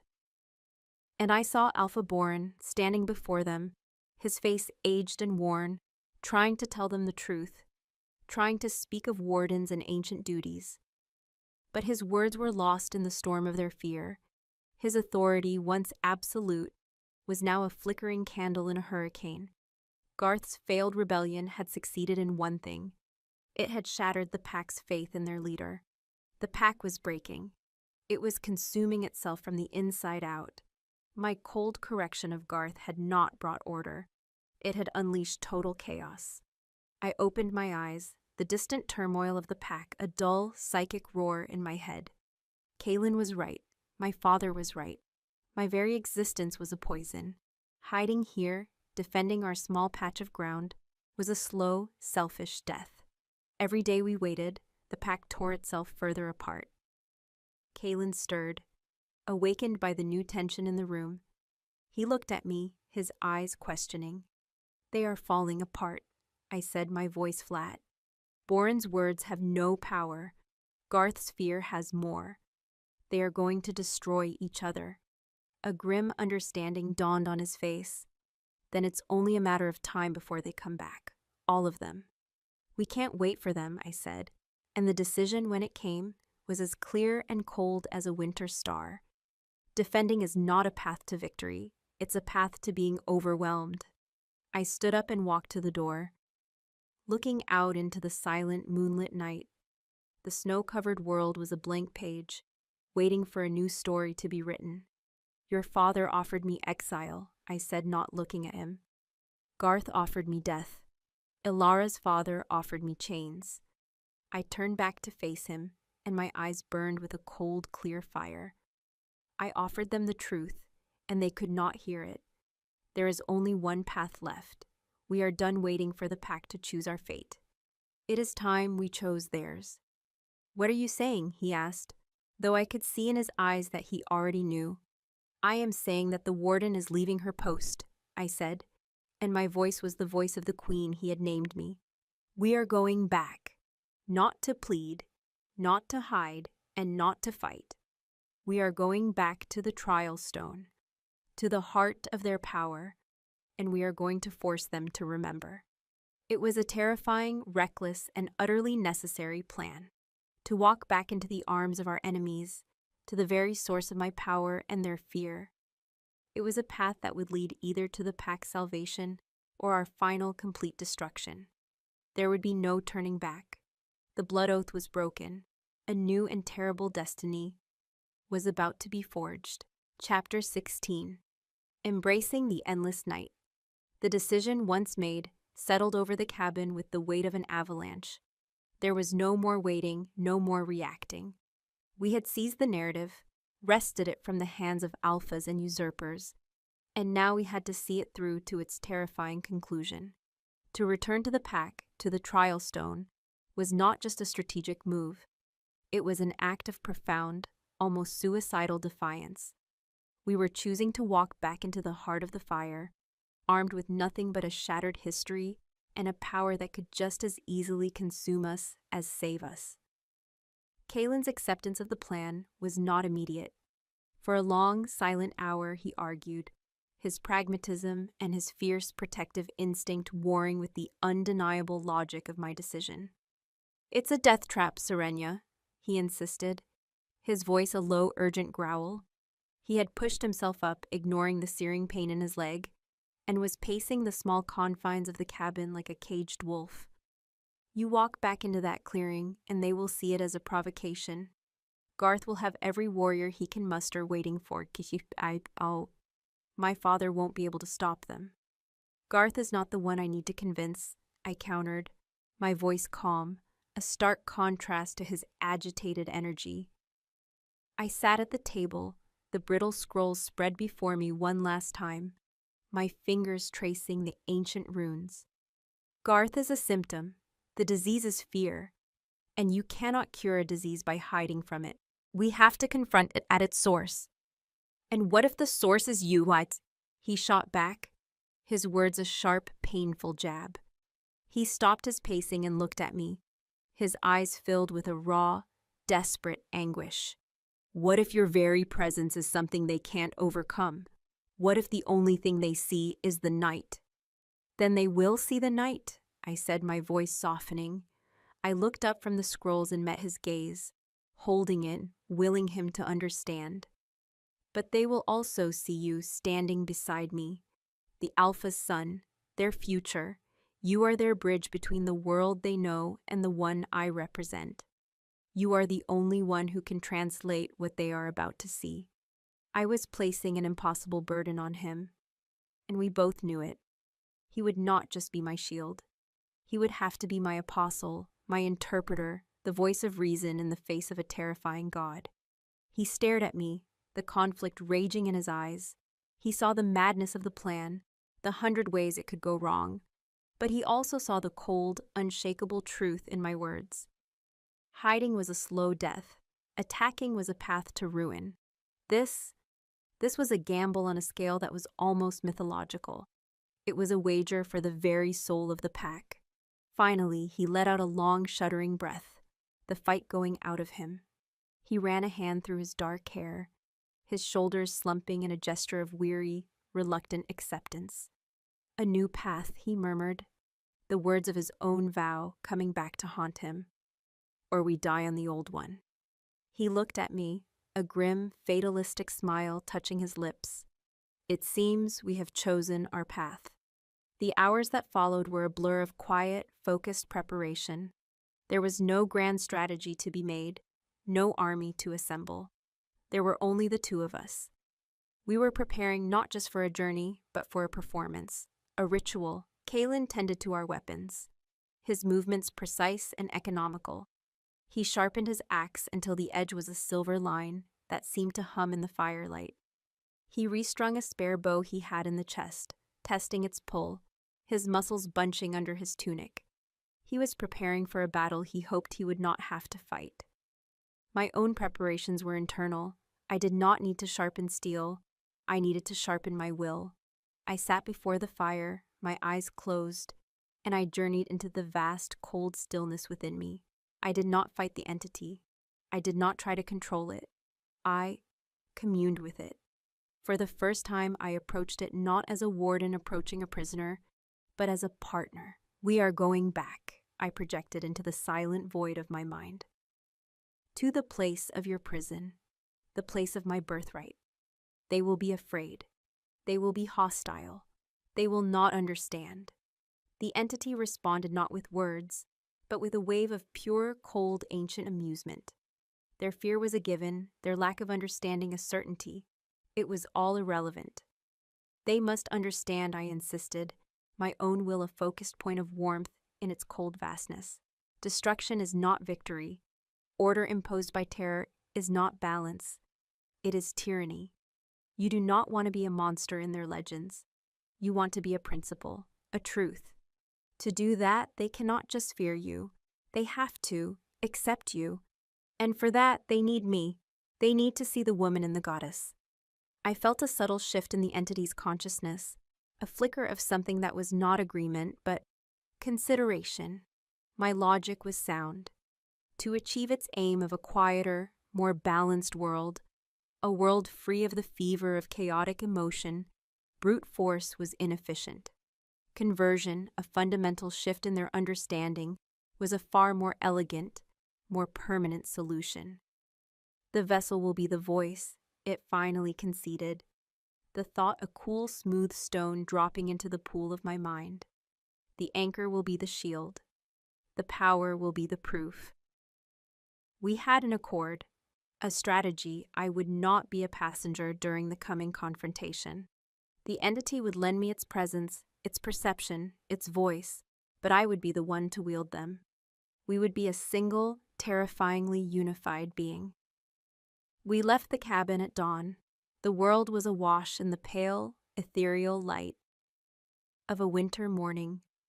The snow was a pristine, unbroken blanket, and the air was so cold it felt sacred. We did not speak. There was nothing left to say. Kalen, despite the raw, healing wound in his leg, moved with a steady, determined gait. He carried his axe and bow, a warrior walking toward his destiny. I walked beside him, unarmed, my hands bare. I was the weapon. The journey was a long, silent pilgrimage through the frozen woods.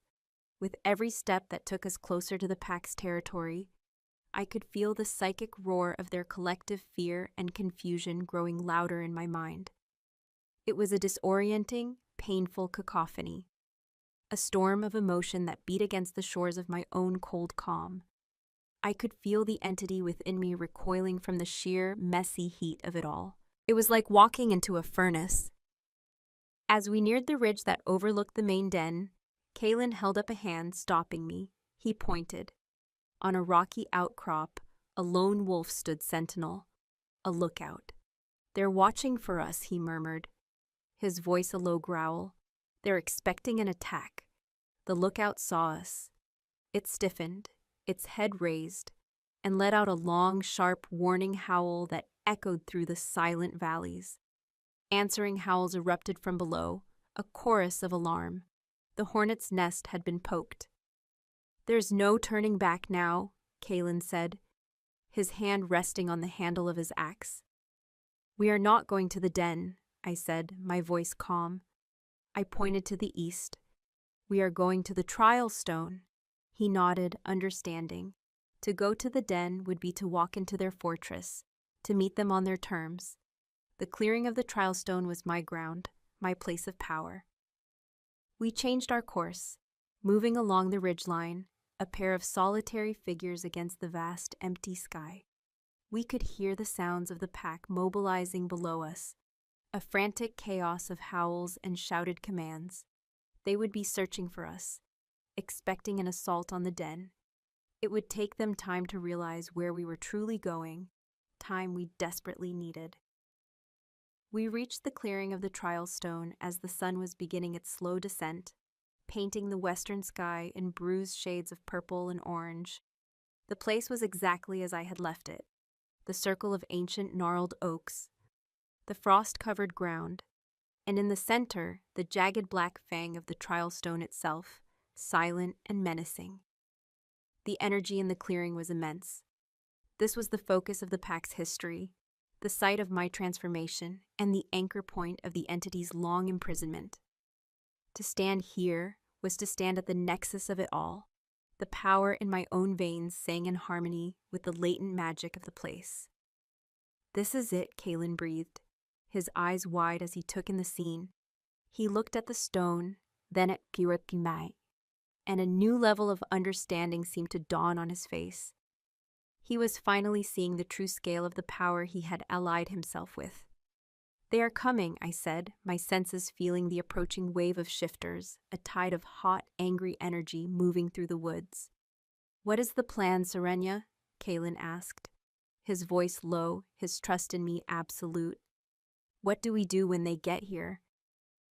I looked at the trial stone, at the source of my power and my pain. My path was clear. It was a terrifying, reckless path, but it was the only one. "You will be my shield," I said, turning to him. I placed my cold hand on his chest, directly over his heart. "No matter what you see, no matter what you hear, your only duty is to ensure that no one touches me. You are the wall between their world and mine. Can you do that?" He looked into my eyes, and he saw the abyss there, the endless, starless night I was about to embrace. He saw the risk, the chance that I might not come back from wherever I was going. But he did not waver. "To my last breath," he vowed, his voice a raw, ragged oath. He covered my hand with his own, a brief, desperate press of warmth against my cold skin. Then I turned away from him and walked toward the stone. With every step, the power within me grew, resonating with the ancient magic that saturated this ground. The air grew cold, the light seemed to dim. I reached the trial stone and placed my palm, my scarred palm, flat against its Ica obsidian surface. The last time I had done this, I had been a terrified girl, and the power had been a violent, uncontrollable explosion. This time I was a queen, and the power was my birthright. I did not wait for it to take me. I did not allow it to flood me. I reached into the heart of the stone, into the memory of the entity's long imprisonment, and I pulled. The world dissolved. I was no longer in the clearing. I was no longer in my body. I was everywhere. My consciousness exploded outward. A wave of pure, cold perception. I was the wind in the trees, the frost on the ground, the ancient stone beneath the earth, and I was the entity. We were one. The last vestiges of Serenya's fear and doubt were burned away by the absolute perfect and terrifying certainty of the forgotten night. I felt the pack arrive. They burst into the clearing, a wave of fur and steel and fear. I saw them not through my eyes, but from 1,000 perspectives at once.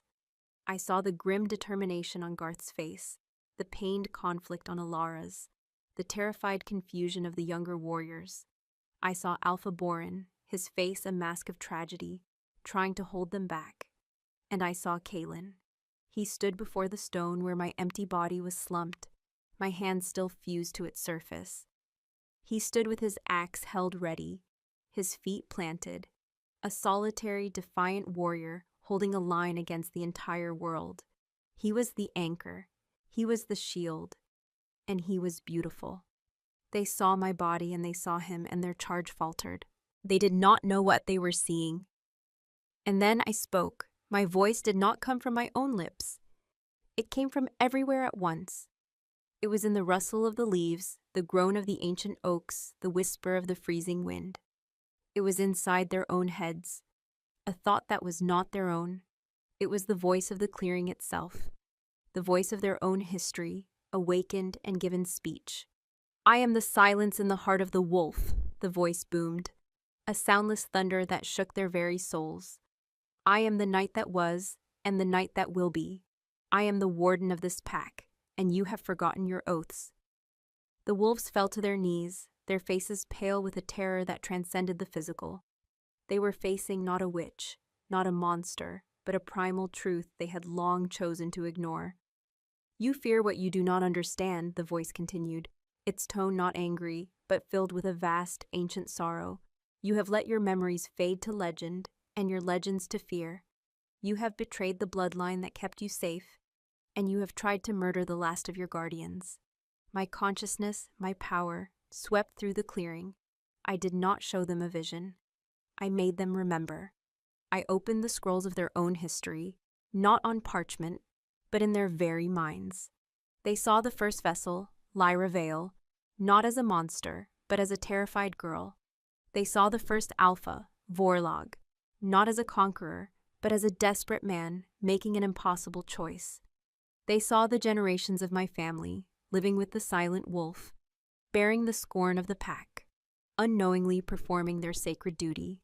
They felt the weight of 1,000 years of their own injustice. The balance has been broken, the voice declared, its final pronouncement a judgment that sealed their fate. The warden is awake. The old laws are dead. A new age begins now.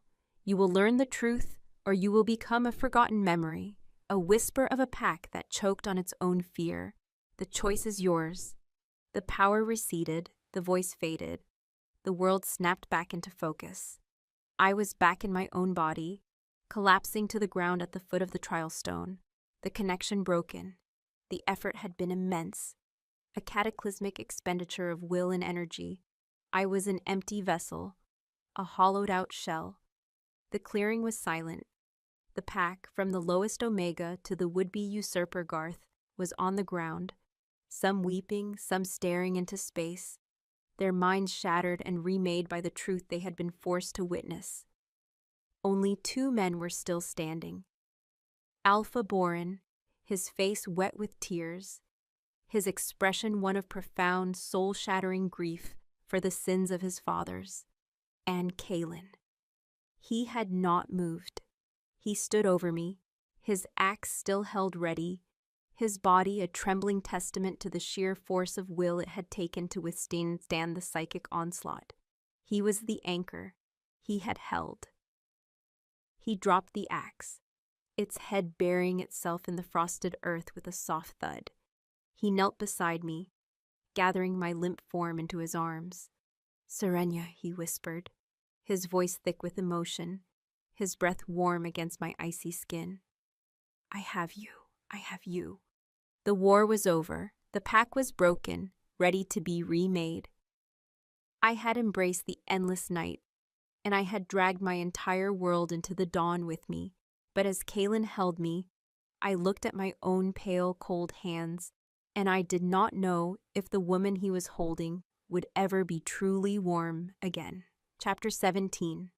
The Last Howl. The world returned in fragments, like a shattered mirror slowly reassembling itself. The first thing I knew was the cold. Not the vast, internal, starless cold of the night, but the simple, biting chill of the winter air on my skin. The second was the feeling of Kaelin's arms around me, a circle of warmth and solid, living strength that was the only real thing in a world that had dissolved into pure consciousness.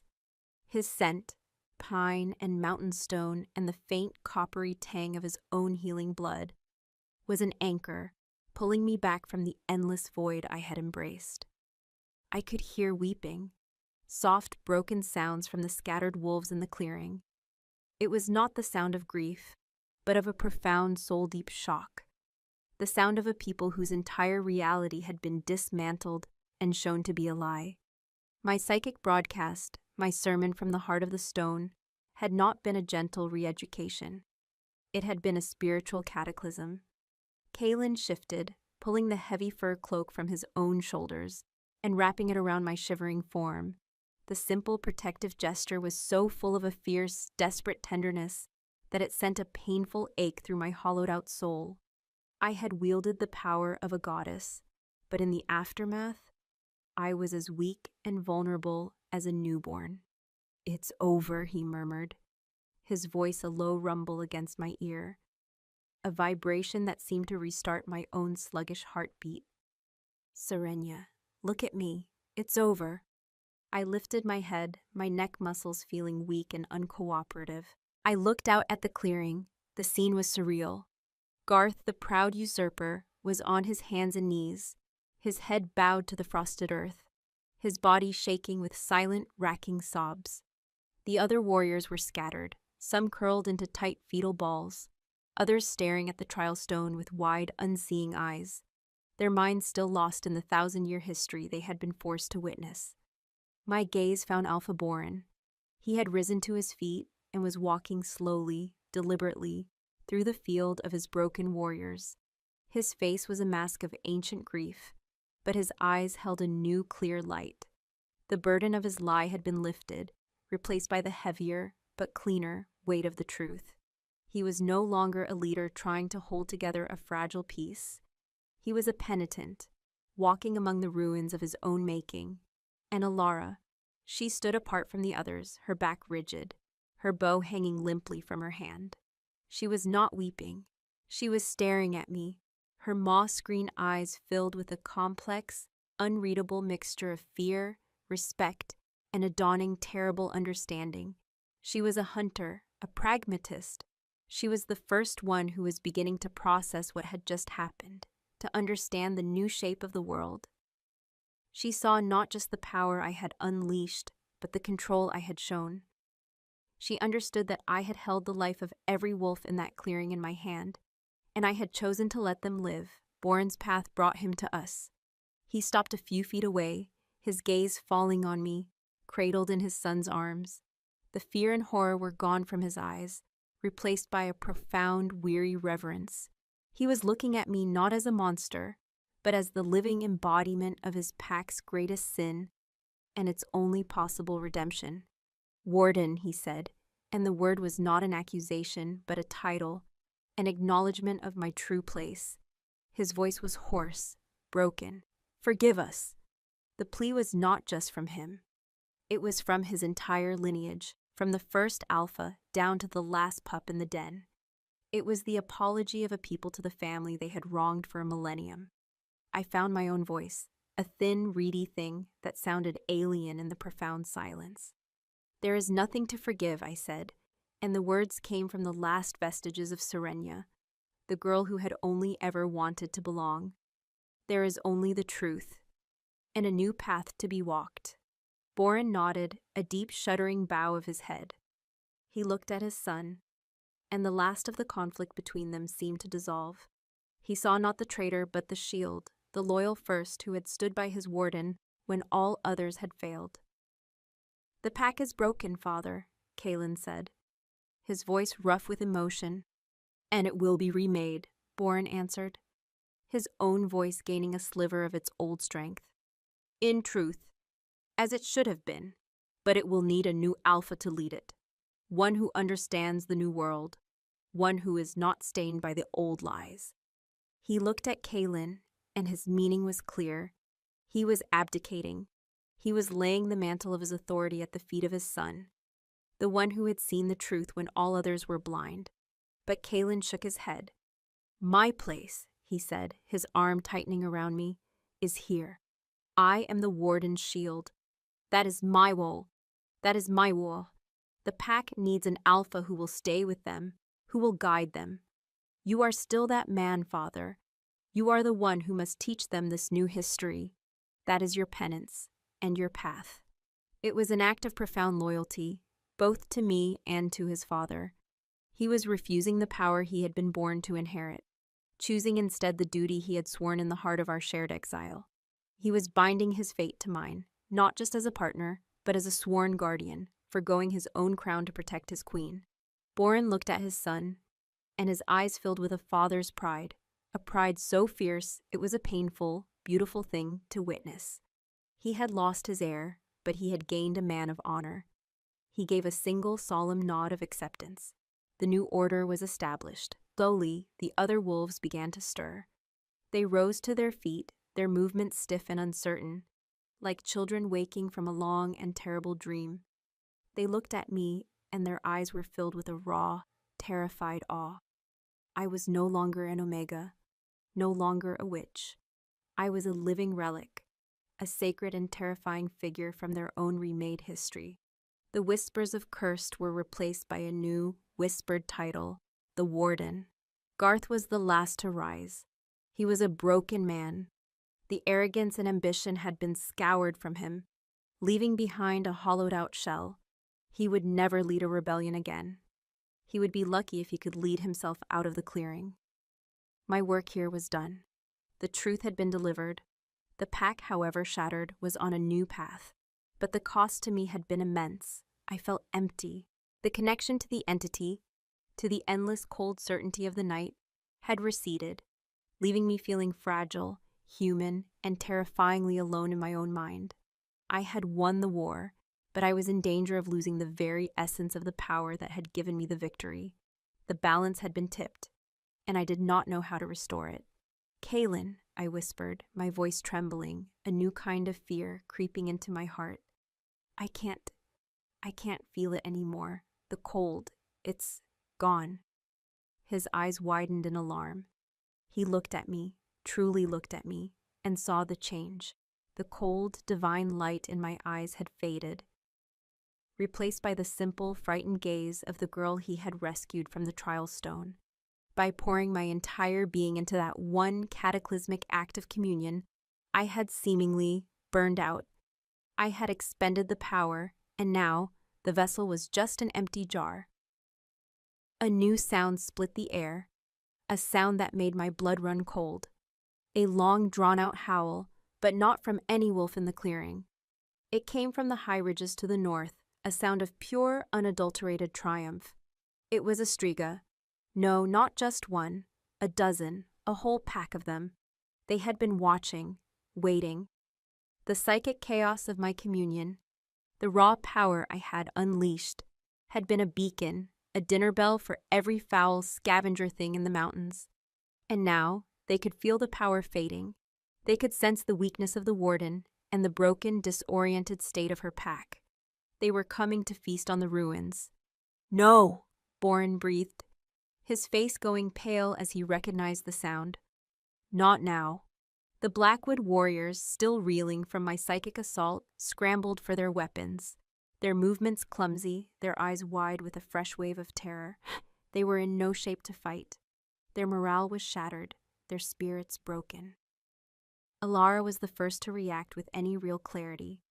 "Form a line," she shouted, her hunter's voice cutting through the panic. "To the Alpha! Protect the Warden!" Her loyalty, in the end, was to the pack. And in this new world, protecting me was tantamount to protecting the pack itself. She knocked an arrow, her movement swift and sure, a bastion of discipline in the growing chaos. But it was a hopeless cause. The howls were getting closer, a wave of madness and hunger about to crash down on them. My pack was weak, vulnerable, and their guardian was empty. Kalen looked from the approaching threat to my pale, frightened face. He saw the truth in an instant. I had spent everything to save them, and in doing so, I had doomed us all. But he did not despair. His face set in a grim, hard line of absolute resolve. He laid me gently on the ground, pulling the cloak tighter around me. He picked up his axe, its edge still sharp, its weight familiar in his hands. "Father, he said, his voice ringing with an alpha's command. "Get them back to the den. Form a perimeter. Now." He turned to Alara. "Your arrows are our only real defense. Keep their heads down. Buy us time." "Time for what?" Boren demanded, his face a mask of confusion. "We cannot stand against a full pack of them, not like this." Kalen turned and looked down at me, and his eyes were filled with a love so clear, so absolute, it was a physical force. "The Warden is empty," he said, his voice soft, for my ears only. "The vessel needs to be refilled." I didn't understand. Refilled with what? He leaned down and pressed his lips to my forehead. A brief, desperate, and final kiss. "I was your anchor," he whispered. "Now you must be mine." Then he stood, turned his back on me, and faced the approaching howls. He took a deep, shuddering breath. And for the first time in his life, Kalen Diros, son of the Alpha, the most disciplined warrior of his generation, let go. He surrendered. His body began to contort, to twist. A sound that was not a word, not a roar, but a symphony of pure, unadulterated agony tore from his throat. Bones cracked and reformed. Sinews stretched and thickened. His human skin ripped away to reveal a tide of thick, night-black fur. He was not just changing, he was unmaking himself. The wolf that rose in his place was a creature of myth, a beast larger and more powerful than any shifter I had ever seen. Its fur was the color of a starless midnight, and its eyes burned with a cold blue fire that was the color of its human soul. But this was not just a shifter. He had done something more. In his desperation, in his final selfless act to protect me, he had broken the rules of his own nature. He had poured all of his will, all of his life force, all of his love for me, into the change, and he had become something more. He had become a vessel. He was not a vessel for the night. He was a vessel for the wolf, the primal, untamed spirit of the beast itself. He lifted his massive head to the bruised and bleeding sky, and he let out a howl. It was not a call of warning or of challenge. It was a sound of pure, absolute authority. It was the howl of a king, a god of the hunt.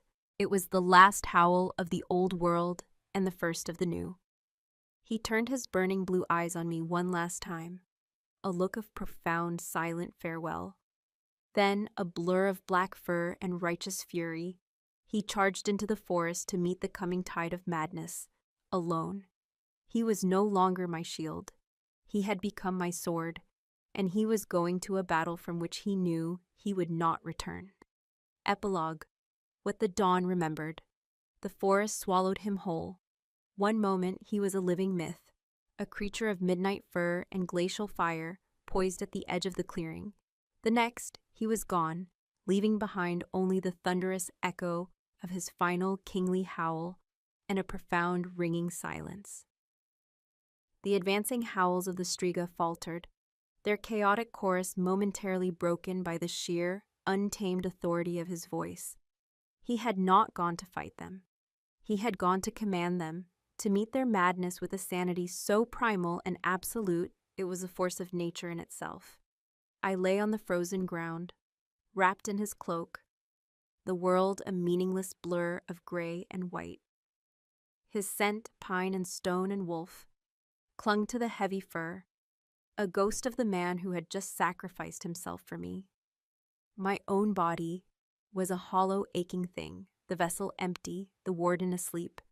The vast cosmic silence of the night had been replaced by a silence that was far more terrible, the silence of a heart that had been ripped from my chest. The pack, my pack, stood frozen, caught between the memory of the goddess who had broken their minds and the reality of the god who had just charged into the woods to save them. Alpha Boren stared at the spot where his son had vanished, his face a ruin of pride and unbearable grief. He had just regained his son, only to lose him to something far older and wilder than any pack law.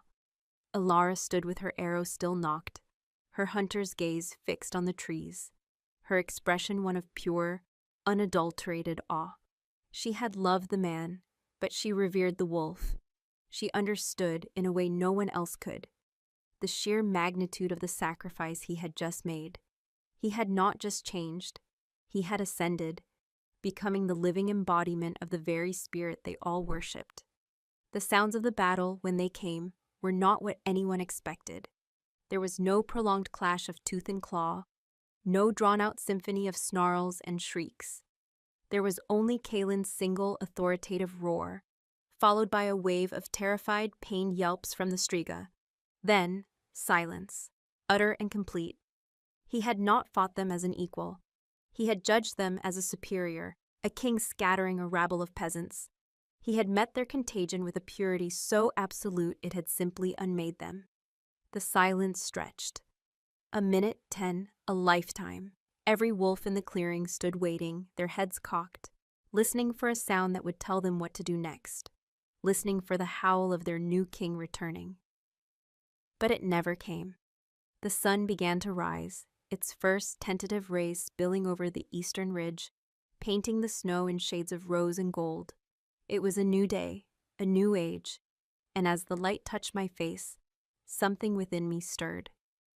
It was not the cold, vast presence of the night. It was something small, warm, and stubbornly, painfully human.